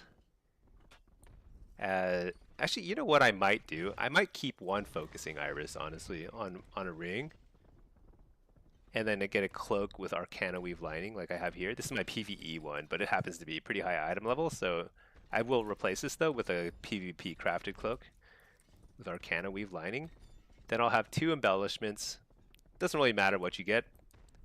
And then I'm probably gonna get PvP vendor, haste versatility ring, haste versatility neck from the PvP vendor. Rest is all vendor bot gear, PvP haste, haste versatility. And I'm probably gonna run 4 set for Affliction, 2 set for Destro, and no set pieces for demo. That's a little complicated, but that's the grand plan. Until then, just spend your conquest. Don't buy 4 pairs of gloves and you'll be okay. I think as long as you're keeping up in item level, you're gonna be fine. There's not a huge difference. There is on. Did you say 4 set for AF? Oh yeah, so I should clarify. So 2 set for AF for sure. I'm gonna try 4 set. I think it's gonna be good enough because if you take a look at, let's take a look at this damage.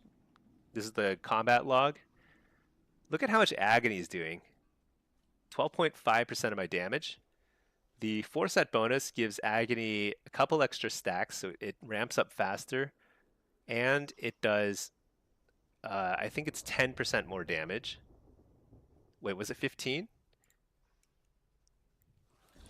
I think it was 10%. It's 10% more damage in PvP because it's nerfed by 50%. So I think 10% more damage on Agony. So basically, you get an extra 1.2, call it 1.3 or 4% probably because of the extra stacks. 1.3 or 4% extra damage total just from running 4 set. So the question becomes, like, what are you giving up to run 4 set? And the answer is a little versatility, and you're getting some unwanted crit. That they are not dead stats though. Mastery is good, or haste is good. You get a lot of haste from the pieces you'll be getting from the 4 set. The crit is not great, but it's not the worst. It's okay. It's not totally dead. So you're getting like an extra 1% damage, giving up versatility on 2 pieces. Probably 1% versatility, you know, 2% versatility. So in something like Shuffle, it's possible that you would rather have 2-set and extra versatility. It's possible. But in Blitz, I'm fairly sure you'll want 4-set. I think the trade-off is not that big in Blitz. Hey there, Wired Controller. How are you doing? Happy Sunday. Nice lazy Sunday here. We're in queue at actually pretty high MMR stuff, but the queues are popping. Hey, Carricade. Hey there, Kato. Stinky, would you save 750 Conquest to get the last 875 piece next week? Or use it on a piece you can buy now?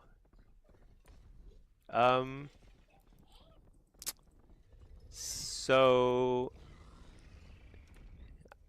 you know, it doesn't, how should I put it? It doesn't matter a lot. If today were Tuesday of last week, I would say spend some of your conquest. You don't want to be sitting on a lot of conquest if you're playing the game actively, because you're just nerfing yourself for really not a huge reason. But since, you know, it's Sunday, so you're going to get new conquest on Tuesday. If you want to just wait a couple days, I mean, that's fine. Totally doesn't matter. But next week, you probably want to spend down. Whatever conquest you have, you want to spend down. Because, like, you don't want to always be continually at, like, a 1%, 2% item level disadvantage against everybody, you know, which is kind of what you would be if you're consistently saving points. Because there's not much of a difference. As long as you're spending your conquest, you're moving up in item level about the same rate as everybody else. And that's pretty much all there is to it. Okay, let's see. Got a double melee BM Hunter. Super annoying. Oh, I need Impish. Oh, it's too late. All right, it's okay. Next time.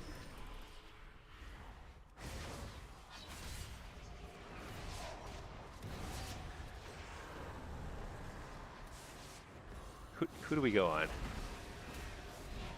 Coil this guy. Fake the kick. Actually, I don't have to fake it. I was like, what is going on?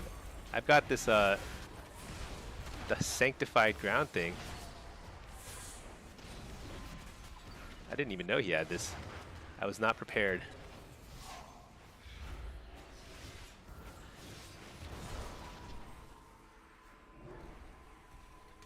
He interrupt. I missed my interrupt.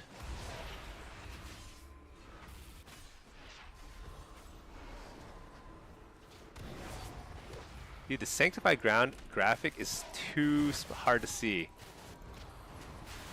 It's pretty awesome though. I got to take advantage of it more. Sometimes Pinky will use that with me, and like I just don't know how to make the most out of it. I guess I wall here. I'm kind of scared. Oh, nice. He trinket that. I fear him. Fear. Nice. We got the kill. That was a huge trap. That trap saved our butts. And then so the priest had to trinket it, and we managed to get the fear before he could fade it. Massive. All right. Oh, am I combat logging? I forgot to combat log in. Shoot. / combat log. All right. Let's also, what was I going to do? I was going to switch this to Impish Instincts. All right. Let's see, name is Hawes. Caster life is hard. Yeah, it's tough. Pushing mage for the first time. Hold on. Let's see. I think the same thing. We just kind of probably go on the monk, but we'll see. I do think that like Havoc Demon Hunters feel a little hard to kill for me right now. Haven't figured that out. Uh-oh, what's this? Are they ignoring me?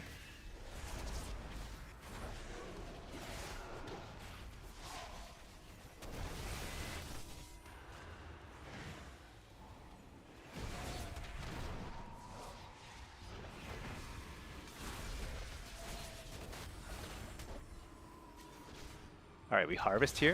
It's a nice time to harvest when they don't have any kicks available. Interrupt the healer.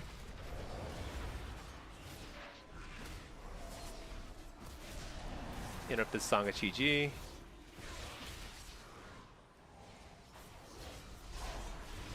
Or, shoot, I let Wither fall off. That's not good. Nice. He faked my kick. Good for him. Not so good for me. Foil this guy. I got a wall here. Trinket. Coil this guy. I've got to get a huge fear here at some point. Fear. Huge. This harvest. I don't know. That didn't feel very good. Oh no. I died. Let's see. Name is Haz. Oh yeah, you've been kicked 80 times. Oh yeah, yeah. So Frost Mage, the thing you got to do as Mage is you have. Do you have 3? I guess as Frost Mage, you don't really have 3 schools. You really only cast Frost and Arcane, I suppose. But you have 2 schools of magic, and they're both very strong. If you get kicked, you should just immediately start casting something else. Force them to use 2 kicks on you on close proximity, and then you're gonna be free to cast after that. So that's kind of the trick. Is you want to always be casting something whenever you can, and the trick is really to take advantage of the fact that they have to interrupt your sheeps. Because if they don't, it's bad news, right?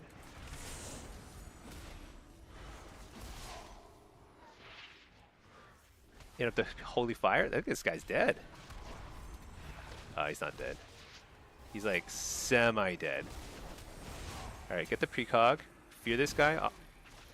Fear this guy. I think this Holy Priest is good or something. I don't know. I don't like it. Oh, fear this guy. Can't. He's on DR somehow. I gotta hope for the best. Oh shoot, we stacked darkness.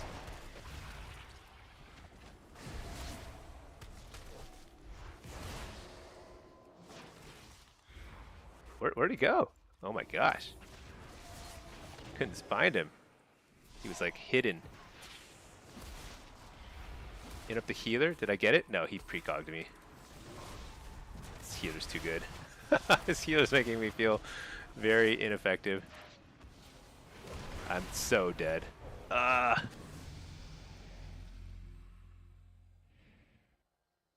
Man. I think this Holy Priest is styling on me. Does not feel good. Alright, let's see.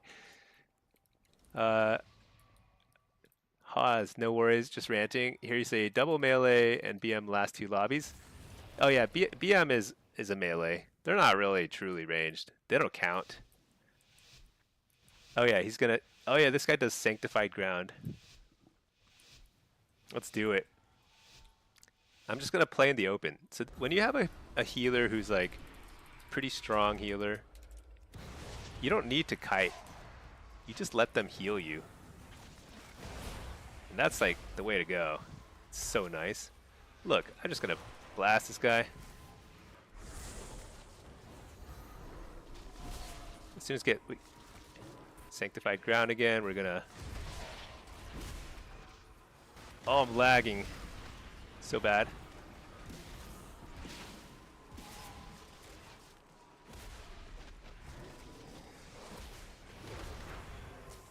Harvest here.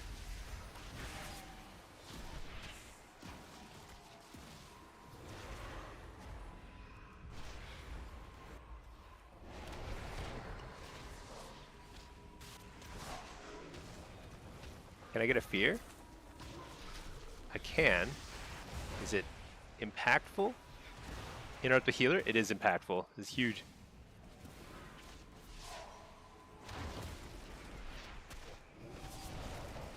No! Oh no, I was too slow. I was too slow.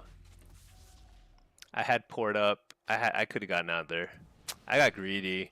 I was like, I think I can get one more UA off. That was just pure greed. Getting punished for greed. It happens. I feel bad. I think this priest was priming to go 6-0, but I kind of dropped the ball there. Oh well. So I think that's why it's super important to get versatility. It's like moments like those where it's like in normal times, in normal seasons, I would have zero point 0.5 seconds more time to react. But right now, it's like very fast, right? It's like you blink, you die, which is very challenging. And I think generally, I think we can all agree, extremely unpleasant. Like, I'm just gonna die into stun. Like, what am I gonna do about it? I can't do anything. So hopefully they buff stamina. I think they will. I think they have to. It's just too fast right now. I'm just gonna die here. I have to run. I don't like running is the thing. I believe that kiting is a sign of weakness, cowardice. So I try not to do it too much. You might think I'm joking, but I'm actually turbo serious. All right, let's focus on this guy.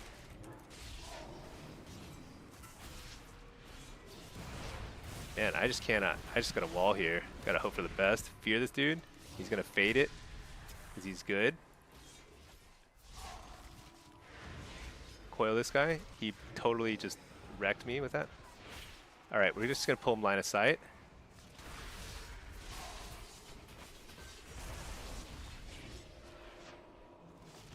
Interrupt the healer. JK. Die.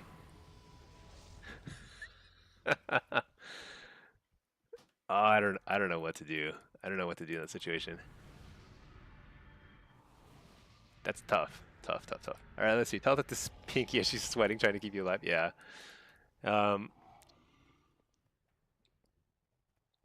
yeah. Something I have noticed though is disc in shuffle is extremely low healing. I actually wonder if it needs to be buffed in terms of healing because it's very high damage, low healing, which doesn't lend well to my general playstyle, which is very, very aggressive. Is this a good harvest? No, but what? Oh, he thinks he's trapped. He might be trapped. I don't know if he is or not, though.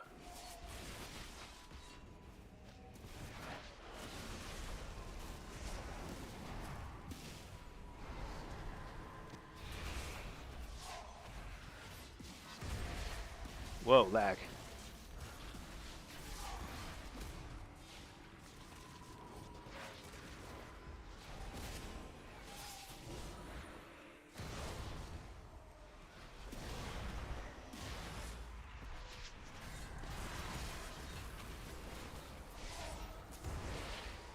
I just walled out of. There's a panic wall. Not at all a well-timed wall.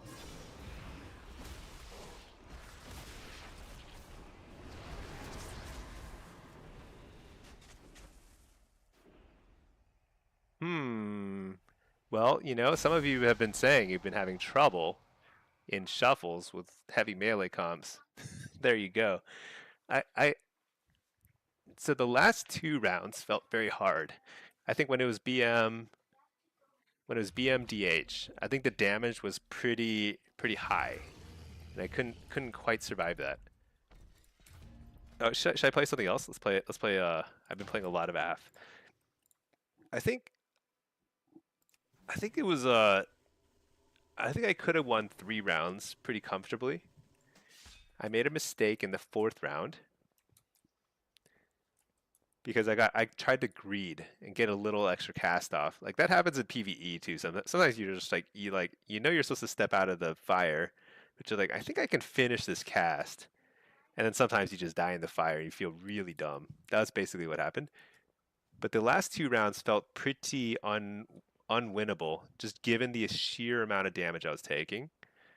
So when the disc was healing me, it felt super unwinnable. When the holy was healing me, I think I needed to have perfect kind of alternating use of my defenses, and that didn't work out too well. Oh well. Pack, you've been getting 3 wins as AF in triple melee lobbies. Well done, Pack. Well done. Me, I'm happy with my one win. One win is all you need. Because at the end of the day, as long as you get one win, you basically have a winning lobby. The way that Blizzard counts wins in Shuffle is like, as long as you get one win, it's a win. If you lose all six, then you actually did lose. I think that's a good way of thinking about it.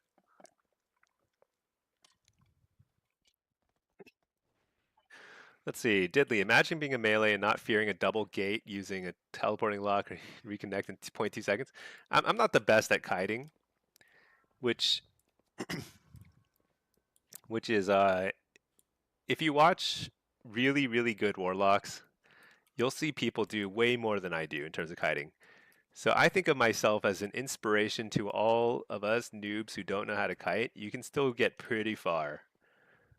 Now, it depends a little bit on the pace of the game. I think when the pace of the game is as it is now, which is people get globaled constantly, I don't think that's super fun. I actually think Blizzard will probably fix that because it's not fun. But right now, the pace is so fast. I think kiting has extra value.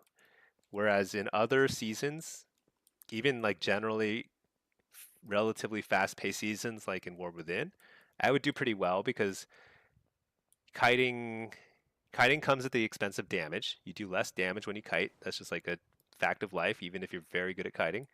And you and like it doesn't necessarily lead to a better outcome, except when people are getting global like now. So I think I probably need to learn how to kite a little better. Pack, you don't care about your rating at all. You just feel like you're getting better from spamming so many games. Yeah, that's the way. That's the number one thing. Don't care about rating. Don't read chat. Just queue up. Who cares? Future, that's unplayable. Any tips on playing versus sub as Destro? So versus sub, you need to wall instantly when they smoke bomb you. Or you need to trinket port if you have trinket port available. If you don't, then you need to have wall available for that. If you have used wall at any point in the game before smoke bomb has been used, uh, you have to save your next trinket port so that you can get out of there. Otherwise, you will die when they smoke bomb you. It's insane. Sub is totally busted. They're getting a little bit of a nerf right now, but it's not enough, I don't think. So I think you'll still be in the situation where they can still solo you. Um, pretty tough, pretty tough. If you're forced to wall early against a sub rogue, you have lost already, and you're simply wasting everybody's time by playing it out. Okay, that's an exaggeration. You can beat them, but it's not easy. It's not easy. You definitely need to have an answer to smoke bomb, though. Pack, you like reading chat now because you're no longer the butt of the joke. They make fun of the other guys. You know what? I even like reading. I even like reading when they're like making fun of me. It's like it's just humorous, you know?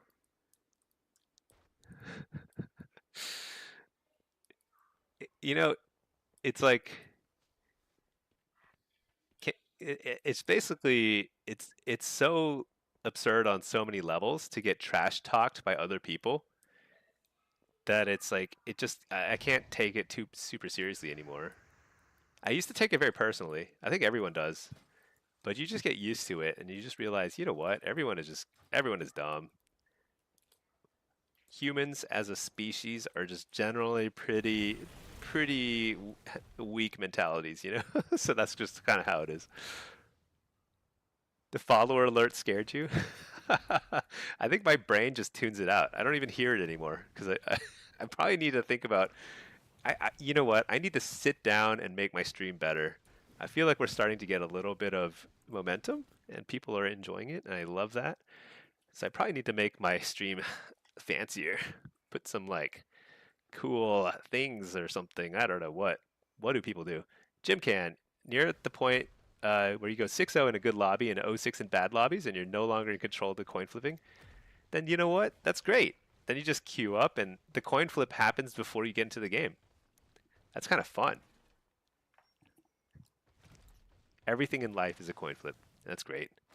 Let's see, pack. Kiting feels a lot better as AF because your dots are rotting. You don't lose uptime versus Destro. Yeah, I've noticed that too. I do a little bit more kiting as AF when I feel like I need to play defensively. Sometimes I don't have the time to react. I feel like I just die when I start to realize, oh my gosh, I should play defensively. I'm like already staring at the, the resurrection screen. The volume on the alert is kind of loud. Oh really? It's so loud. Okay, how do I change that? How do I do? All right. Let me take, you know what? Let me pull up a notepad. I think I have some homework.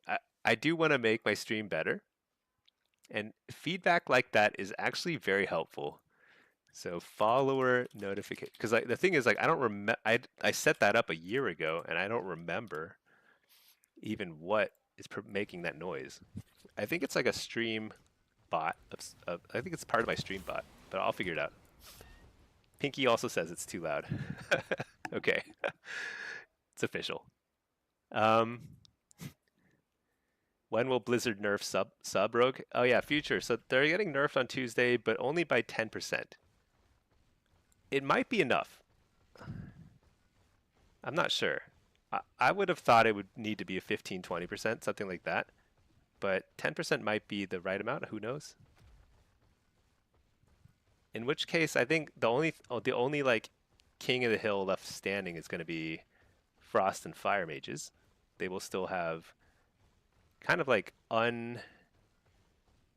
yeah, like no competition for the 100k DPS burst. It's not even 100. It's like 150k DPS because it's a 3-second channel and they take people from 100 to 0 by themselves. There's nothing else like it in the game. It's not loud enough. Let's get wild in here, Dunkfather. Yeah, I like that. Uh, maybe another Affliction buff. Andrea Mara. Yeah.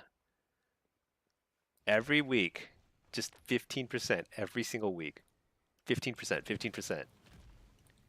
Sooner or later, people are going to be like, all right, AF is super fun. Siphon, as Destro, sub-rogues are not the problem. It's DKs, Rets, and Fury. Yeah. Oh, no. Did I not queue? How come I keep forgetting to queue? It's so weird. Um, I'd say sub-rogues are part of the problem. But yeah, melee is pretty tough as Destro, no doubt. But I'm more scared of mages and sub-rogues. Hawes, Kato, you don't panic, but you can't really play getting kicked so much. Every single ray is getting kicked. You got to get better at fake casting. So I think you have to fake cast, or you have to just polymorph aggressively.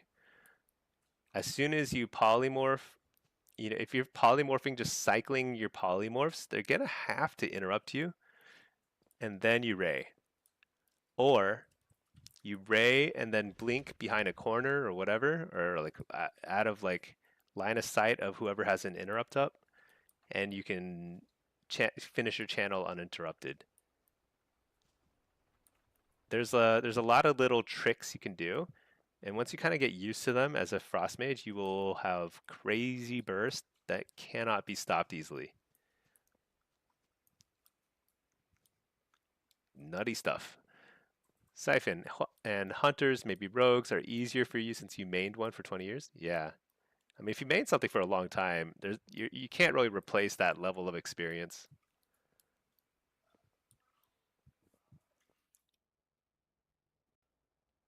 Yeah, I think we're gonna see one more round of balancing, and then we're gonna feel like we're in a good spot until the point 5 patch. That's my hope, and I'm pretty optimistic about that. Because if we think about it, over the last few weeks, a lot of good patches have come through. They're addressing everything that has been totally overtuned, like Windwalkers, early on DKs. Uh, they've addressed marksman to some degree, probably not enough, but at least they addressed it. Subrogue again, probably not enough, but they are doing something there. The only thing they've forgotten is mages. but they'll get to it. I'm pretty sure. I mean, they nerfed even like Demo, which was it called for? I don't know, and Destro too. I think Demo is in a good spot though. So I don't mind the nerfs at the end of the day. It doesn't feel unwarranted.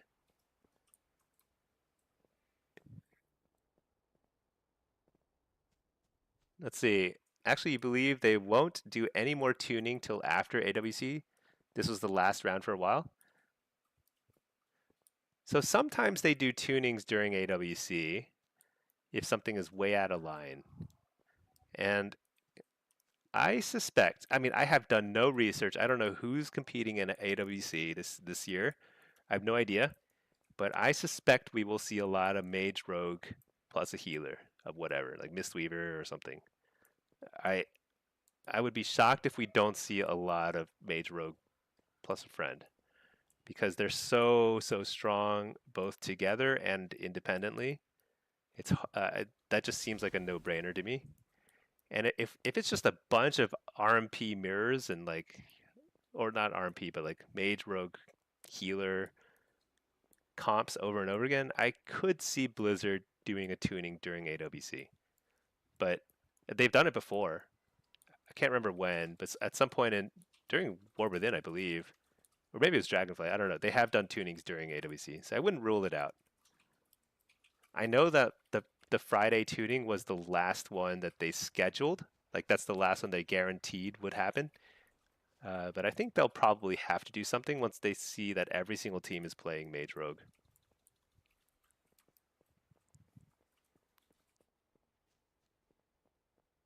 But then again, who knows? Maybe no mages and rogues signed up for AWC. I have no idea. I look forward to watching it for sure.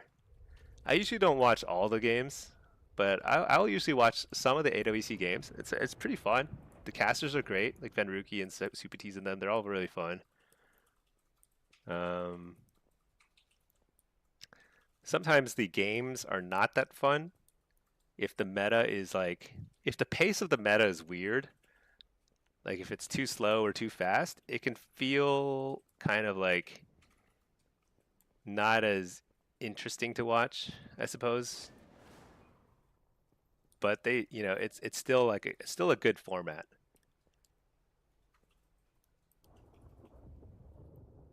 Siphon, that's what you heard. They generally don't do big tunings during AWC.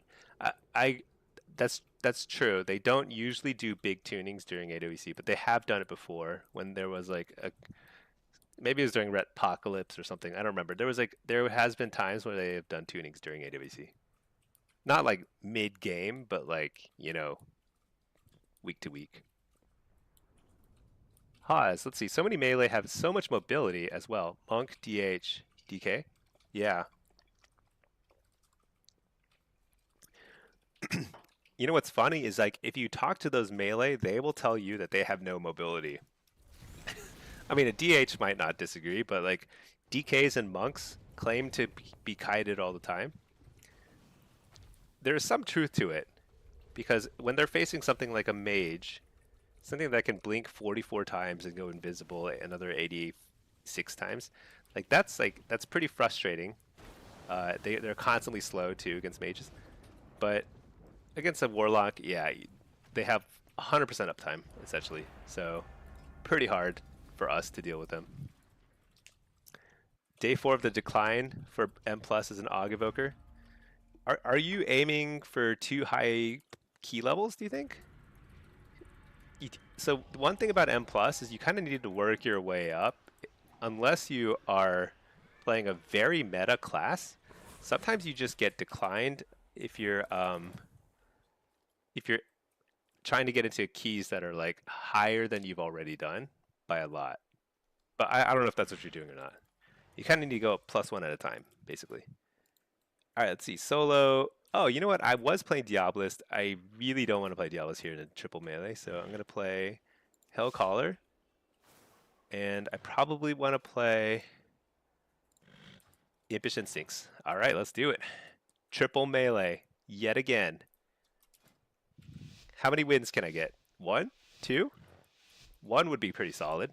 Two would be we're gonna celebrate. DK? I'm not going anywhere. That's just not happening.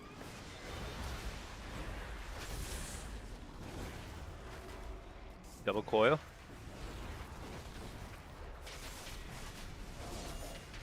And we fear.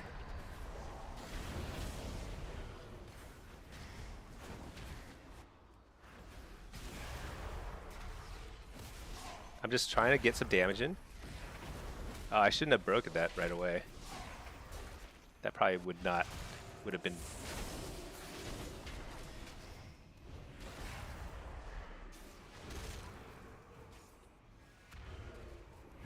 I'm just going back and forth. I can't even see what's happening.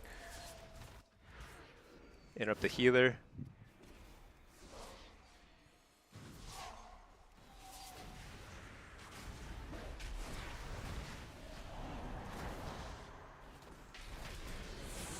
Coil this guy. Double coil.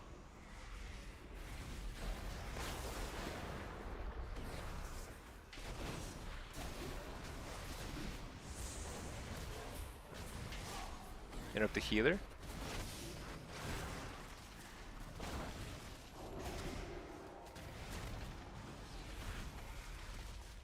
Do some big damage here. Got interrupted. No fun. AoE fear. Oh, this is huge. Who do I go on though?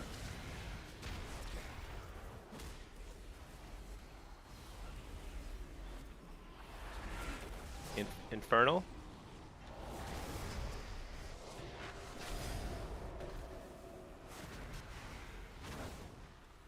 Port. Gotta keep my pet up. Pet is just dying to just pure collateral damage. It's so dumb. Double coil. My pet's just a goner. Oh well. Who cares? Don't need it. I mean, I kind of care now. It's definitely. I miss it now. This is not winnable. Unless I manage to get a miraculous fear here.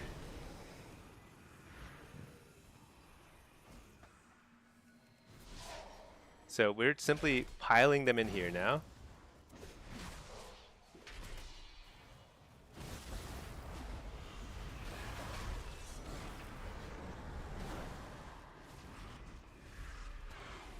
Double coil.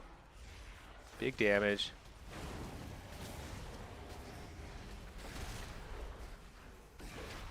Nice little bubble thingy. I don't know. Let's just see what happens. All right, I got a pet. All right, interrupt the healer. He's probably like, "What? The Fell Hunter's back." Double coil. Oh no, I can't. AoE fear. Got the precog. Blast. Blast. Can't blast again. Shoot, I'm dead. Port. Where's my healer? He's over here. Ah!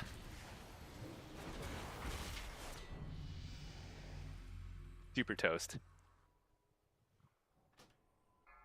Not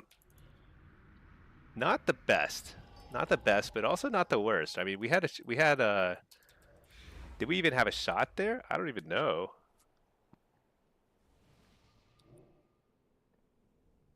This is going to be truly impossible here, because what's going to happen is this guy's going to play Fistweaver, and they're going to smack me in the face until I give up. But all I need is one Soulfire crit. I think that's what may not be like super obvious, is like Soulfire is all I need.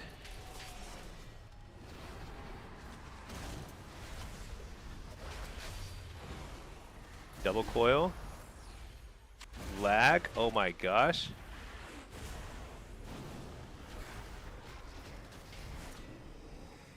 I'm just hanging out. I think I'm good. They port over here.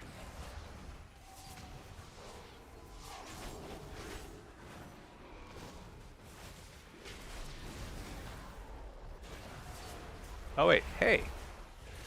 Cocoon? Do I care? Don't care. Do not care.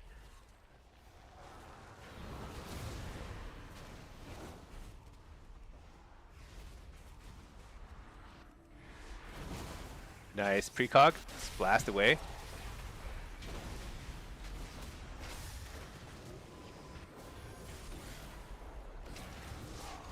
Hit up the healer. I don't know. Am I dead? Coil. Single coil because I have to. Just to live.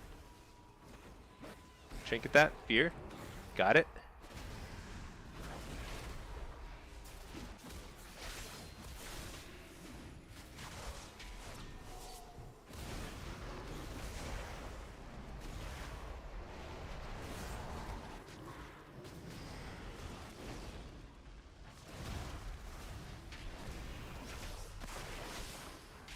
Oh my lordy.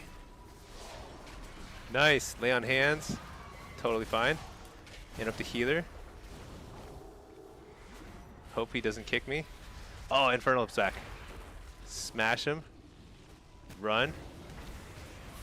I'm out of here. Totally fine. So dead. Oh, I don't know. I don't know. I think Warrior DK might be pretty tough these days. Might be pretty tough. Seems every solo shuffle's triple melee. You feel for me? It's okay. It's okay. I think I could play better. I normally play a little better, don't I? Maybe not normally. I don't know. But like these guys are good. These are definitely good players. So I can't like easily capitalize on any major mistakes. But it's very hard. I mean, I was getting a fair amount of precogs. Oops. I actually hit stuff out of order. Get up to the healer.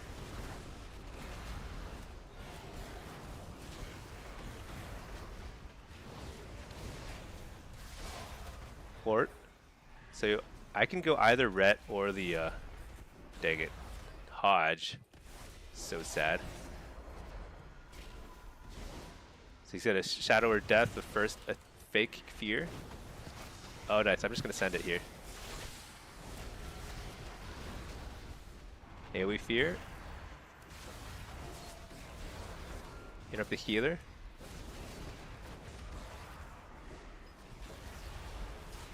We're actually doing some decent damage here. Gonna port, get a new charge of my health stone. You never know. Maybe it's a 6-minute game. You never know. Wait. Definitely not. Totally dead here in a second.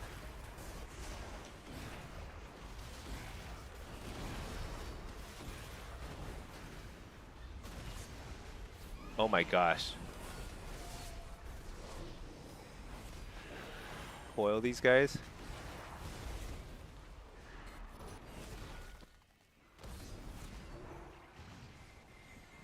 How cowardly to be to try and line aside my Chaos, which I finally get a chance to cast Chaos Bolt. You should just eat it.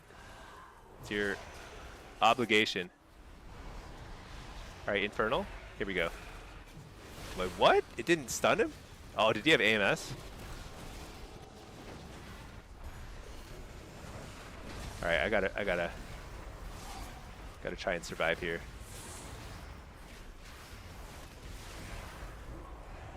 We got a bubble.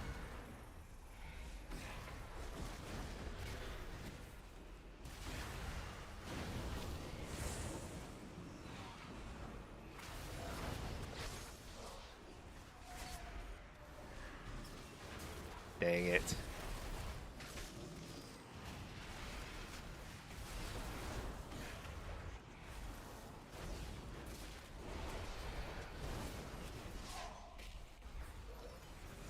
You're the healer, huge.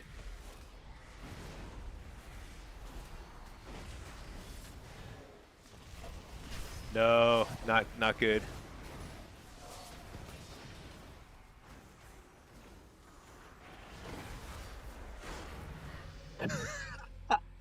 Oh my god.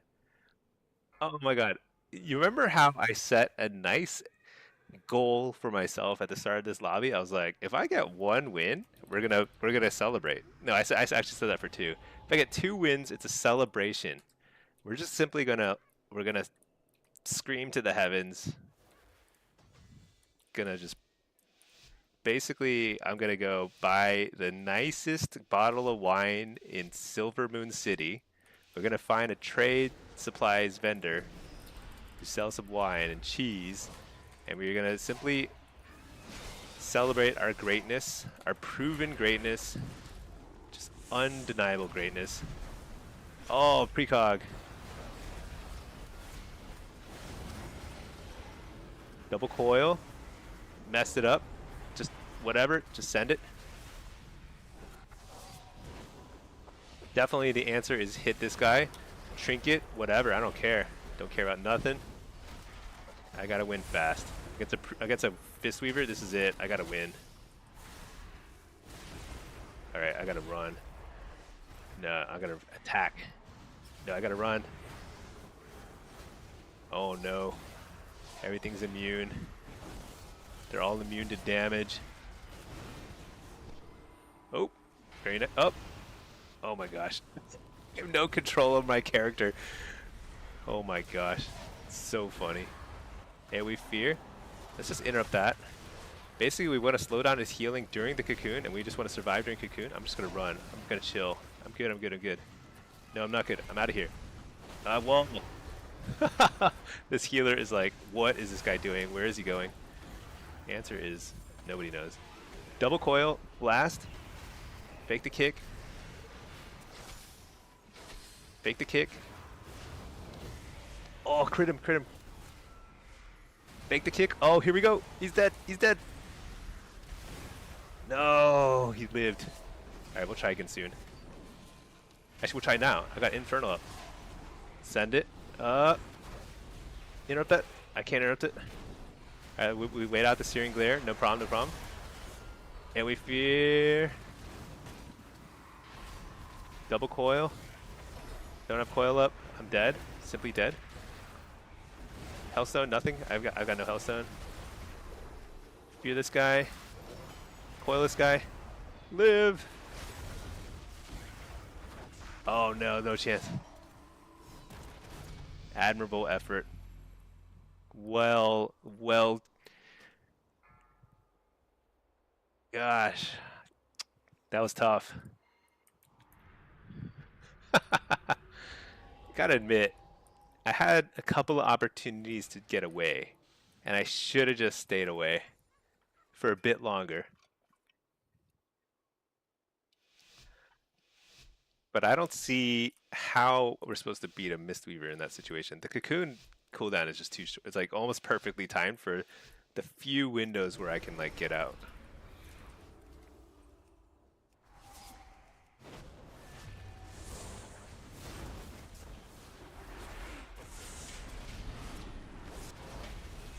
Nice. Double coil.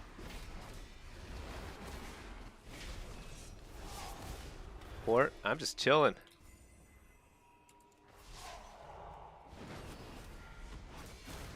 Ah, man.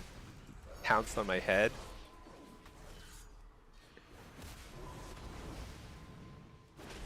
Stunned for the 40th time already this game. Fear the heal. Oh, nice. I just need to navigate one more kick.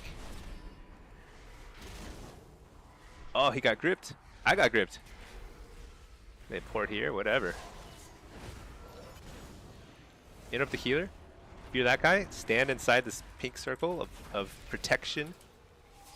Uh-oh. I can't hit anything. There we go. Did he Searing Glare me and I just didn't have the spell effect? What was that?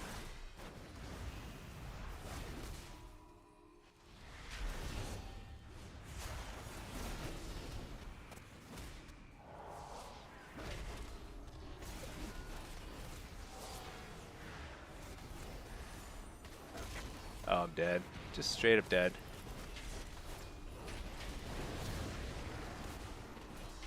Unless I crit.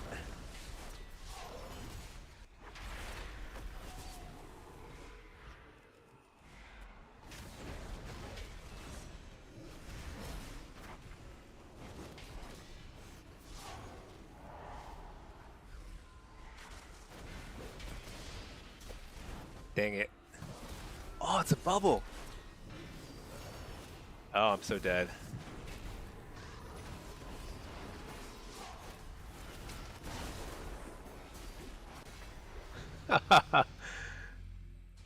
Okay, our last chance to try and win a round is this one. This is actually not a bad chance. Disc Priest. All I have to do is get away. I don't have to get away. I just have to get a couple of Chaos Bolts off.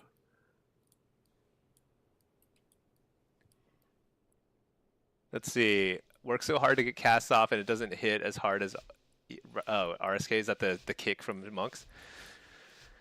Yeah, I think Destro. So Destro is not the easiest into this lobby. Like triple melee is definitely harder.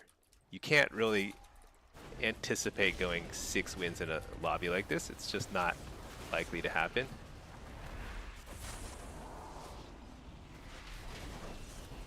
But all you need is one good soul fire. But I gotta heal my pet because freaking pet's almost dead. Why do pets have so little HP? What is the deal there? Like, what is the thinking? Even if they just made pets a little better, that alone would help a lot.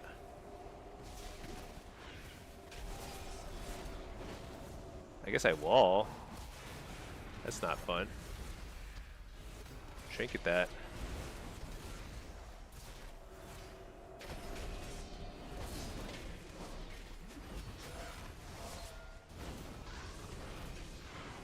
Double coil. Port. It's gonna... Nice, I get the precog. It's so predictable. And yet, will it matter? I don't know. Maybe not.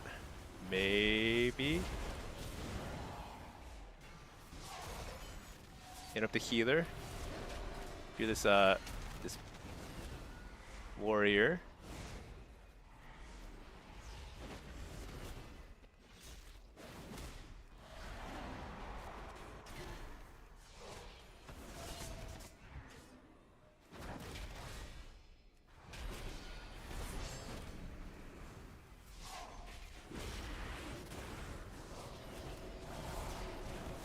Nice.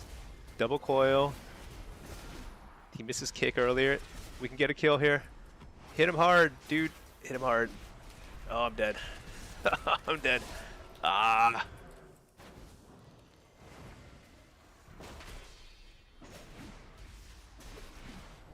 Dang it. That was totally winnable.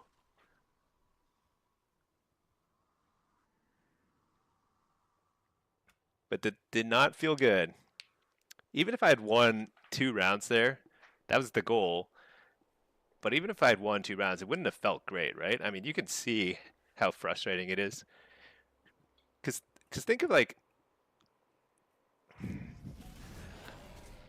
So part of it is the map. I'm trying to think. There's probably a way to play that map in a smarter way. Dude, some of my gear was actually broken. Do you think that would have mattered? Some of my gear, he literally, that round was so depressing. He literally broke my armor during the game.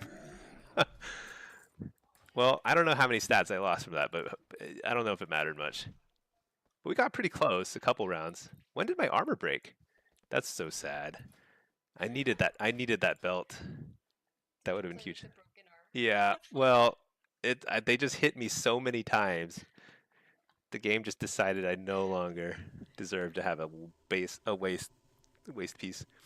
Lock life, constant broken gear. Yeah, it's such a yeah. It's such a it's so crazy, honestly, that how much higher our repair bills are as Warlock.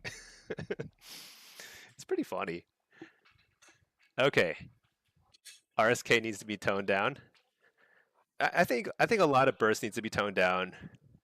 I you know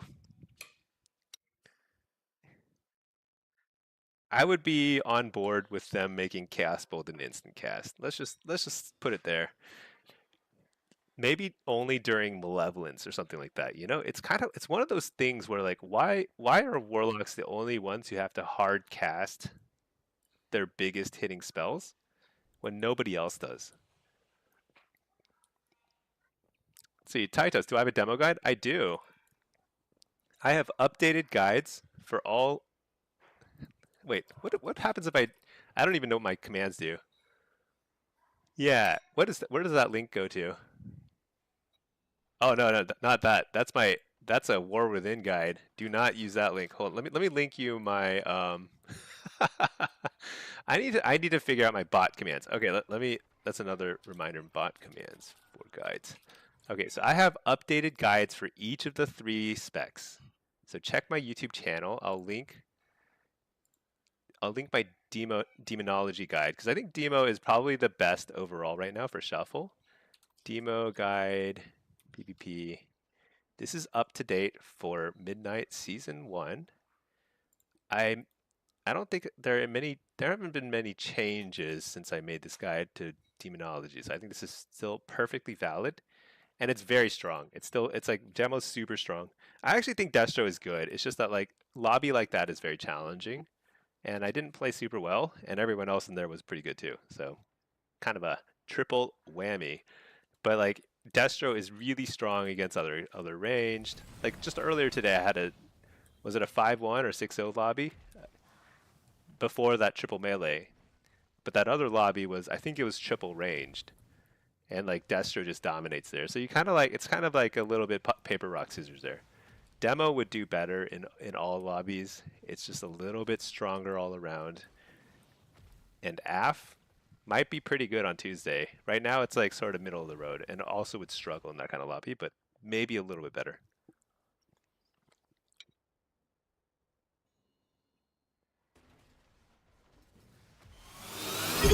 Ron triple melee playing as Destro. Surprised I won a single round. Yeah. I think I had the opportunity to win 2 rounds there, but I would have to play way, way better to get even 3 wins. My Scosa, thank you for subbing. I appreciate that. Subbing at tier 1. I still don't know what the tiers are in Twitch, but it's pretty cool. Thank you. Appreciate that. Super hype.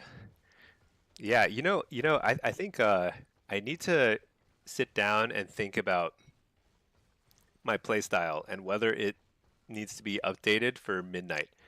So in War Within and Dragonflight, I could play at highly competitive levels by playing so aggressively, getting precogs, and just punishing melee by doing a lot of damage. I just do a lot of damage, force them to play defensively.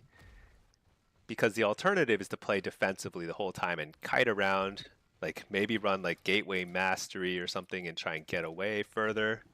And that's like a very good and solid way to play for sure.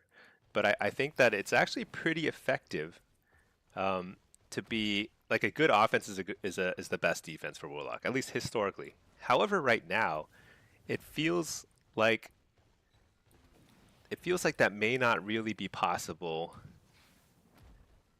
at least with Destro. I feel like I'm missing too much damage to make them fear me. We'll have to see. There'll be some tuning patches. We'll see how things go. Also, as everyone gets more conquest gear, it'll feel better. Like everyone, basically the thing about item level is stamina scales faster than damage. So people will be healthier.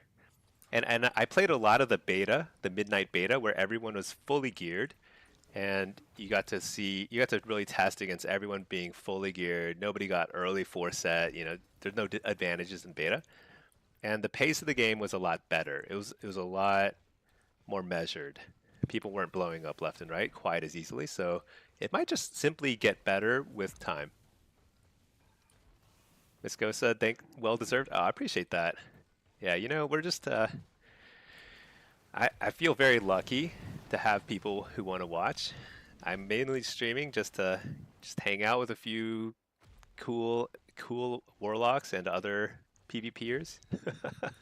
But yeah, I mean honestly the best part is like we are seeing more and more new people or returning players kind of interested in playing PvP for the first time or first time in a long time. And that's great. And that's great because I think retail is super fun. Stinky's like, I got a port now. That's exactly what I'm trying to allude to without really admitting it yet. I'm not ready to admit that I have to port. I don't know if I need to add port to my cooldown tracker or not. I probably should. I probably should. But maybe I can get away without that. Let's see. Cap and K. Um, oh wait, let's see. What did I see? Jim Can. We need 4 times the HP for this level of burst. I know, right? It feels pretty rough, but it'll get better with stamina. Cap and K for AF. Isn't crit more important than haste since so much of the talent tree amplifies crit? Yeah, Cap and K. That's a great question. So in Affliction, actually in all the specs, you'll see a lot of talents that seem to be really centered on crit. And that's because crit is a really good stat in PvE. Because when you critical strike a spell, it doubles the damage. Just straight up doubles, and if you get extra crit damage modifiers, it makes it even hit harder. However, in PvP, and it's been like this for a very long time, like 15, 20 years, but they don't tell you this anymore. It's a hidden modifier. You just have to figure it out on your own. But in PvP, critical strike spells only hit for 1.5x modifier instead of 200%. So crit is naturally nerfed by 50% in PvP. So like a crit Chaos Bolt, if it normally hits for 60k, it's going to hit for something like 90k, not for 120k. And that's a huge difference, right? So you lose basically half the benefit of all your critical strike stats. So the basically crit is like it's good, but because you're spending more crit strike secondary stats to get, more impact, it's to get to the same level of impact, it's like it's not as good. And that's why crit generally is not as good. And also in PvP, haste is really important because it lets you cast faster for one, which makes it easier to get stuff out the door because you're not going to get kicked as easily. But also all of your dots tick faster when you have higher haste. And when your dots are ticking faster, you're getting more things like Nightfall procs off of corruption ticks. You're getting more soul shards off of agony ticks. You're getting more chances at like a Seeds of Demise shard instability proc. More chances at Devil Fruit, Malevolence procs. So a lot of procs. It's a compounding effect. As you have higher haste, you'll just get more and more resources, more and more procs. It's just basically way better. So for Affliction and Destro both, they benefit a ton from haste, even though if you just look at the talent tree, it kind of feels like crit is better. Let's see. Joao, do you think this expansion is more fun than War Within, less fun, or about the same? You're thinking of playing it, you had a good time in War Within? I think I think War Within had some of the best solo PvP ever. I think it was actually probably the best overall PvP expansion in WoW's history. And I don't think people really realize it because Blitz is still kind of a new and developing, kind of still maturing PvP mode, and Solo Shuffle is too. But those two modes have added so much extra gameplay for just solo players, so people who just want to pick up and play, and it's super fun. And the War Within was relatively well balanced throughout the entire expansion. There were a few exceptions, like towards the tail end of War Within, marksmen were just one-shotting everybody, stuff like that. Like there was a couple months here and there that weren't super well balanced, but for the most part, it was pretty good. I actually think and I think Blitz added a ton of replayability throughout the season that you don't have in other brackets. Um, Midnight is starting to feel more and more like War Within, which is a good thing because War Within was super good. The thing about Midnight is initially it was kind of a mixture of buggy and kind of clunky because they did this ability pruning. Everyone had to reinstall and find new add-ons. There's like all this stuff, the baggage that came with the Midnight systems overhauls that I think they're starting to figure out, and it's getting easier to kind of settle in and play, and it's starting to feel more and more like War Within, and that's good. Because I think they actually hit a sweet spot with PvP. They didn't like they didn't they didn't show people how much fun it can be just yet, but I think people are starting to realize it. I'm hoping to like introduce more people to it because it's super fun. So I have high hopes. I'd say right now the game is not super well balanced relative to how well balanced it was during War Within. So I'm hoping this Tuesday patch and maybe another patch to address mages will kind of like make things right. Maybe they need to increase stamina, kind of get the pace of things right, but it's starting to feel better. Yeah, so I have high hopes. And at the end of the day, Blitz is just super fun. I've been in the queue for a while because I think this is a really high rated queue, but um, hopefully it pops soon. All right, Duzzle, Stinky, just made a lock today, dinked 87. What? You made a lock today and you're already 87? That's very impressive actually. It seems super friendly. Oh yeah, you know what? I feel like we've got the best community on Twitch. Like the folks here, everyone's here is friendly. We're all helpful. Join the Discord. If you've got questions about warlocks or whatever, I'll chime in. We've got a lot of people who will chime in.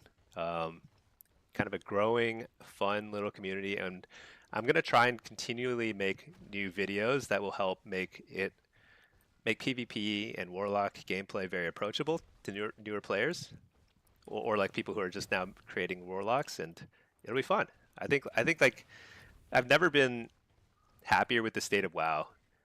And this is coming from somebody who I used to play a lot of threes very competitively, not like BlizzCon AWC competitively, but I would play against the top ranked players back when I had like a really good team back in Cataclysm. Uh, but I would say that like these days I'm a dad gamer. I play with my wife. We play pretty casually often. So when I want to scratch the competitive itch, I now have solo shuffle and solo blitz, and that's just amazing to me. I think it's a really, really fun thing.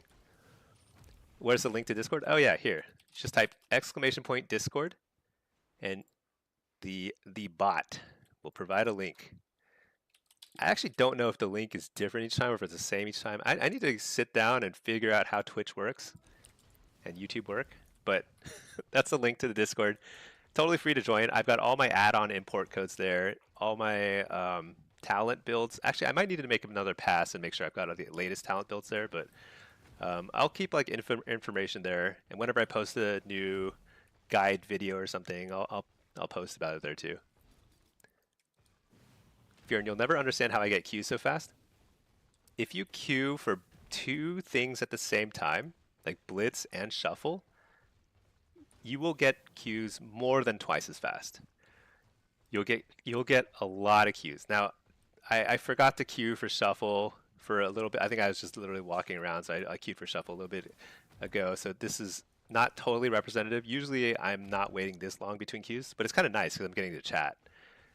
But the reason is because when you're in, let's say my blitz queue pops, while I'm in a blitz game, my solo shuffle queue is paused, meaning it can't pop while I'm in the blitz game, but the timer that I'm in queue for continues to go up. So when I exit the blitz 15 minutes later, I'm going to be basically at the head of the line for solo shuffle. So it's very easy to alternate between game modes. If you like playing both, you can basically spend like very little time. On average, probably 5 minutes tops between queues, often less. And you can tell just from my stream, like when I remember to requeue. Sometimes I forget to requeue, and then I sit and wait. But that's the key. Let's see. Shen, hey, what's the add-on name for your inventory? I don't think I actually have an inventory add-on.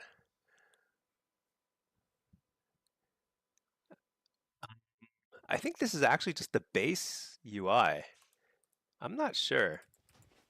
I don't think I have an add-on that affects my inventory. I mean, bartender, I think, can affect the bag bar. I have my bag bar hidden, but I don't think I have an inventory add-on. I used to have something like Baginator or something. I can't remember now, but this is just the base UI. The base UI now has an option to combine your backpacks, but I actually don't remember where that is. It's probably somewhere in interface. No, it's probably somewhere in. Gosh, I don't know, but it's base UI stuff.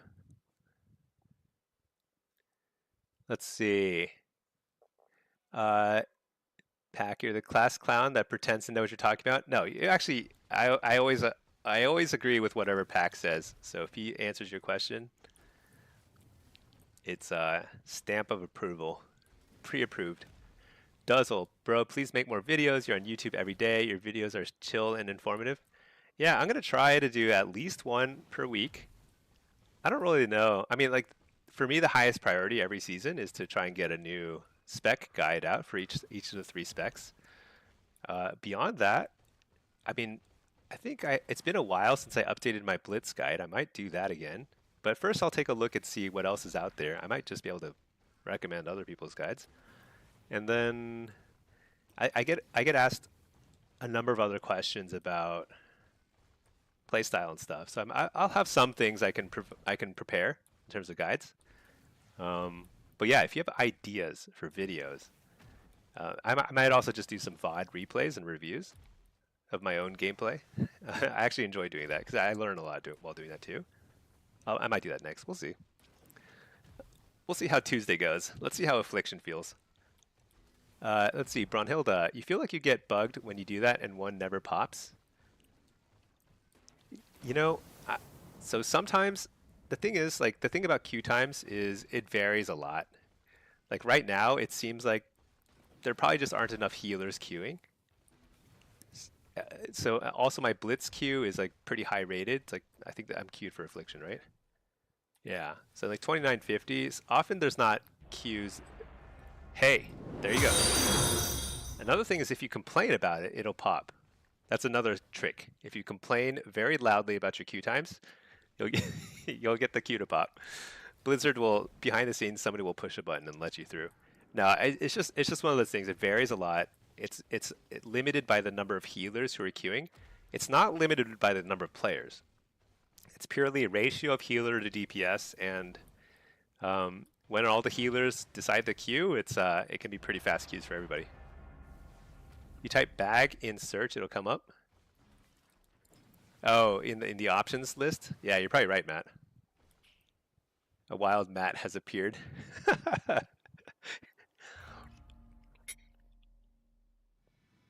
Okay. Trying to scarf down some dinner while we do this. Let's see. Oh, Ars Astra. You found my video because you decided to give WoW another shot. Chose to go Warlock now, having never played it before. Went to PvP, so you chose Undead. That's awesome. Yeah, Undead is a super cool race. Like visually, Undead is up there, right? I mean, it's very satisfying. Looks cool. Uh, let's see. What am I doing here? Blitz, Hellcaller. Wait. What am I doing? Should I run no pet? Let's run no pet. Even though pet is better, let's run no pet.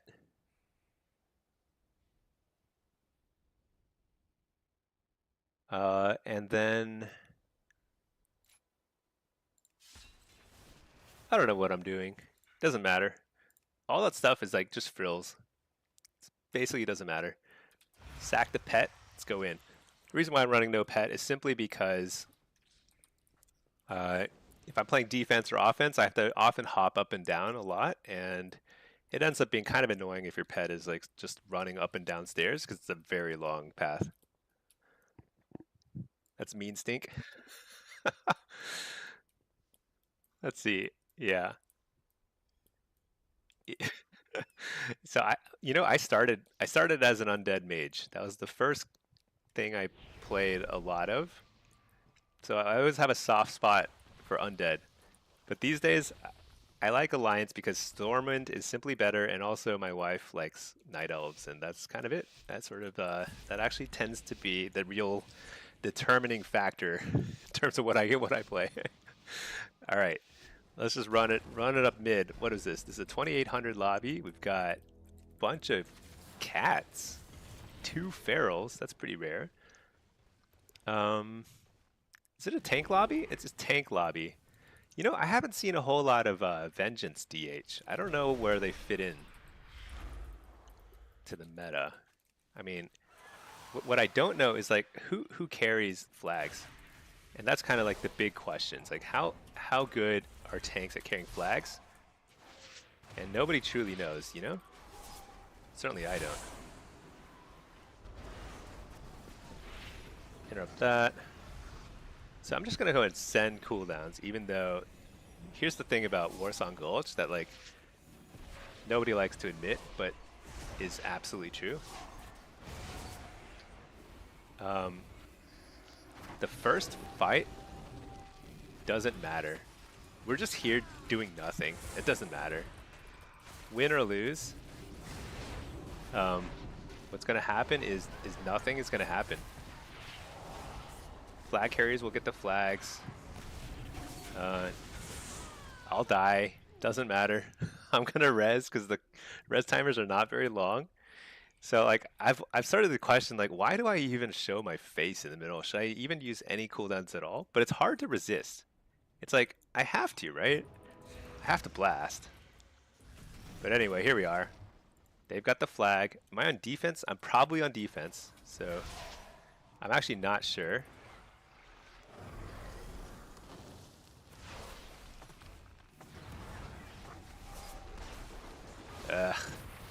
This actually matters. I don't want to die here, but this guy's one-shotting me.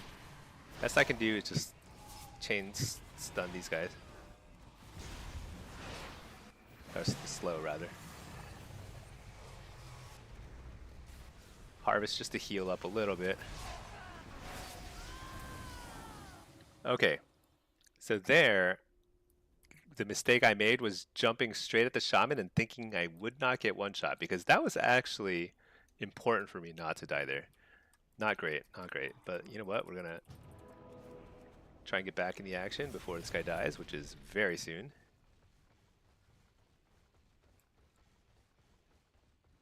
Very soon indeed.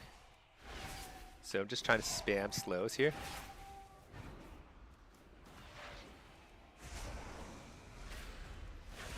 No chance. So that's where like mistake I made was dying too soon. But I don't know that I mean like I don't think the only people we have on defense are it's a warrior and this guy, which makes me think, why do we run any defense at all? Because if it's just me and a tank warrior on defense, we're not going to kill their offense. So then why run any defense DPS, right?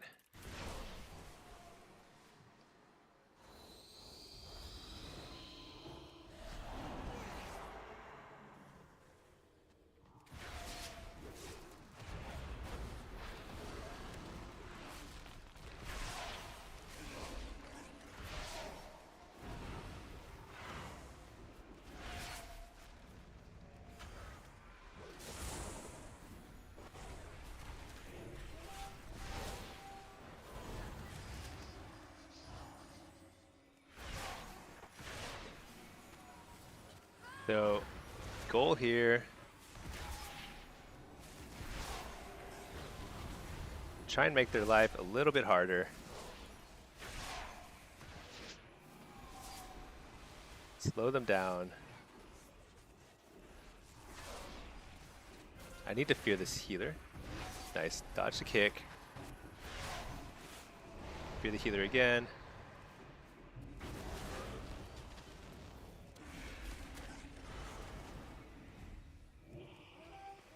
Oh no, so close. If he dang. I don't think he could sit on the flag though. It's not his fault. It just kind of stinks.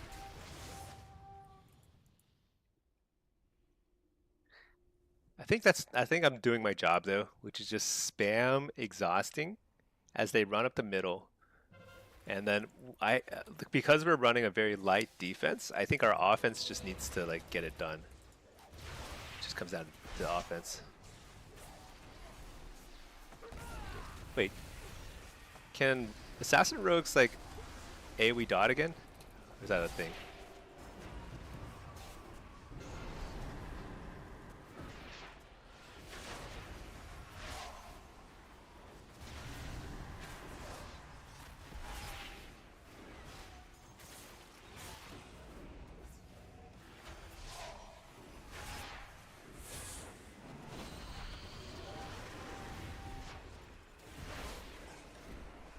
Harvest.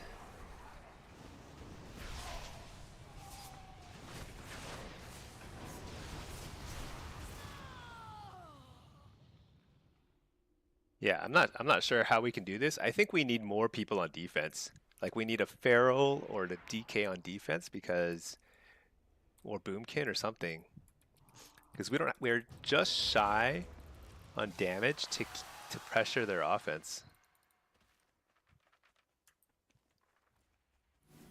Not sure how we can turn this around without some sort of better defense.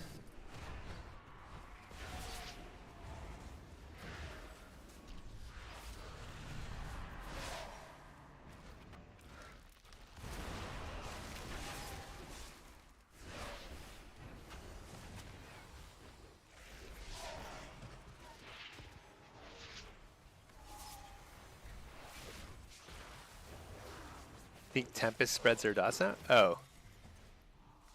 Throw out 1 minute CDs without hesitation. Yeah, I mean, I don't think it hurts to throw. Because the thing is, like, even 2 minute CDs, it doesn't matter too much. Like, yeah, the team fight doesn't matter, but, like, also your cooldowns will be up by the time you need them again. Because 2 minutes is about when the flag carriers are kind of back in position anyway, so. Yeah, I don't know.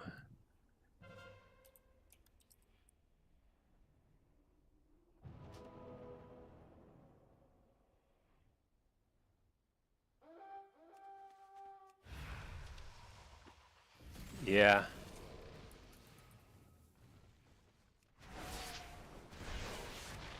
I don't know.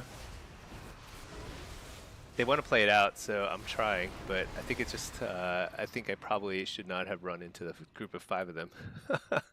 But I do need to slow them. I just basically need to constantly be slowing people. So the question is like how do I influence this game more? I think there was one thing I could have done earlier in the game, and that was to chat and tell people we need more than 1 DPS on defense because there was no way there's no way to kill anybody on their offense or even pressure their healer whatsoever.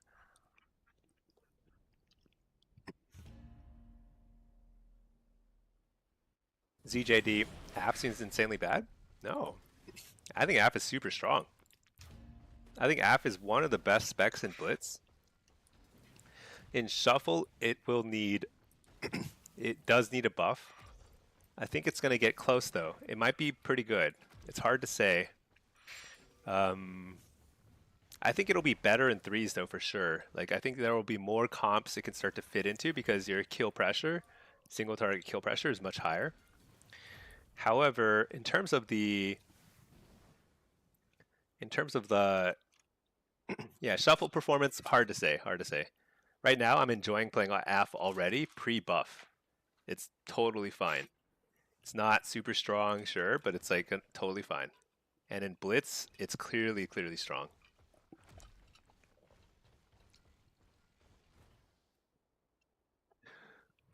What's the argument for Hellcaller versus Soul Harvester in Blitz? So the argument is actually, and this is true both for Arena and Shuffle, the main difference between Soul Harvester and Hellcaller, and I haven't been recording combat logs as diligently today, but we were looking at a bunch of them yesterday and the day before, and it's very clear. There's like basically 2 ways to think about Hellcaller and Soul Harvester damage. Soul Harvester has nice spikes of single target damage every 15 seconds. Because it basically your Haunt Shadow Bolt combo is going to load a fair amount of damage into it. It's not super high, but it's pretty decent. And so that's nice. But Hellcaller has much higher both single target and AoE spike damage every time they Malevolence and Dark Harvest, which is about every minute, 45 seconds, 50 seconds to a minute. Um, and in Blitz, and there's no target limit with Dark Harvest, so you can completely dominate a team fight as Hellcaller if you get Withers on everybody, and then you happen to get a Harvest Malevolence combo off, especially with Dark Glare. Crazy burst damage on a single target, crazy burst damage on everybody. So it's very dominant in Blitz. Soul Harvester is still totally viable because at the end of the day, you don't need to kill everybody, you just need to kill your single target. And you get a lot of opportunities. You get to haunt every 15 seconds. Each time you do that, it's pretty decent damage. I think that's the way I would think about it. They're both strong, and I think we'll probably still see Soul Harvester picked by most Warlocks. But I'm pretty confident that Hellcaller is better in Blitz because the damage profile is simply more threatening, less frequently, but way more threatening when you do pop. See, Therazon, you hope that app's meta build is Soul Harvester. The theme fits so much better. Really? I feel like Hellcaller is kind of like, plays more like the way that, like the Rot and Dot playstyle of Affliction. Oh wait, oh my gosh, I'm demo. What am I doing? Probably should play like a demo lock. Press my demo buttons. Dude, this is like deja vu. This mage is just gonna play like a coward and then try and one-shot somebody.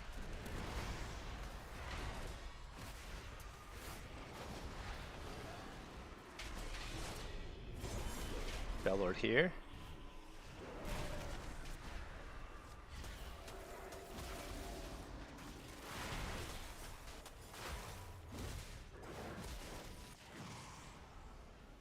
I was hoping he would dash and just run out of line of sight of his friends, but he did not. Is this the same warrior as earlier? I feel like the other warrior from earlier also played super defensively.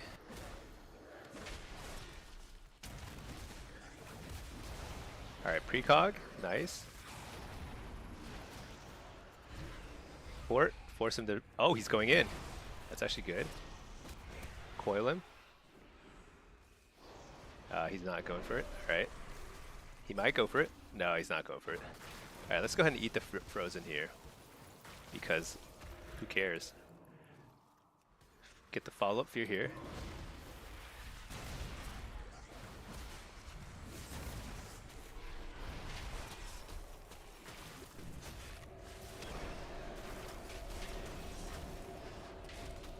Fear here.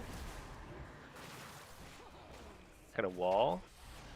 Don't really love this wall. But we're gonna send all our damage here.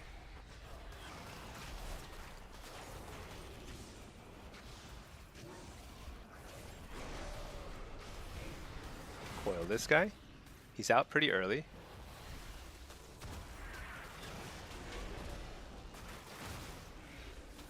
Interrupt the healer. This is kill. If we can connect. There we go. And that's the playstyle.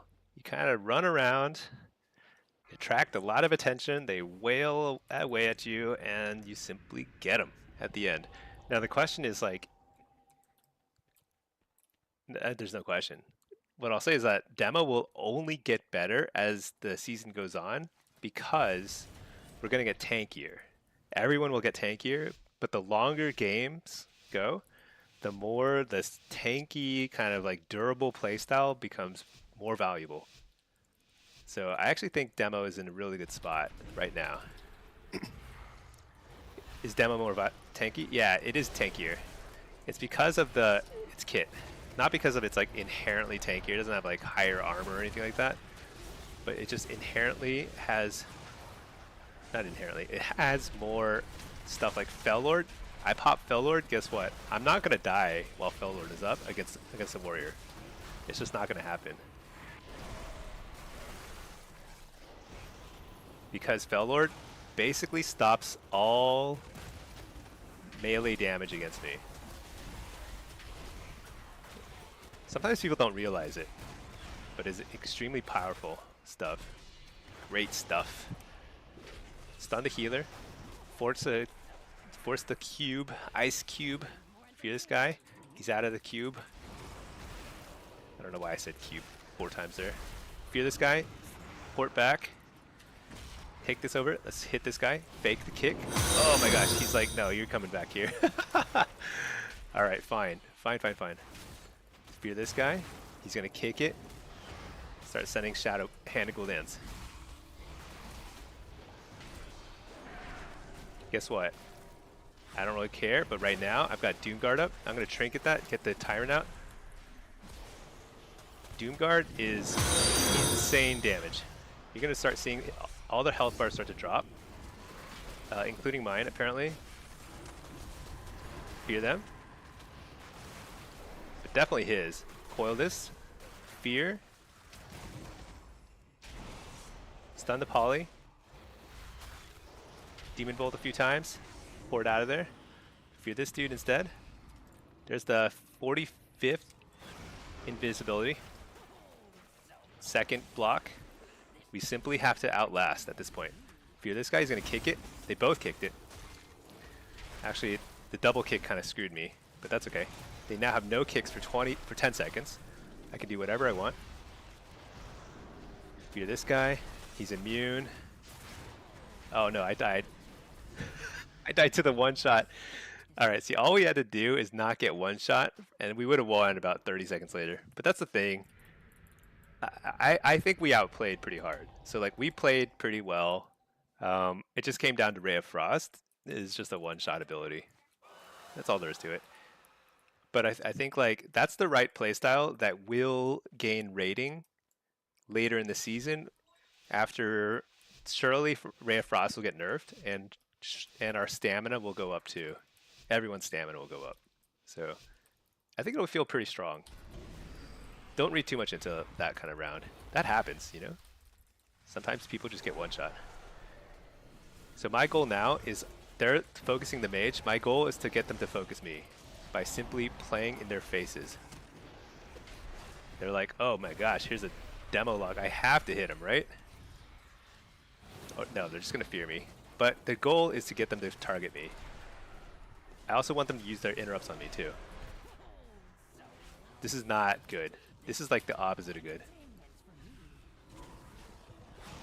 But we want them to use their interrupts on me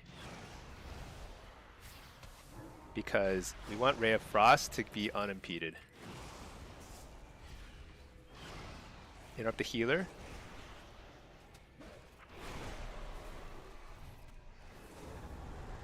What? I'm bad. I'm so bad. I didn't see.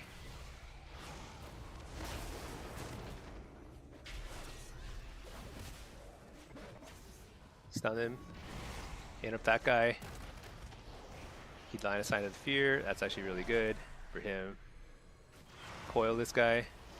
Oh, I got a sheep. That's huge. He's gonna trinket that. Gonna fear him. A lot of pressure. Warrior's gonna have to go defensive. They have no kill pressure. Fear this guy instead. Doomguard. This is it. This is it. Stun the healer.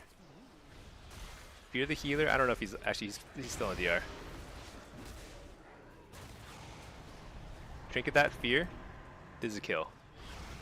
All I have to do is kill him. There we go. Perfect. Alright, let's see.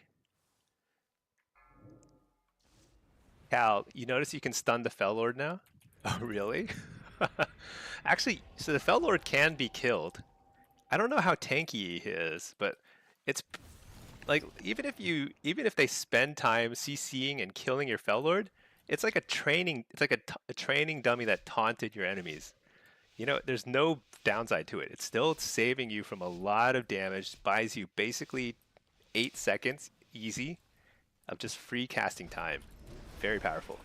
That alone makes Demo better, but Demo has a lot more in its toolkit too. It's got extra interrupts. Shoot, did I give him precog? I did. My bad. Fear that guy. Fear this guy. I'm just going to hit this guy during... actually, no. Let's just go ahead and send Tyrant. I'm going to coil. Stun the healer. If I can get a fear... Yeah, got a fear. What? Oh, he's immune to fear. See, like, good players would know that, but it doesn't... I'm not a good player. I simply press my buttons and hope for the best. He's probably off fear DR by now. There we go. Full fear. Look, it's so tempting for him to kick me, right? He's like, do I kick this guy? No, he's like, no, he can't. He has to kick the mage. Like, he has to save his kick for... Oh, shoot, I got feared. That's so sad. That's not good. It's okay. I've got about 15 seconds on my next Tyrant.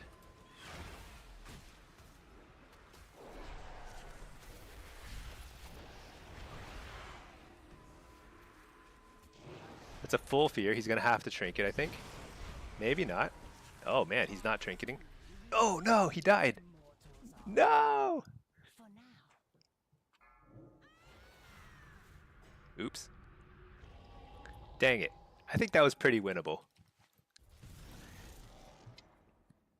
I don't, you know, I think I probably had Howl up by then. I probably could have howled the Hunter while the Monk was feared. Not the Monk, but the healer. So that would have been probably the play. Because we just needed to survive, outlast. Honestly, Demolock Mage should never lose in Shuffle against any comp right now. Unless it's like a miraculous like RMP in Shuffle. So what am I doing here? I don't know. I don't know. Will I get dispelled? I don't know. Alright, here we go.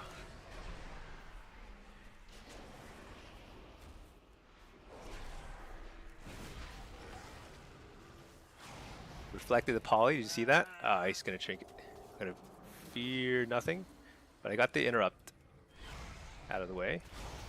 On a shadow spell, which is always good. Fear this guy.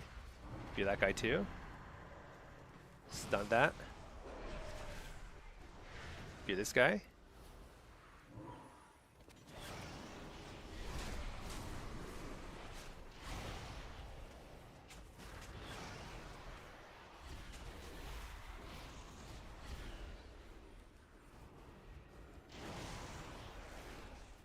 That was a nice interrupt. And then he immediately followed up with another cast. Well played. I got kicked twice. They have no kicks right now for a solid period of time here. I got to interrupt this Ray. Hear that? Big Doom Guard. Peel a little bit. Fear this guy. Coil. Pretend to hit this guy, but really it's going back on the mage.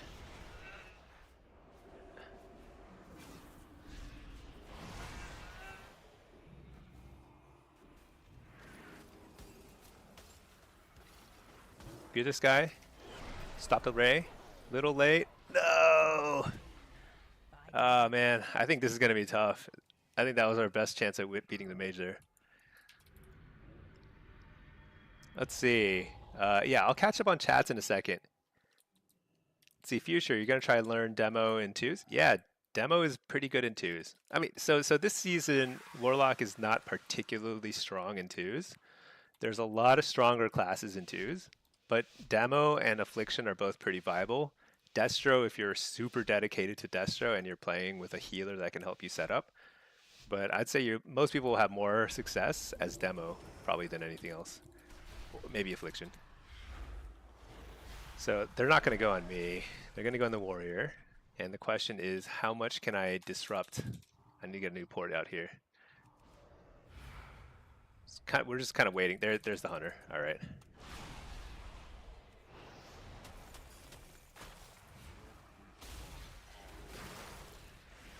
Hit up the frost.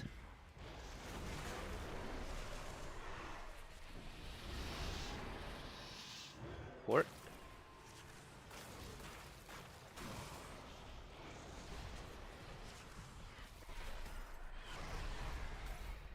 So I'm trying to kind of mix things up here.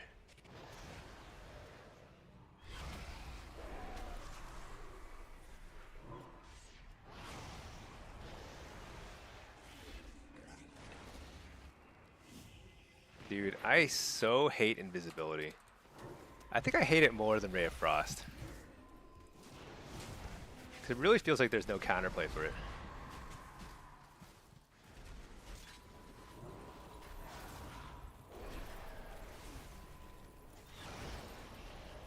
So I'm splitting here. Trinket that, whatever.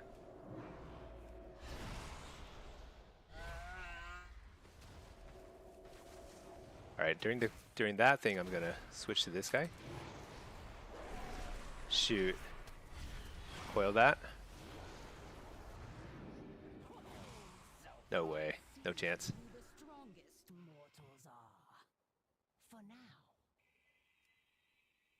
So damage is good, but it's the burst.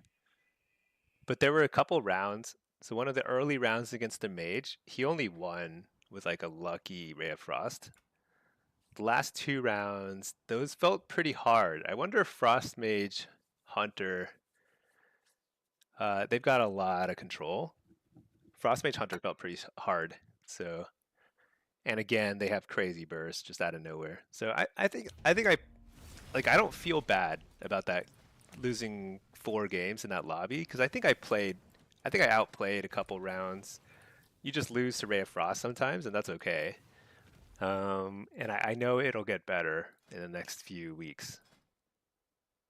But that's like, just kind of happens. All right, let's go and queue up. Let me reload my UI. It gets kind of messed up here. All right, let's see. Unfac, your healer in CC warning is pretty good. Can you get it by any chance? Yeah, it's not mine. It's called Mini CC. Get Mini CC. This add-on here is a must-have for PvP. If you're going to do any PvP, you need this add-on. I have an add-on guide if you check my YouTube channel.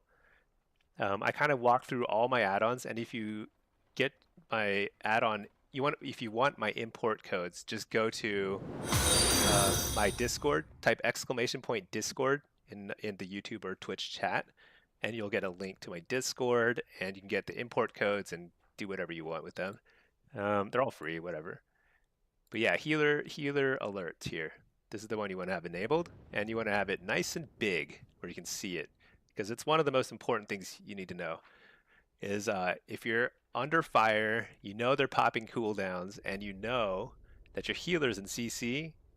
That's like a warning sign. You gotta get out of there or hit unending resolve. All right, let's see. Work Taxi. Hey Stinky, what piece did you end up getting this week along with the weapon? I think I got pants. I don't remember. I think pants. How many points do I have left? I have 225. I think I got pants. Yeah. And then next week I'm probably gonna get. So next week I'm hoping to get mythic gloves from the vault. I'm hoping just to be gifted mythic gloves. But if I don't, then I may buy that. I may actually craft a helm next. Helm or boots, I don't know. Because I'm engineering, I can actually get a ton of versatility from my helm. I can just stack it, get a single stat helm from engineering goggles. Not a must-have by any stretch, but I'm a little light on versatility because I bought this trinket early on, which is a huge mistake. Do not do this. If you did, it's okay. We're in the same boat, but there's no stats, right? There's no versatility here. So I'm like a little behind in versatility relative to my peers. So it's all good. Sir Tomo, you started PvPing yesterday on your lock, been following guides, struggling to get past 1400. Oh yeah, if you're talking about 1400 in shuffle or 2s or 3s, that's actually good right now. I guarantee it. Rating is highly compressed. If you're talking about Blitz, I would say it's probably around median. I'm not sure. But Blitz takes a lot longer to learn Well, no, they all take a long time to learn. But Blitz has you have to learn the strategy too, so that takes time no matter what. So don't be discouraged. I think this season is also particularly deflated. I mean, like, what was that? That lobby was like a 2K lobby, and like 2K rating normally is like good players, but not typically people who get like gladiator rank 1 titles. Probably everyone there is like multi-glad at least, you know. Um, it's just very compressed. Let's see. But yeah, it just takes time.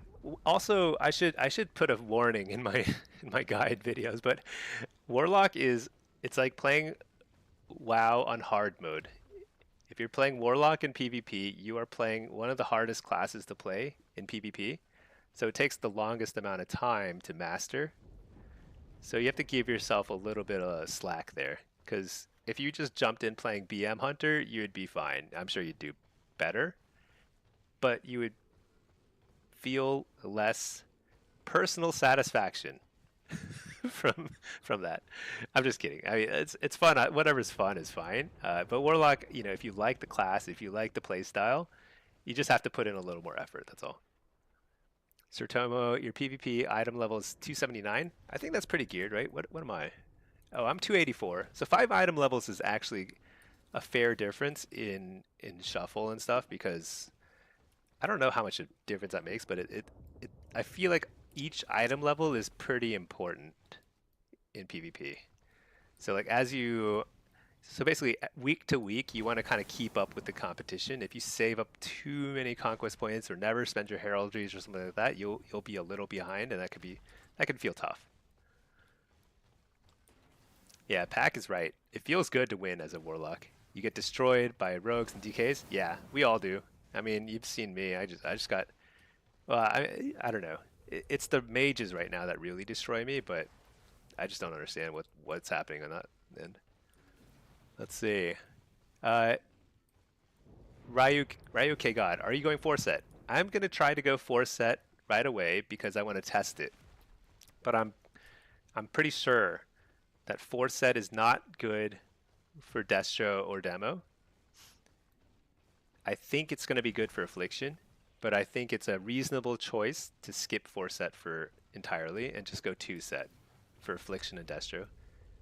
Yeah, so 2-set for Affliction and Destro for sure.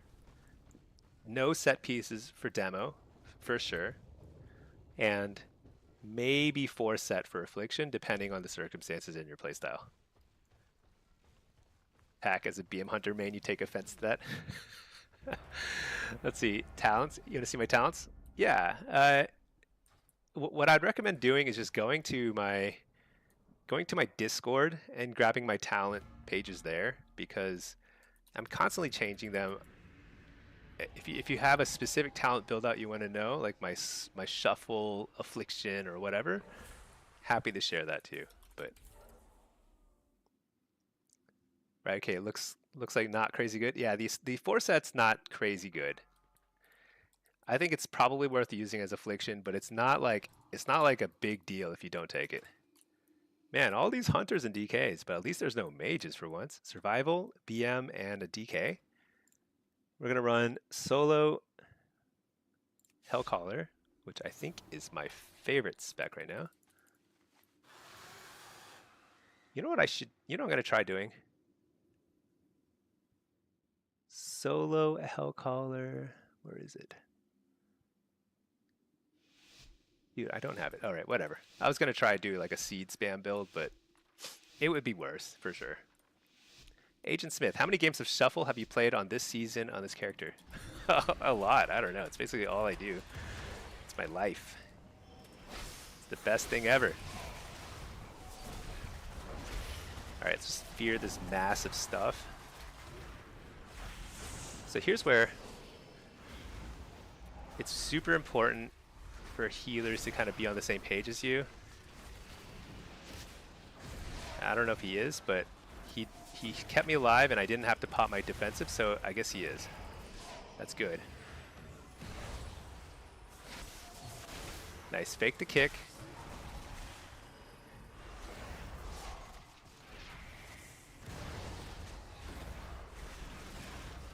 Interrupt the healer.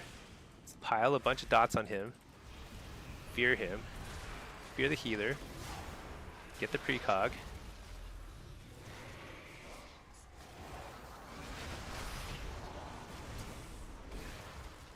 Fear this guy. Can't.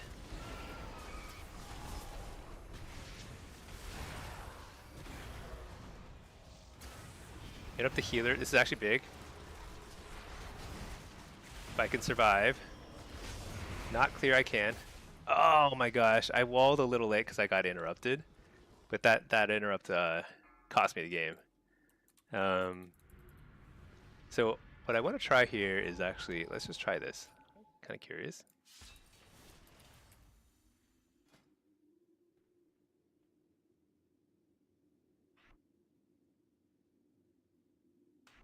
Let's just try this here. Okay.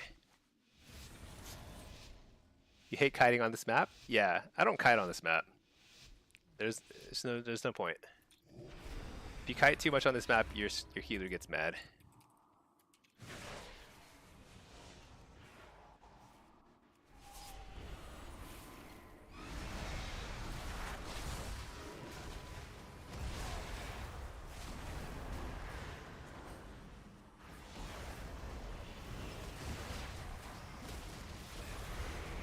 Dude, he has to pop here. Makes no sense not to pop there. Almost died for no reason. But we now have no wall.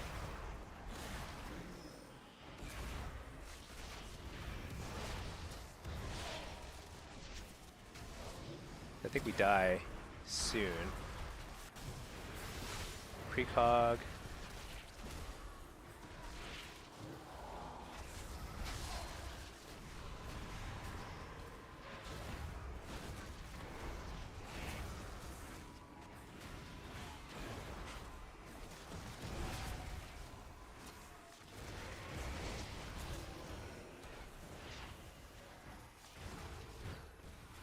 So we're just trying to do a lot of damage and hope for the best.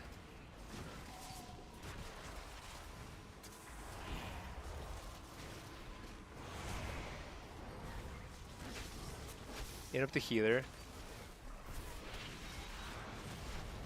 Nice harvest here.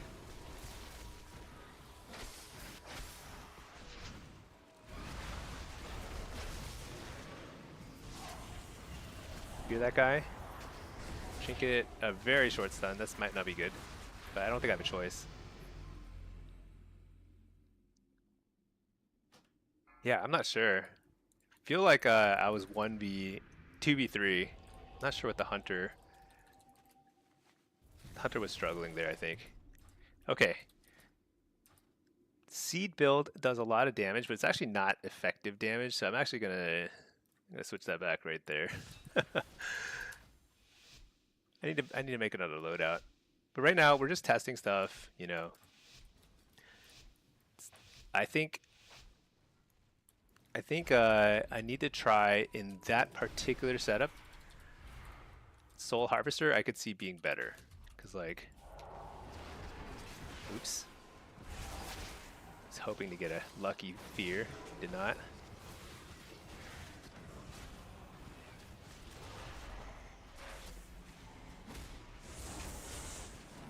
Shoot.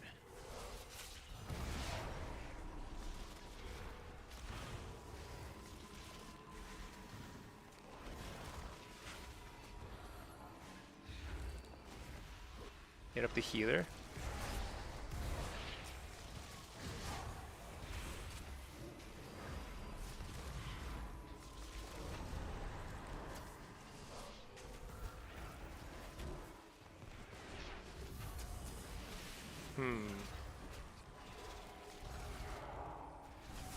I'm trying to get a harvest off. I just have to send it.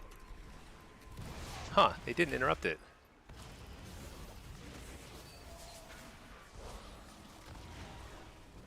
They're just basically not using interrupts on me. I guess it's okay. It actually makes sense in a lot of ways. But that means I need to be more aggressive with my casting.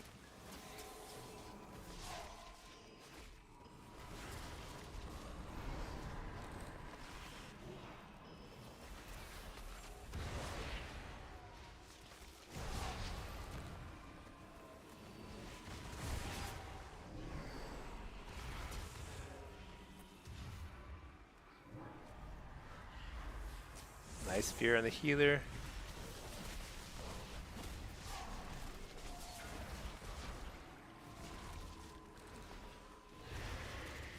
Harvest? This might be dead here.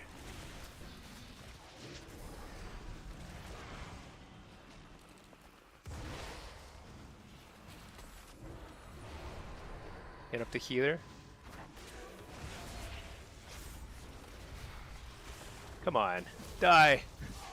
Oh my gosh. There we go. That was pretty brutal. I feel like I feel like that was super hard. But you know what? It's actually fun though. Hard to describe.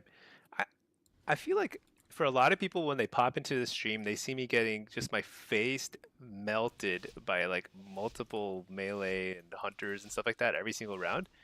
It looks hard and bad, but when you get used to it, it's actually kind of satisfying because what's happening is like I'm playing a lot of little mini games. Because a little guessing game, like who's gonna get kicked, and if they don't kick me, I will simply kill somebody, you know?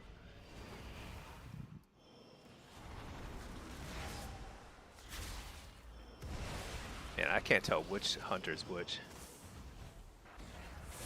But it doesn't really matter because I'm silenced. Oh, nice. See? Full harvest. He might just die through it. It's so much damage, right? Of course, they're doing a lot of damage here too. It's no joke for them. Hit up the healer. Trinket the silence.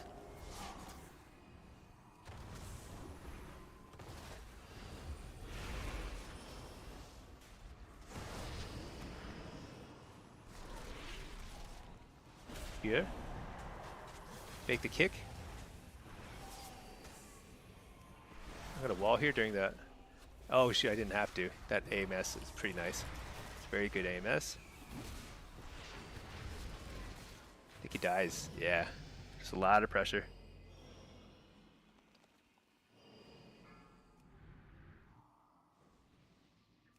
Tyran, Drain Life is useless? Sadly, yes. Drain Life is super nerfed. There are a lot of bait talents. There's like 1, 2, 3 talents here, plus a PvP talent Essence Drain. So it like looks on paper like, huh, what if I go a ton of Drain Life and try and get tanky? Doesn't matter. It does like no healing. It's so bad. No damage, no healing. It's like you're just kind of like delaying the inevitable if you are casting Drain Life. So don't even bother.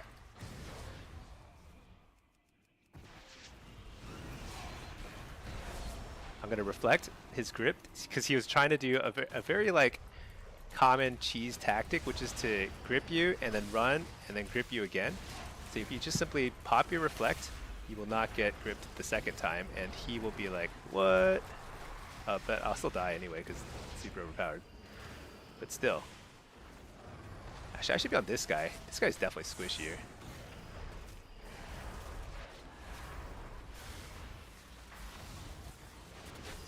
Just gonna send it, whatever. They interrupted is what it is.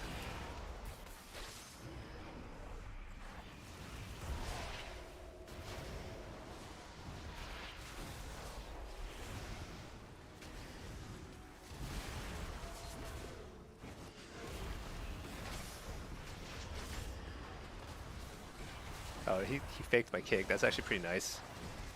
Well done. And we fear.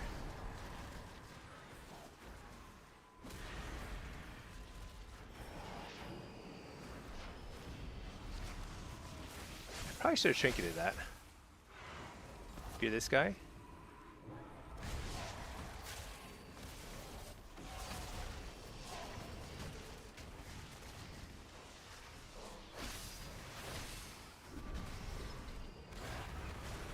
Harvest. Huge damage.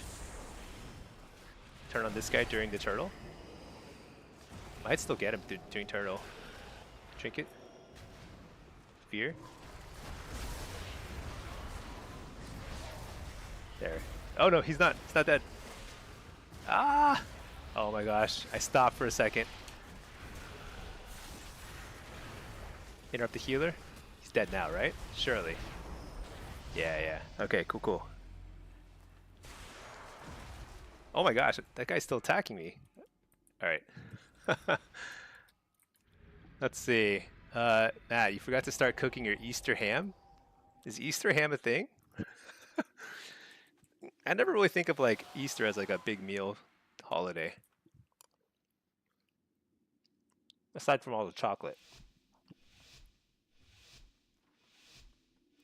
Okay, I'm gonna charge up the middle here. I think the survival hunter is struggling a little here. So one of the sad things about a solo shuffle is if you get kind of like singled out as like the weakest link, it kind of is super unfun. But everyone else kind of we're obligated to go on you, you know?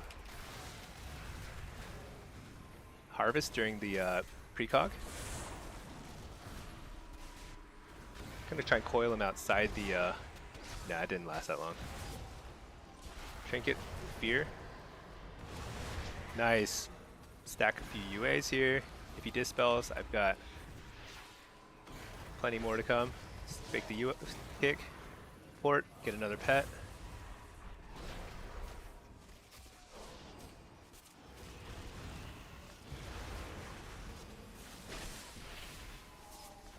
Hit up the healer. Fear the healer.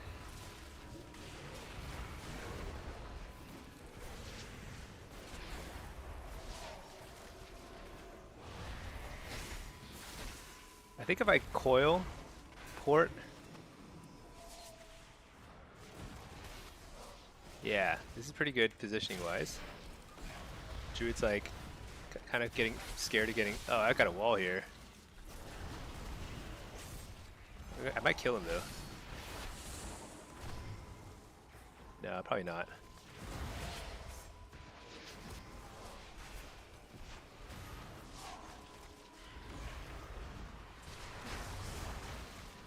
Fear, Healthstone, pretend to fear.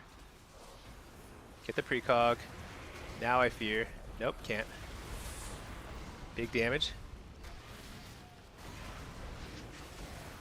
Maybe he wins here. I think he wins this one. They got me good. I'm out of options. Have to get some crazy fake cast here.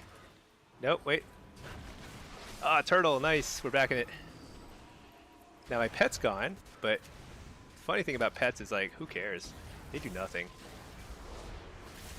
Harvest. They used a lot to stop that harvest. I think this might be it. It might be donezo.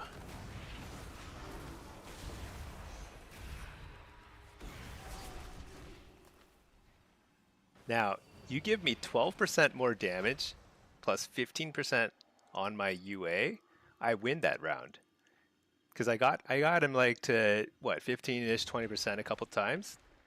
Suddenly those are almost kill threats where he has to go defensive earlier.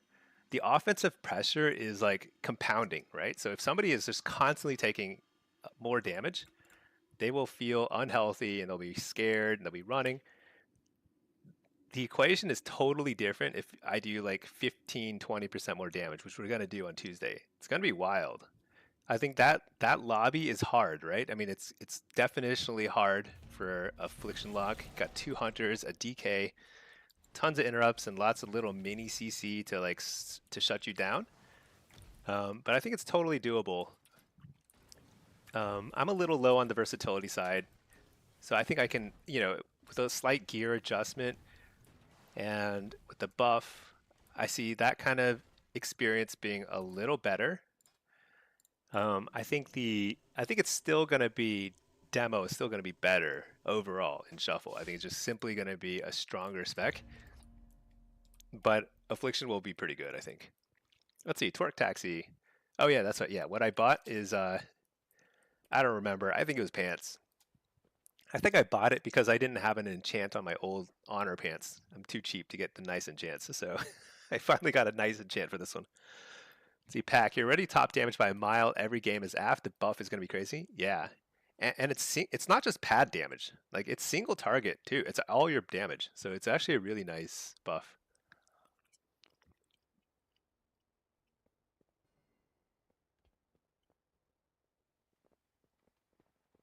Wired, you made a 5-bone standing rib roast today. Whoa. What is that? That sounds super fancy. For Easter dinner? You spent 24 hours in the sous vide. Is that what it's called? I actually don't know what that means, but like I know what I've heard the term before.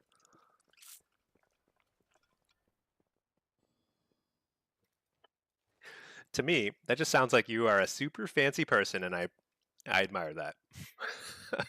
I admire that a lot.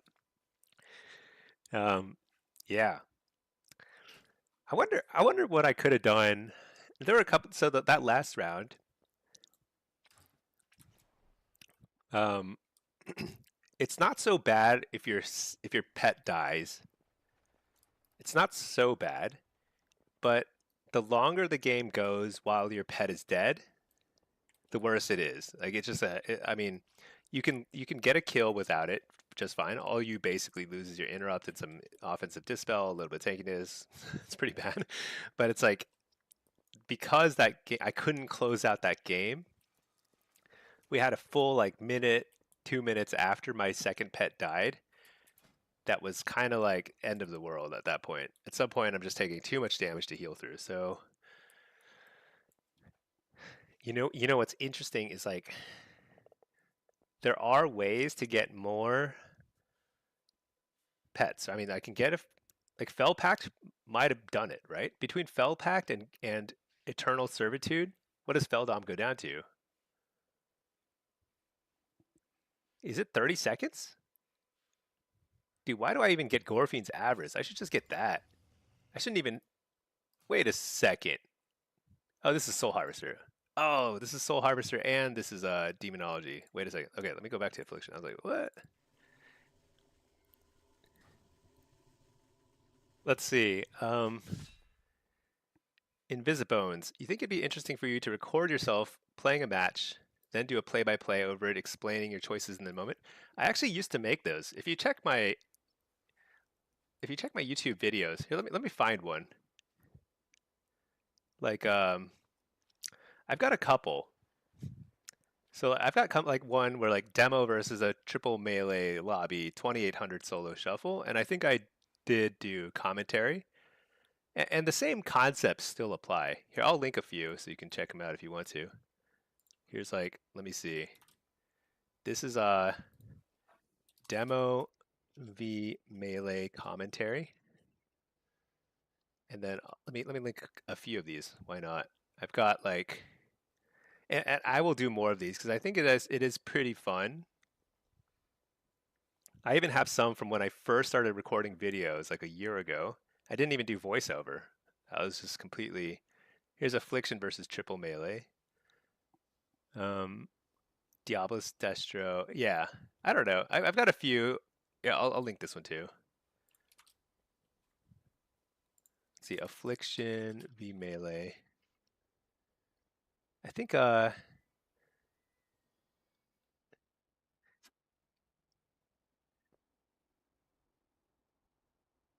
also have like the lobby where I got rank 1 in solo shuffle in season 2. Season 2 rank 1 lobby.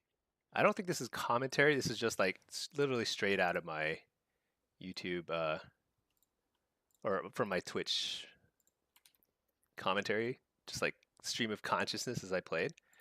But check them out. I'm shilling my own videos here, but I I enjoy making those sorts of videos, and I think I'll do it again.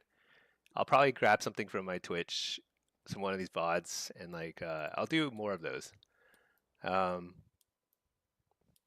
maybe what we'll do is on Tuesday, I'm probably gonna play a lot of Affliction because I'm pretty hyped.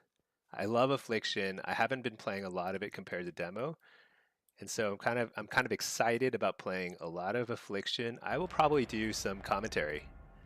Yeah, I'll do some commentary on Tuesday, um, or I'll try and record a bunch of stuff, and then do some commentary based on the recordings.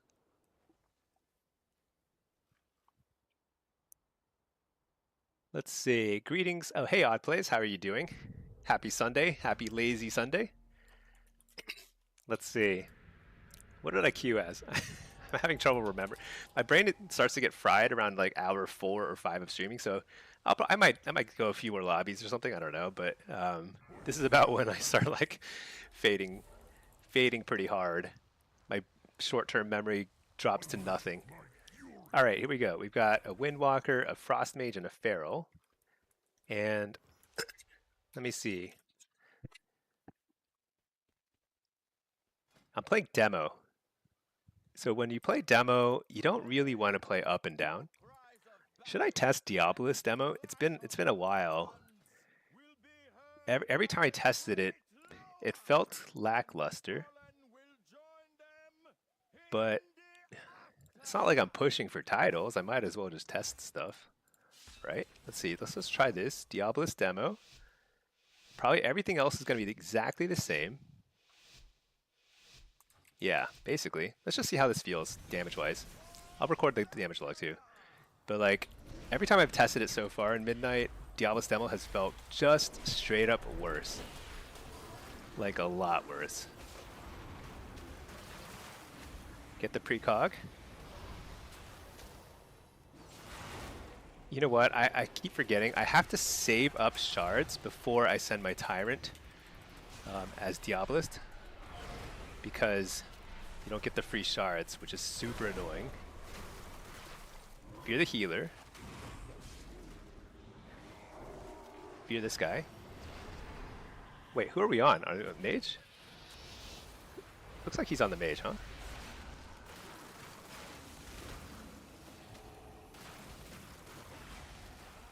Oh my gosh, that was close. During an interrupt, no less.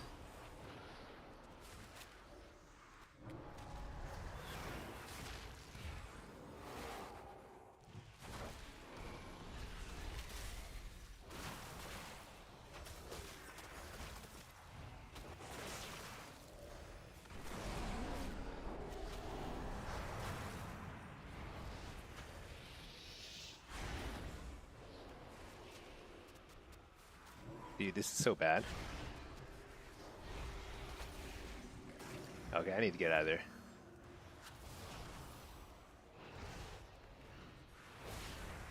Make the kick.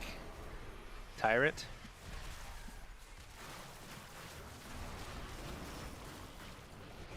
I wall because I'm scared.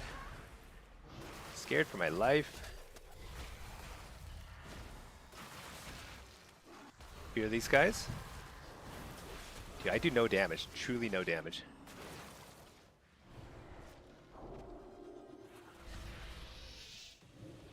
Healthstone run.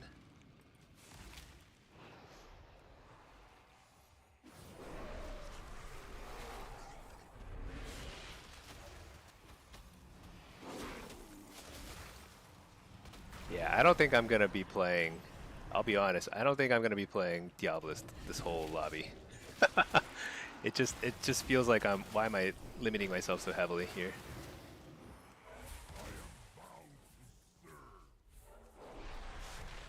Alright, time to try and do some damage here.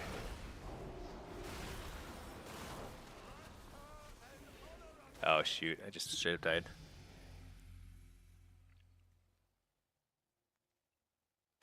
So the thing about Diabolist is you have a lot less damage. Like, you have to hardcast.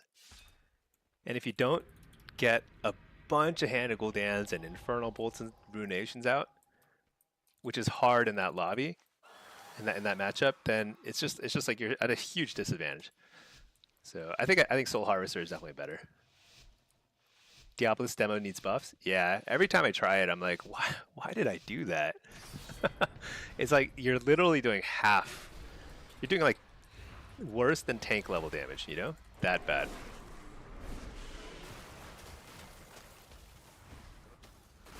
And you have to like do so much more prep.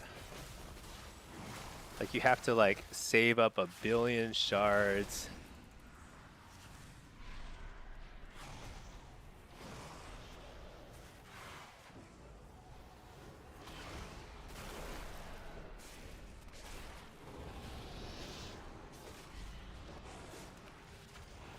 Also, Frost Mages lag me so badly.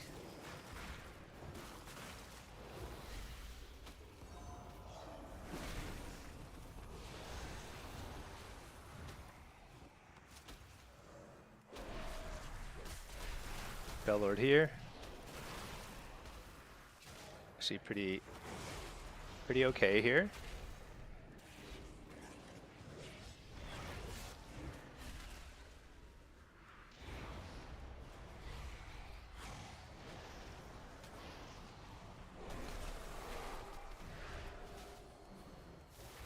Take the kick.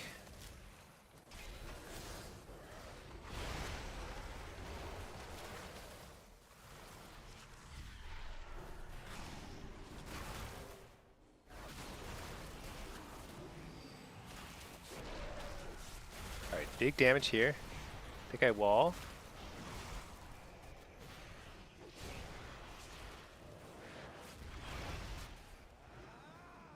Dang. At least our damage is a little closer to the Windwalker. That did not feel very doable though. Diabolist is cool, but it kind of sucks. Yeah, the thing is Diabolist is actually better than Soul Harvester in PvE.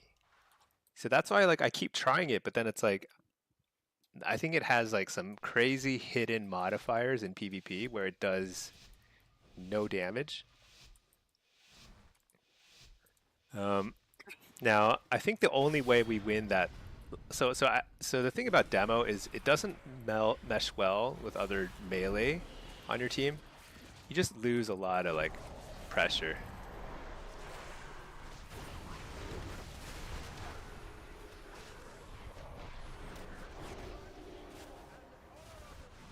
Dude, it is so wild. All that damage is purely from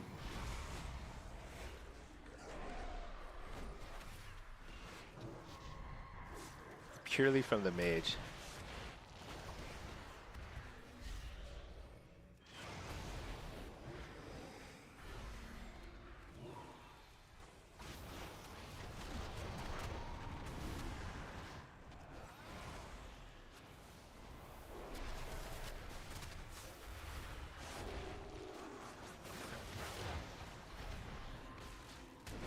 Got a wall here.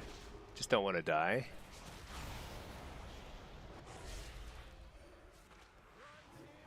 Dead. Yeah. Mage is going 6-0. I'm sad to report we are watching yet another mage go 6-0. Yes, they one-shot people.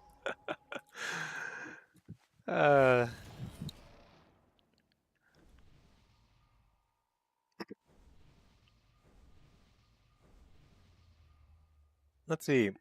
OG Chaka. Yeah, good in PvE when you can just turret. Yeah. Because you have to hard cast. But when you can get like a ton of Hannah Gul'dans after Tyrant, and between your Apex and the Diabolist, you're just getting like so many extra demons. It's so crazy, you know? It feels great.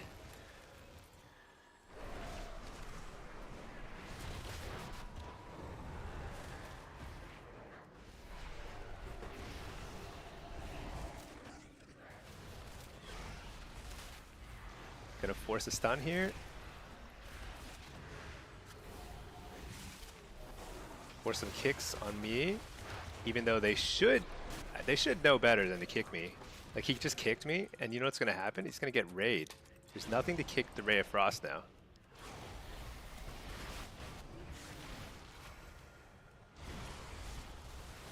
So it's like they're on a timer at this point. It doesn't matter who we target to. Hey, we fear them. Stun him.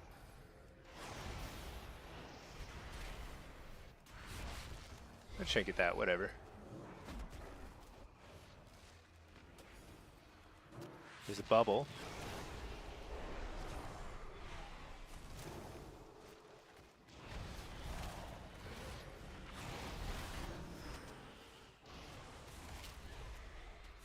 Be this guy.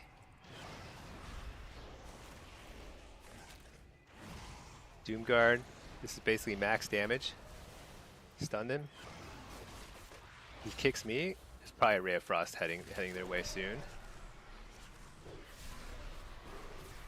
Oh shoot, I got stunned.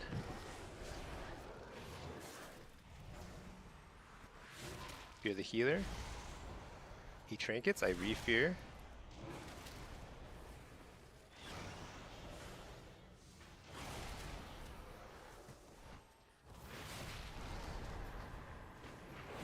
He's actually pretty beefy, I don't know.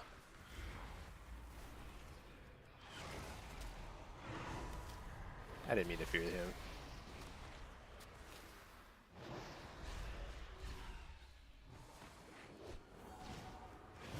Fear the healer.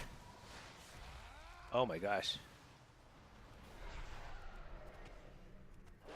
He almost got one shot. That actually is the one way we lose. He gets one shot. Or he gets two shot. I actually don't understand how we lost that. What?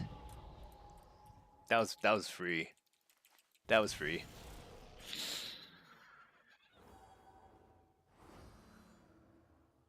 Okay.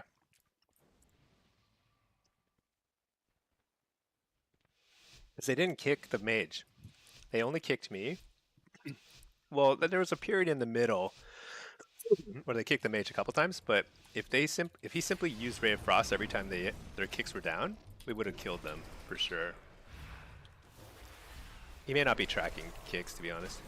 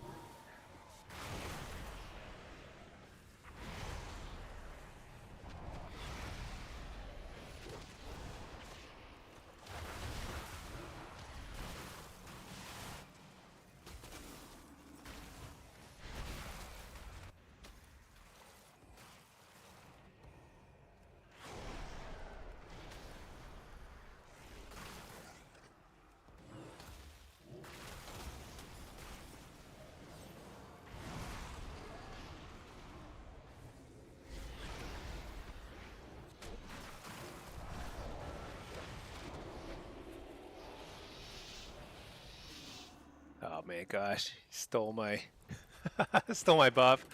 No.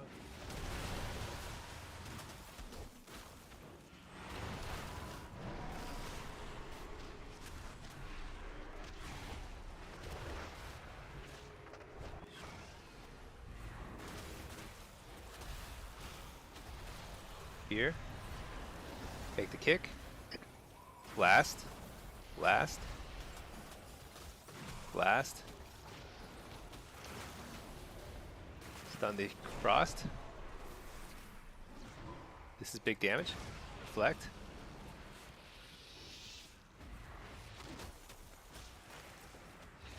Can't stop that Ray. And we lose. We simply lose because of Ray. It's so insane. Alright, let's see.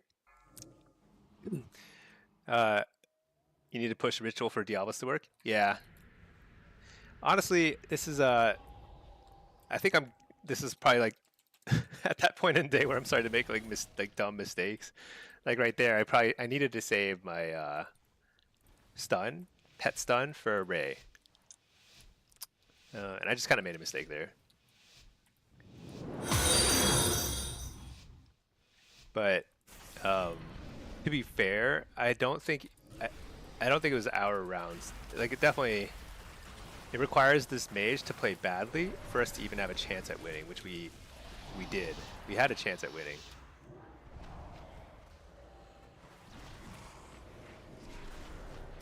So like I can't stop that Ray. Like I need somebody to stop the Ray. And that's not, it doesn't seem like I'm getting that sort of assistance here.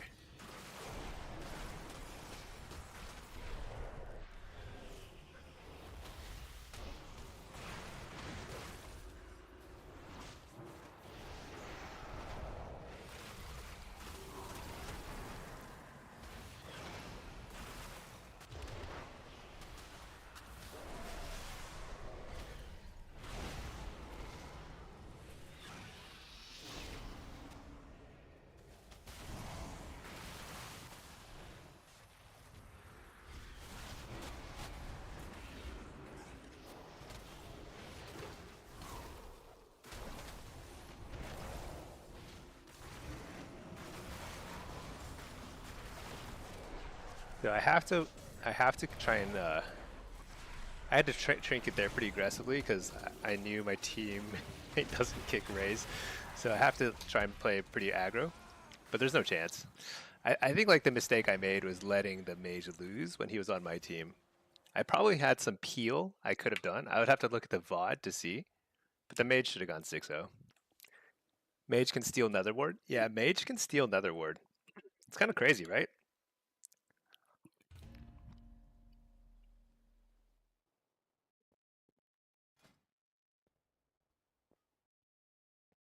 So I made demo look bad there, but it's actually good. You just have to take my word for it. uh, I made it look bad. It's good. Um,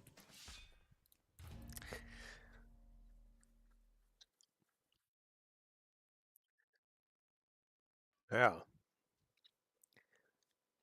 I think Affliction will feel okay on Tuesday, but I suppose we're going to see even more mages on Tuesday because I think like there's a lot of flavor of the month reroller mages, and we're going to see even more of them, I suppose, for better or worse. Mages can shimmer ray behind LOS and keep channeling. Yeah. So once a mage has figured out how to get their ray of frost out, by like yeah, they can blink during it, get behind line of sight. They can they simply have they only have to get through 2 interrupts and then they have an I win button. And I'm not sure how to beat that. I actually don't think I should be spending too much effort thinking about it. I'm kind of like spending too much time talking about it in general. Because bottom line, it will get nerfed, right? Blizzard can't be that biased. I don't think. I think it'll get nerfed. All right, let's see. Odd plays. You've been leveling your mage. Uh-oh, going to the dark side. Yeah, I get it though, because like they're probably gonna. Here's what they're gonna do. They're probably gonna nerf Ray of Frost at some point, and they're not gonna touch Fire Mage because they think that it's fine. And then suddenly we're gonna see that Fire Mage is still way overtuned too. But they may not get to another round of tuning after Frost Mage. That's kind of my expectation here. If they looked at the data, I think it would be very obvious that they should be nerfing both. But Frost Mage is definitely more popular, so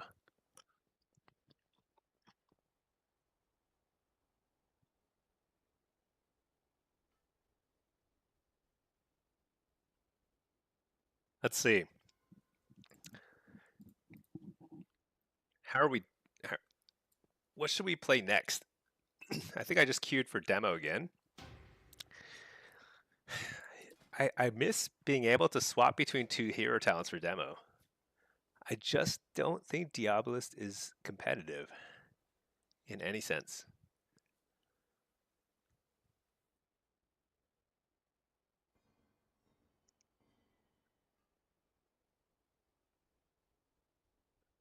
Would something like Blight of Tongues help? I don't think so.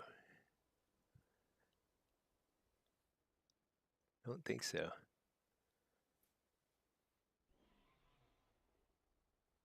Some sort of PvP talent?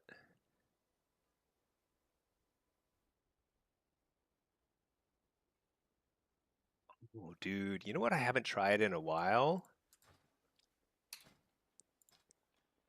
I haven't tried Bloodstones in a while. Let's see. Odd plays. You have a bunch of tunes you like to play different styles. Mostly you've been playing your BM Hunter. Yeah, BM Hunter seems pretty good right now. I think they're getting a little bit of a little like slap on the wrist, kind of minor nerf, but I think they'll still be really good. Jace, Arcane's day will come. Slap another 250% on Arcanosphere. I wouldn't be surprised if Arcane is actually not bad already. It's just harder to play because I mean it's harder to play in a lot of ways. It's like fast paced, single school magic, but not really. I mean you can still Ring of Frost and Dragon's Breath and all that other stuff, right? But it's harder to play than Fire or Frost for sure. so you don't see it as often. But I think it's actually, I have seen it a couple times, and it seems like it's okay. But it's probably one of those things that people are just not playing it because they'd rather just play Frost or Fire and just one-shot people, you know? But what I want to try is set up a new build. Hellcaller.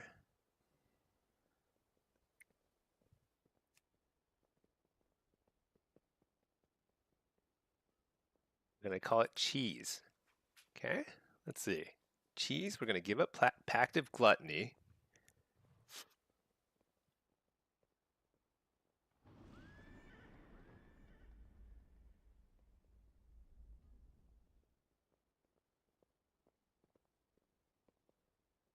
I don't know what I get. Teachings, perhaps.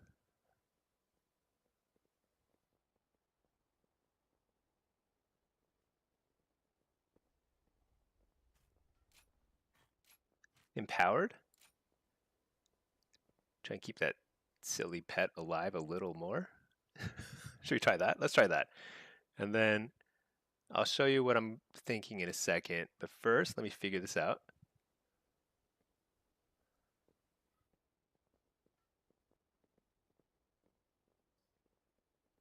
Let's try this. Okay.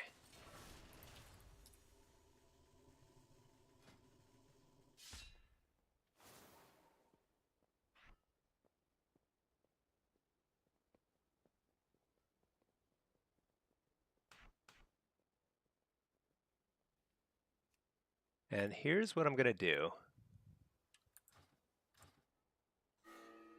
Oops. What I'm going to try here. Actually, let's ditch this queue. What did I queue as? Let me queue as Affliction. I'm going to try this. It's going to be amazing. We're going to run Bloodstones.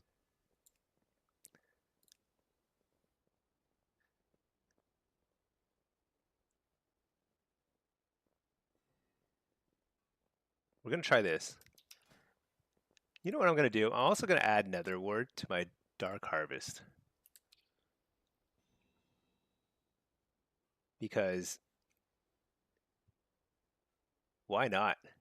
Whoa, what is that? It's like a link. Does that work? I think it's just called Nether Ward. Okay. This is gonna be, let's see it. Let's go use it real quick. Let's go to a PvP dummy. Don't forget to get the PvP talent. Yeah. So I haven't tried Bloodstones in a while. I tested it in the War Within, and it was actually not terrible. I think is the best way to put it. Not terrible. But it's kind of fun. I mean, the whole idea is quite simple. You want to get your dots up. Yeah, dots. Let's just get a seed up for, and then let's just go ahead and do this. Let's just do this. Just how much damage are we doing, do you think?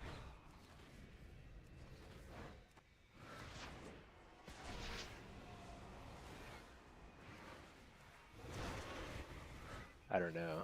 I can't really tell. Can't really tell. I assume it's a lot of damage, but I actually have no idea.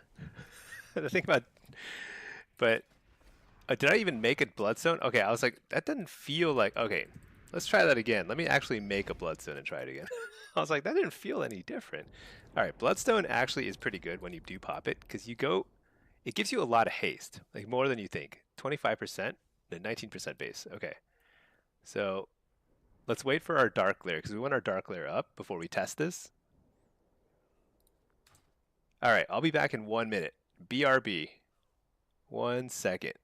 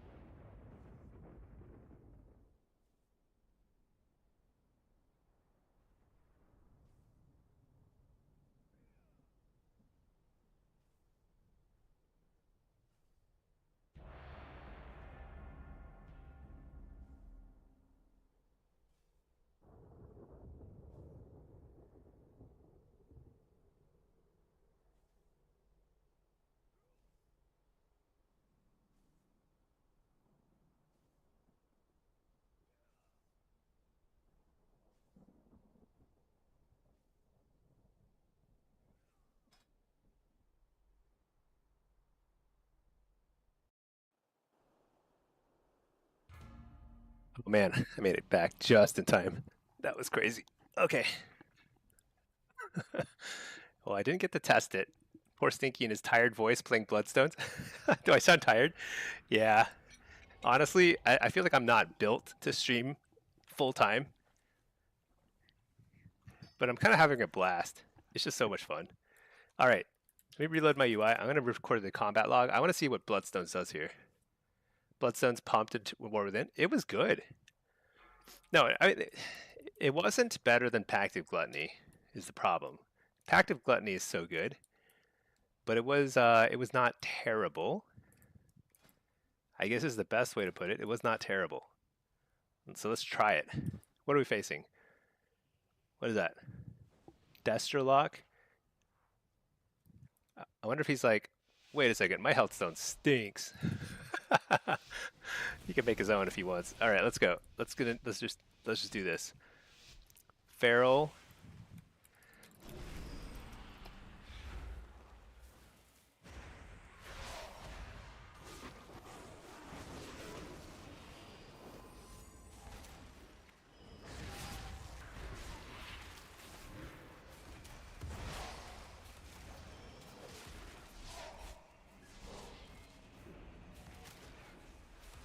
So I'm being a little bit cautious here.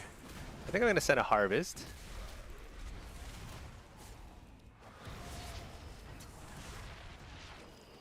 But I'm not sending my glare yet because I have one shot at this.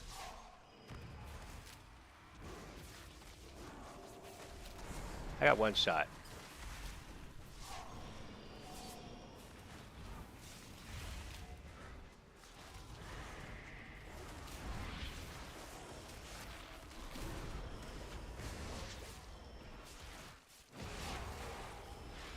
So we're going to try and do Mondo damage here in a second. Nice, ate the trap. He dispelled.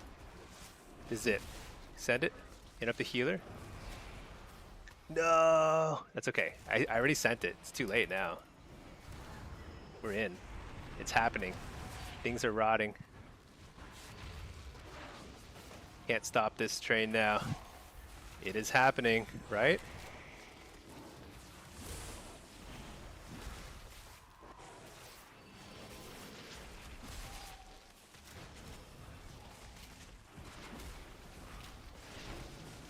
Oh my gosh. At least I did a lot of damage. Sacrificing survivability for it sucks, but if you can play it right, it's good. Yeah, I don't know if I played it right there.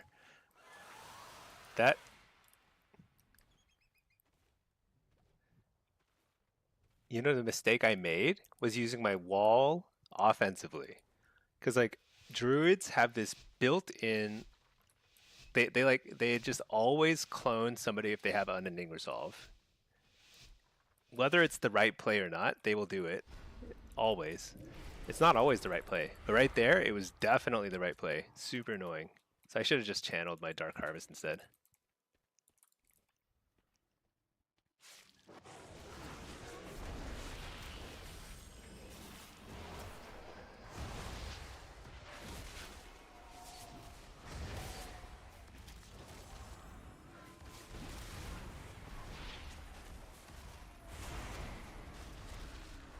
Let's just do it.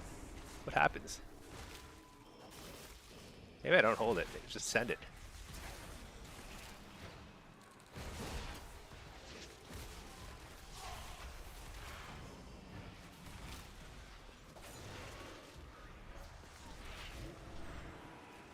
He dispelled. Fine. Fear.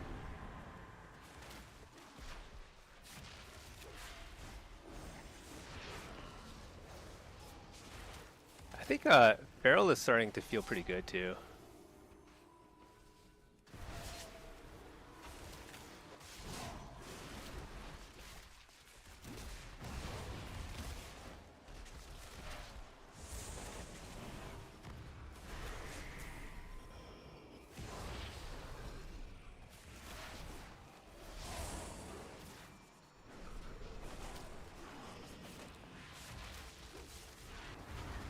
Coil this guy. Malevolence, huge damage. Got him. Oh my god, the damage meter. I'm doing a lot of damage here. Alright, alright, we're gonna make this work.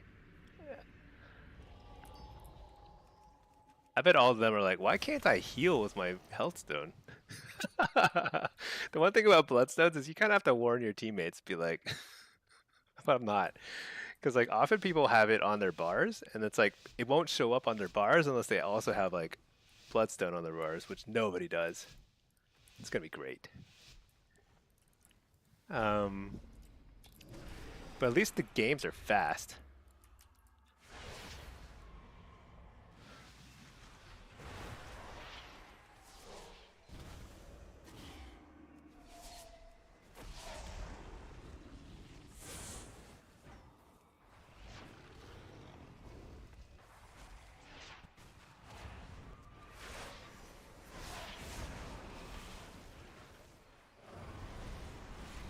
Send it, whatever.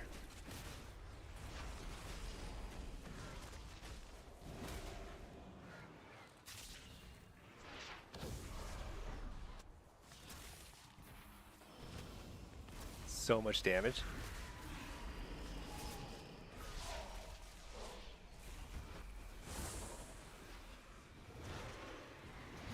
Interrupt the powered radiance, whatever that is. I don't know what it is.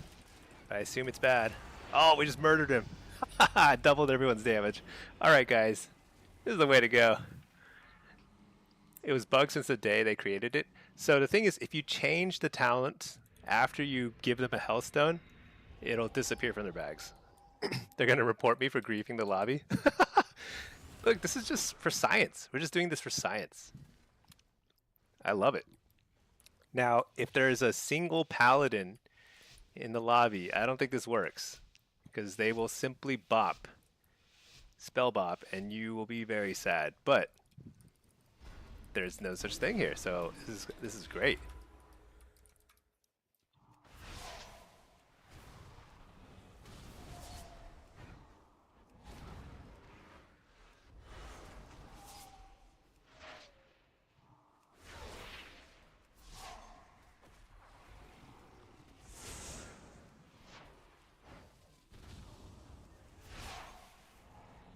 They're so scared. What are they doing back there? Yeah, I don't even have a port out here. I don't need a port. Dude, let's just do it. Dude, can he heal through that? Oh my god, he just died. I don't think he can. Alright guys, I don't know. I'm sorry. I shouldn't laugh that hard. I think that was super scientific. Yargle, what are we testing for science? This magical thing called bloodstones. It replaces your health stone with a haste buff, basically like a power infusion. And actually, the funny thing is it doesn't stack with power infusion. So if I'm getting power infusion, this is literally a dead talent, worse than a dead talent, because I'm giving up bloodstones or health stones. But it's super comical. It's very, very high damage during that small window.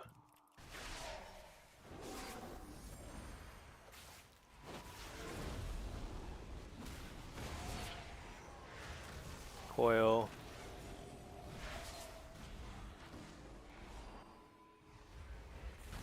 And to reflect here. Are you kidding me? Okay. I didn't even get to pop my cooldowns. I'm so sad. Alright, whatever. It happens. Let's try to pop our cooldowns a little faster this time, I guess, so that we get a chance to actually use a bloodstone.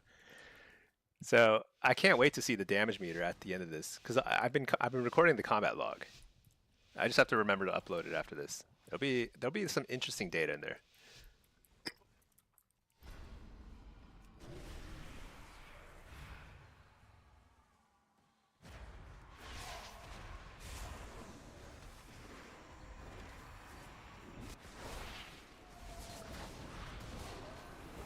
Alright, fake the kick.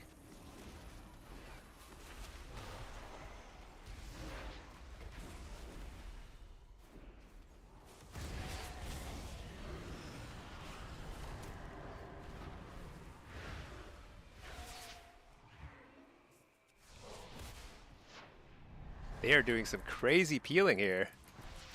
Do they know what's up? Are they watching the stream? Interrupt the healer? Send it. Send it. Oh, he just blew up. All right, dude.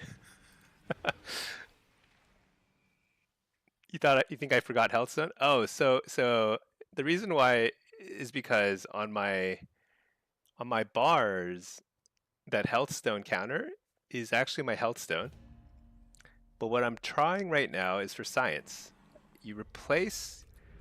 So this is the Healthstone counter. It's not going to go up because I have instead in my bars something called Bloodstone. There's a PvP talent where you replace your demonic Healthstones with a Bloodstone, which is a haste buff. It's like a little bloodlust for myself. Now, is it good? I don't know, but the damage is pretty freaking wild. Let's see. Let's go get the combat log uploaded, and then we're going to take a look at this. Odd 6. So what are we doing? How are we doing the rotations? So what I'm doing, this is pure cheese. This is not gonna work consistently. Once people kind of catch on to what you're doing, and if there is like anybody in the lobby who can immune your damage, like a, I don't know, paladin or something like that, it's pretty bad. And there's a lot of paladins out there.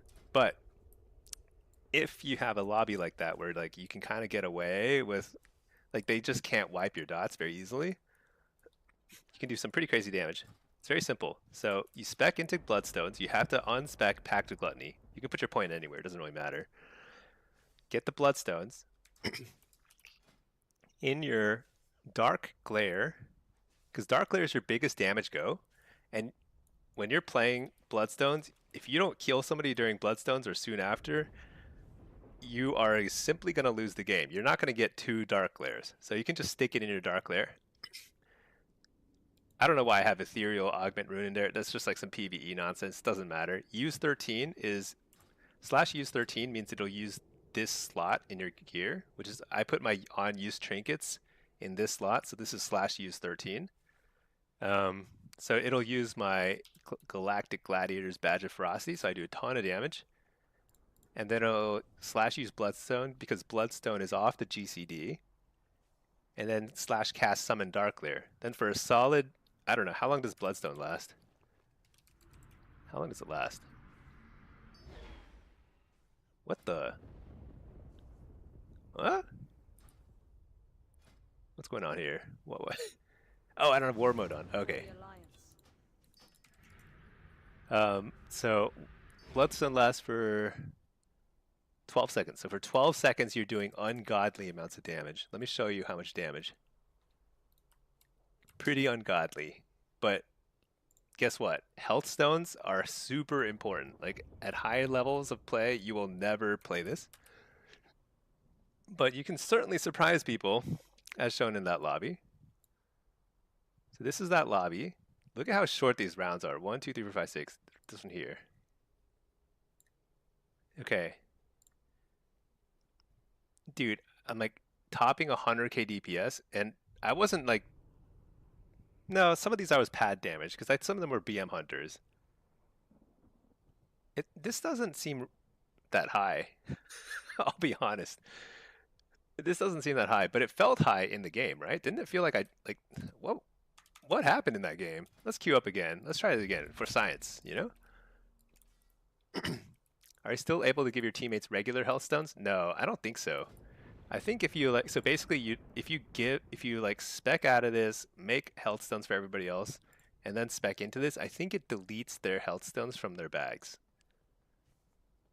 Although I haven't tested that in a while. I'm not sure. Maybe you can do it that way. I'm not sure. But I remember testing it in War Within. You get a lot of haste out of Bloodstones, but it doesn't stack with things like Power Infusion. And there's a lot of priests out there, so it's kind of like you basically never really benefit from it, and this doesn't seem as high as I thought it would be. But didn't people just like some of these rounds, people just died instantly. It was crazy.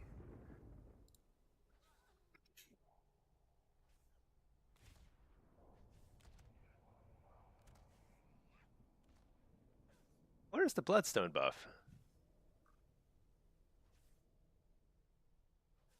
Is it cascading? No. I don't even see it on the buff list. Is this the right? Oh, there it is. Oh, uncategorized buffs. I see.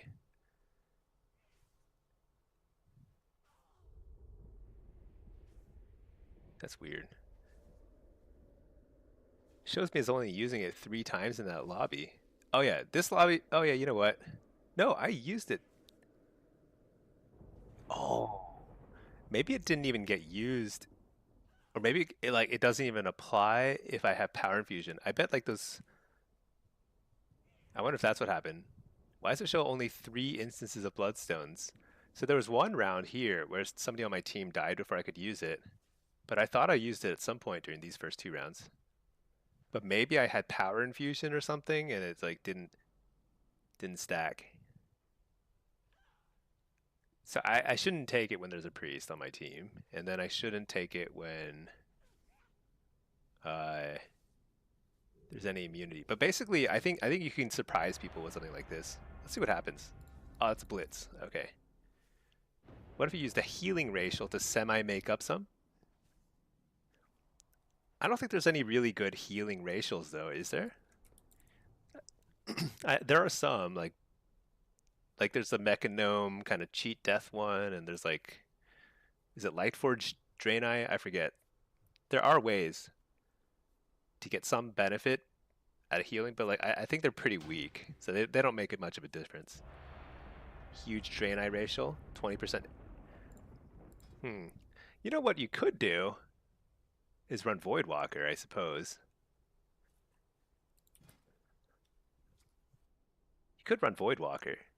I don't know that I needed an interrupt. Voidwalker with Teachings of the Black Harvest? Would that be insane? Like that? Voidwalker and just like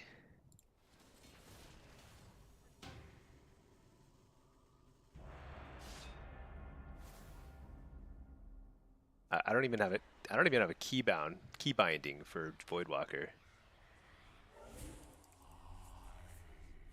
I don't know why Shadow Bulwark won't cast with this. Oh, there we go. Yeah, minute 30 with the Teachings of the Black Harvest. That could kind of replace a Healthstone. Not quite, but kind of. I should probably, before I make, I should not make Bloodstones. Should I make Bloodstones for everybody? That would be so troll. That'd be pretty troll. So Blitz, I don't want to run it. Um,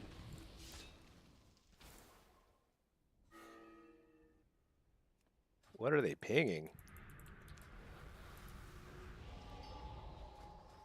Okay, I'm going to test that Bloodstone build a little more on Tuesday. I think it's going to be wild. I think we'll blow. It's one of those things I would just randomly do every now and then in War Within Affliction lobbies, and you just like surprise people with this sudden burst. You just get a win that way, and then you don't do it again. Like, and then you don't run Bloodstones in the rest of the lobby, but you just get a quick, crazy win if they don't have any sort of immunities, and then you go back to normal play. It's kind of fun. 3 days over 6 hours to get an M plus group. Tank had no clue what they were doing. Oh no. Wait, Furin, why aren't you making your own groups? Make your own group. I think that's what I think that's the way to go. It might take forever. I have no idea. That prot warriors in every blitz. Yeah, there's a lot of a lot of tanks these days. It's crazy, huh? Am I on defense or offense, do we think? Who knows? Add-ons probably didn't track it. Yeah, maybe. Who knows? Zandalari troll for the heal? Maybe. You recognize that one because he stole part of your name? Oh, yeah, he did. Yeah. You know, Matt, there might be a few other Matts out there. It's possible. Oh no! What? Did I just? Do I have a freaking Voidwalker? All right, let's just summon a new pet. I don't need a Voidwalker. All right. They're all pretenders? Yeah. Hey there, Messy Hawk. You're back from dinner. Are you winning? I won a few rounds that last lobby, and I was running. We're doing some scientific research. We're running a couple of crazy builds in shuffle. I'm actually loving Affliction already. I think I'm gonna play a lot of Affliction this season.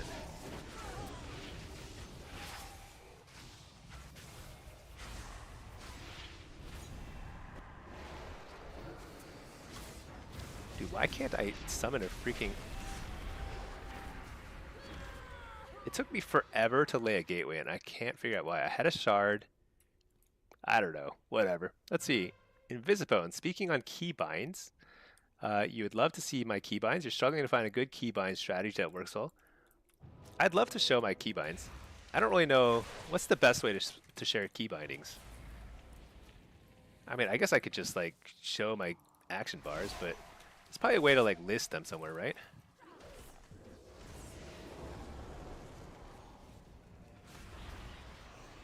Oh, cloak.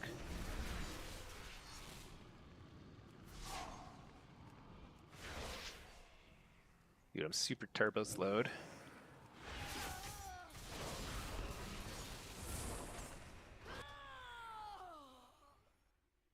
My slots does it, interface keybinds. I mean, I could show them, but I mean, I wonder if there's a way to like copy paste, like to export them into like a spreadsheet and then stick them in my Discord. That would be handy, right? Then it'd be very easy to share my keybinds. Now, the thing about keybinds though is I think they're very personal and they're very dependent on what your keyboard and mouse setup is like. Am I on defense or what are we on? We have no defense. Maybe we need to screw it. Let's just do it. Let's go. So the thing about... Oh, he's dead. He's dead. There's no chance. I'm late out the gates.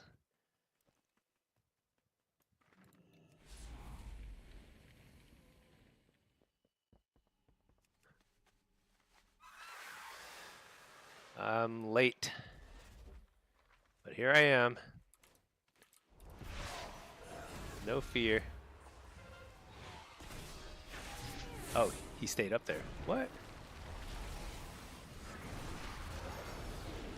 Return it? Returned it. Okay.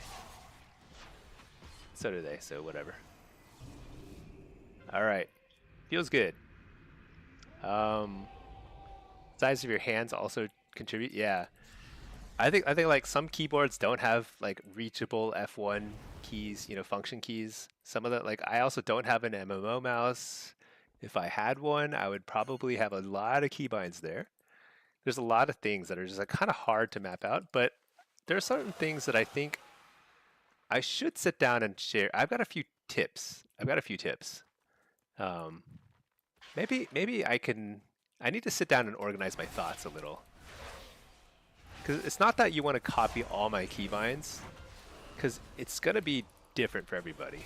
It's kind of like add-ons. It's kind of hard to just wholesale copy somebody else, because it's like everyone's different.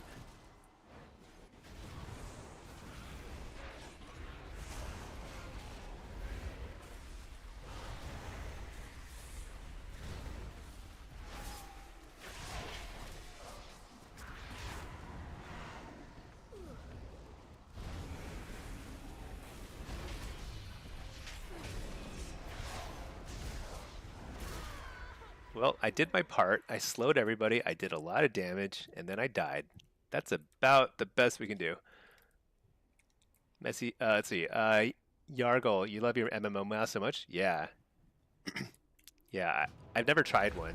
I bet if I had one, I would like it, but I just don't even know how to begin with that. You know what? I'm gonna help this guy out a little. I'm too late to get to offense, so I might as well just like try and chain slow these guys. Oh, he just punted me. I love that. It never stops. It never fails to make me laugh. It's so funny.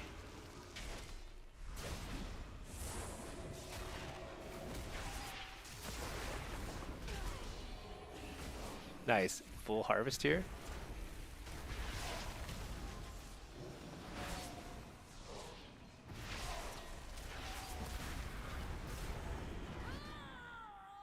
I think I slowed them down pretty significantly. That might be enough to buy us time. Oh man, that guy died. No, he didn't die. He just dropped it for the tank. Maybe I didn't buy enough time.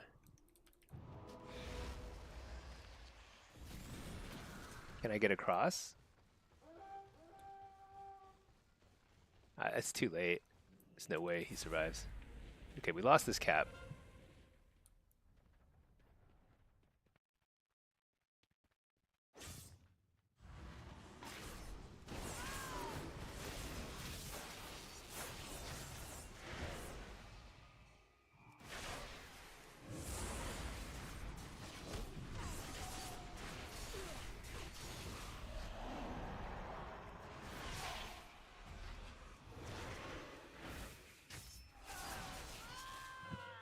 All right. Hey there, Amsterdam. How are you doing? Let's see. You play on a keypad like Swifty did? A keypad? I don't even know what a keypad is. Like a trackpad? If it ain't broke, don't fix it. Yeah. Pack, it's worth it to get an MMO mouse. Don't have to waste money. You've been using this one since Legion. It works great. Yeah. But the thing is, like, it basically is more key bindings based on your on your thumb. Is that right? I don't know where the key bindings come from with a MMO mouse.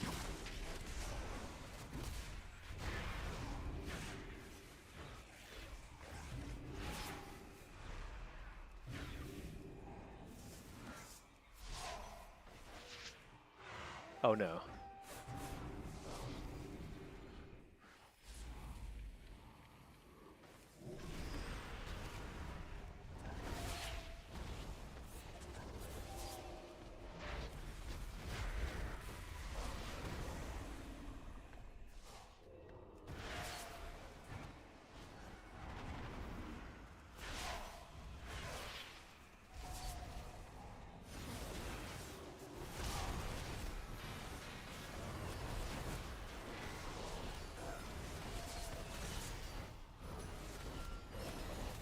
Dang, how much I can do. I can't get away.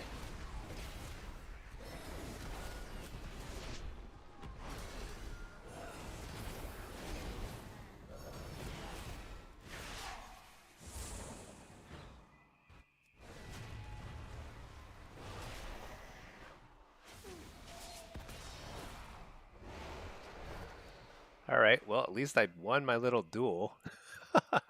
Now the rogue is... somebody's just going to one-shot me.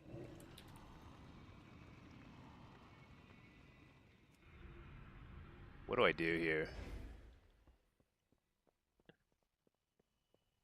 He's just going to swoop back up. Oh, they capped.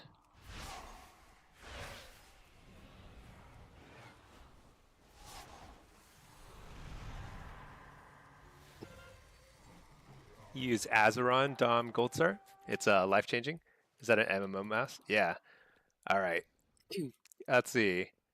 Keep so pack. It's on your thumb. Keypad is a small keyboard with a thumbstick. The thing is, like, I don't like using my thumbs to control stuff. It's one of the reasons I don't like consoles very much, like console games, like Xbox and stuff, because I feel like it's awkward using your thumb. I like a mouse and keyboard.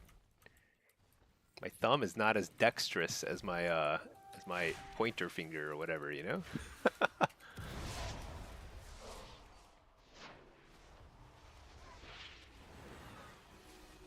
There's Cloak.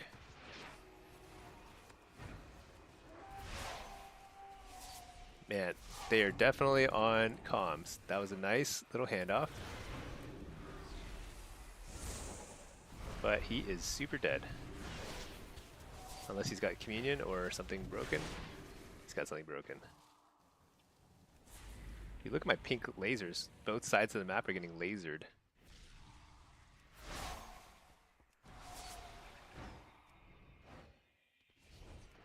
Dude, Evoker is so ridiculous.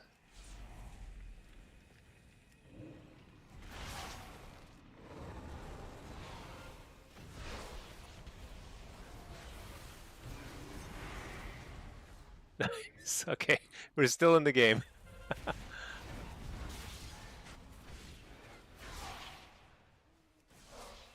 Sort of. I mean, I guess I should go.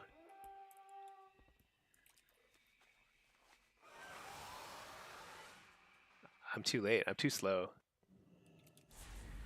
I'm just gonna stay here.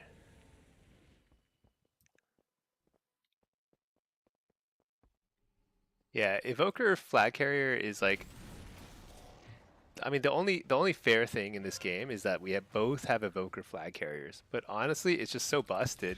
It makes no sense, right? Like, right? Why should it be that strong? It's not fair.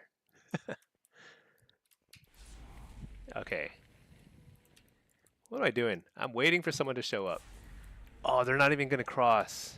They're only 50 seconds. They're just gonna hang out over there, aren't they? Oops.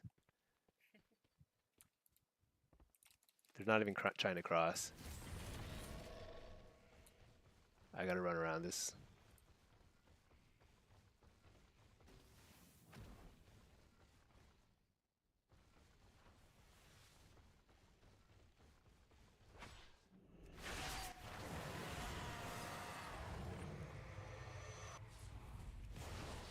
Oh shoot. Our dude died. Oh well. A noble effort. Let's see, Matt, you're a 3D artist. You live by the keybinds and have been for 20 years. Yeah.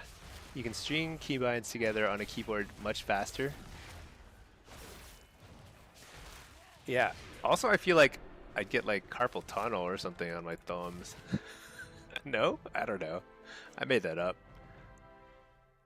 I'm on an Affliction arc these days, Amsterdam. Yeah. I actually kind of want to get, before I wrap up, I want to get one more Bloodstone solo shuffle lobby because I think it could be pretty funny. Maybe I should just run it there. I don't know.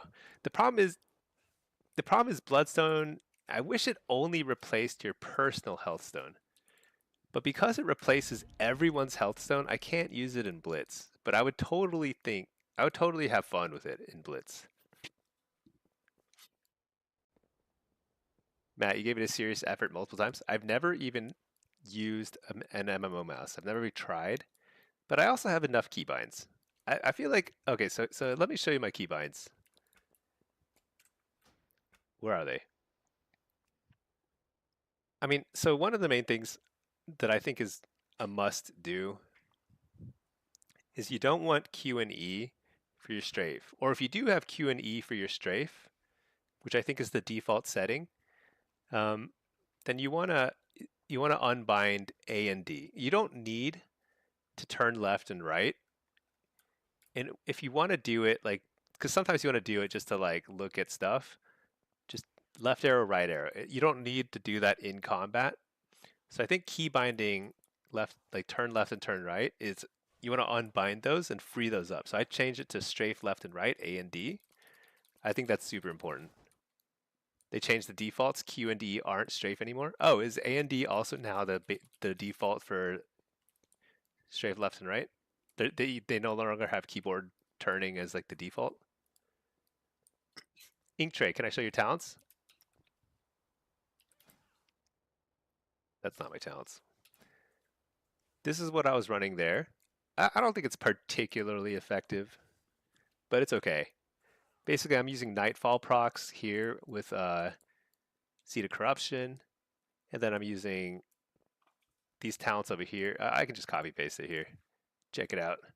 This is a Blitz Hellcaller Aff without pet, which I think normally I actually run with a pet, but I've kind of been playing without a pet because I've been playing a little lazy towards later in a stream. I've been running the stream for a while.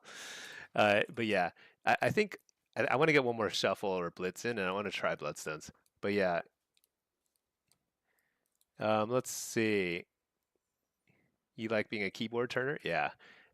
Okay, well, I guess if that's no longer the case, that's one of the few things I would care about. It's like, you got to change that. Other than that, let's see. What else do I do that's special? Oh, thank you so much for subbing, Inktray. I appreciate that. Thank you. Thank you, thank you. All right, let's see. Interface panel. This doesn't matter. So action bars. So I have my buttons are all over the place. I guess what I should do is I can unhide all my bars. How? Man, do I have to click each one? Annoying. We can take a look. I mean, there's no trade secrets here.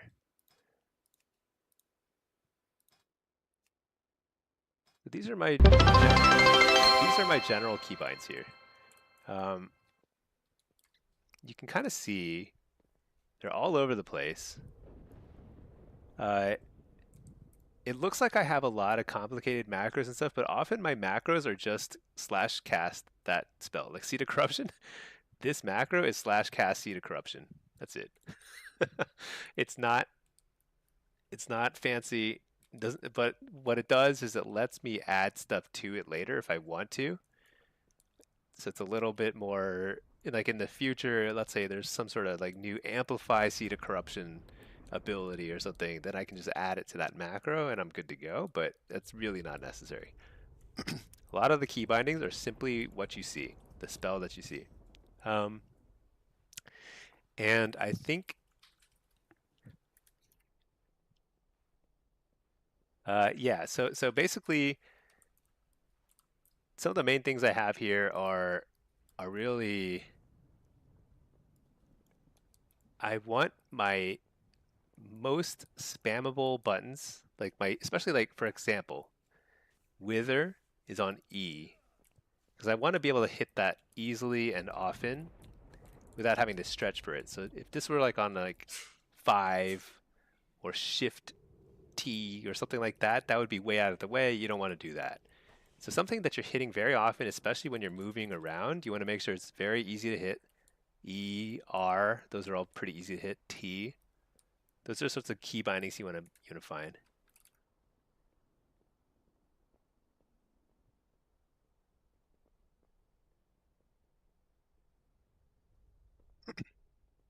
You know, I was hoping to get one more shuffle in because I wanted to try Bloodstones again because it's super funny.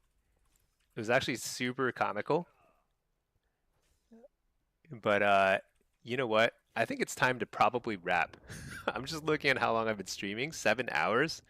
I also streamed kind of a marathon stream yesterday, like 7 or 8 hours, and it's like it's a lot. It's not humanly possible to stream this much. So what I'm gonna do is I'm gonna go ahead and call it here.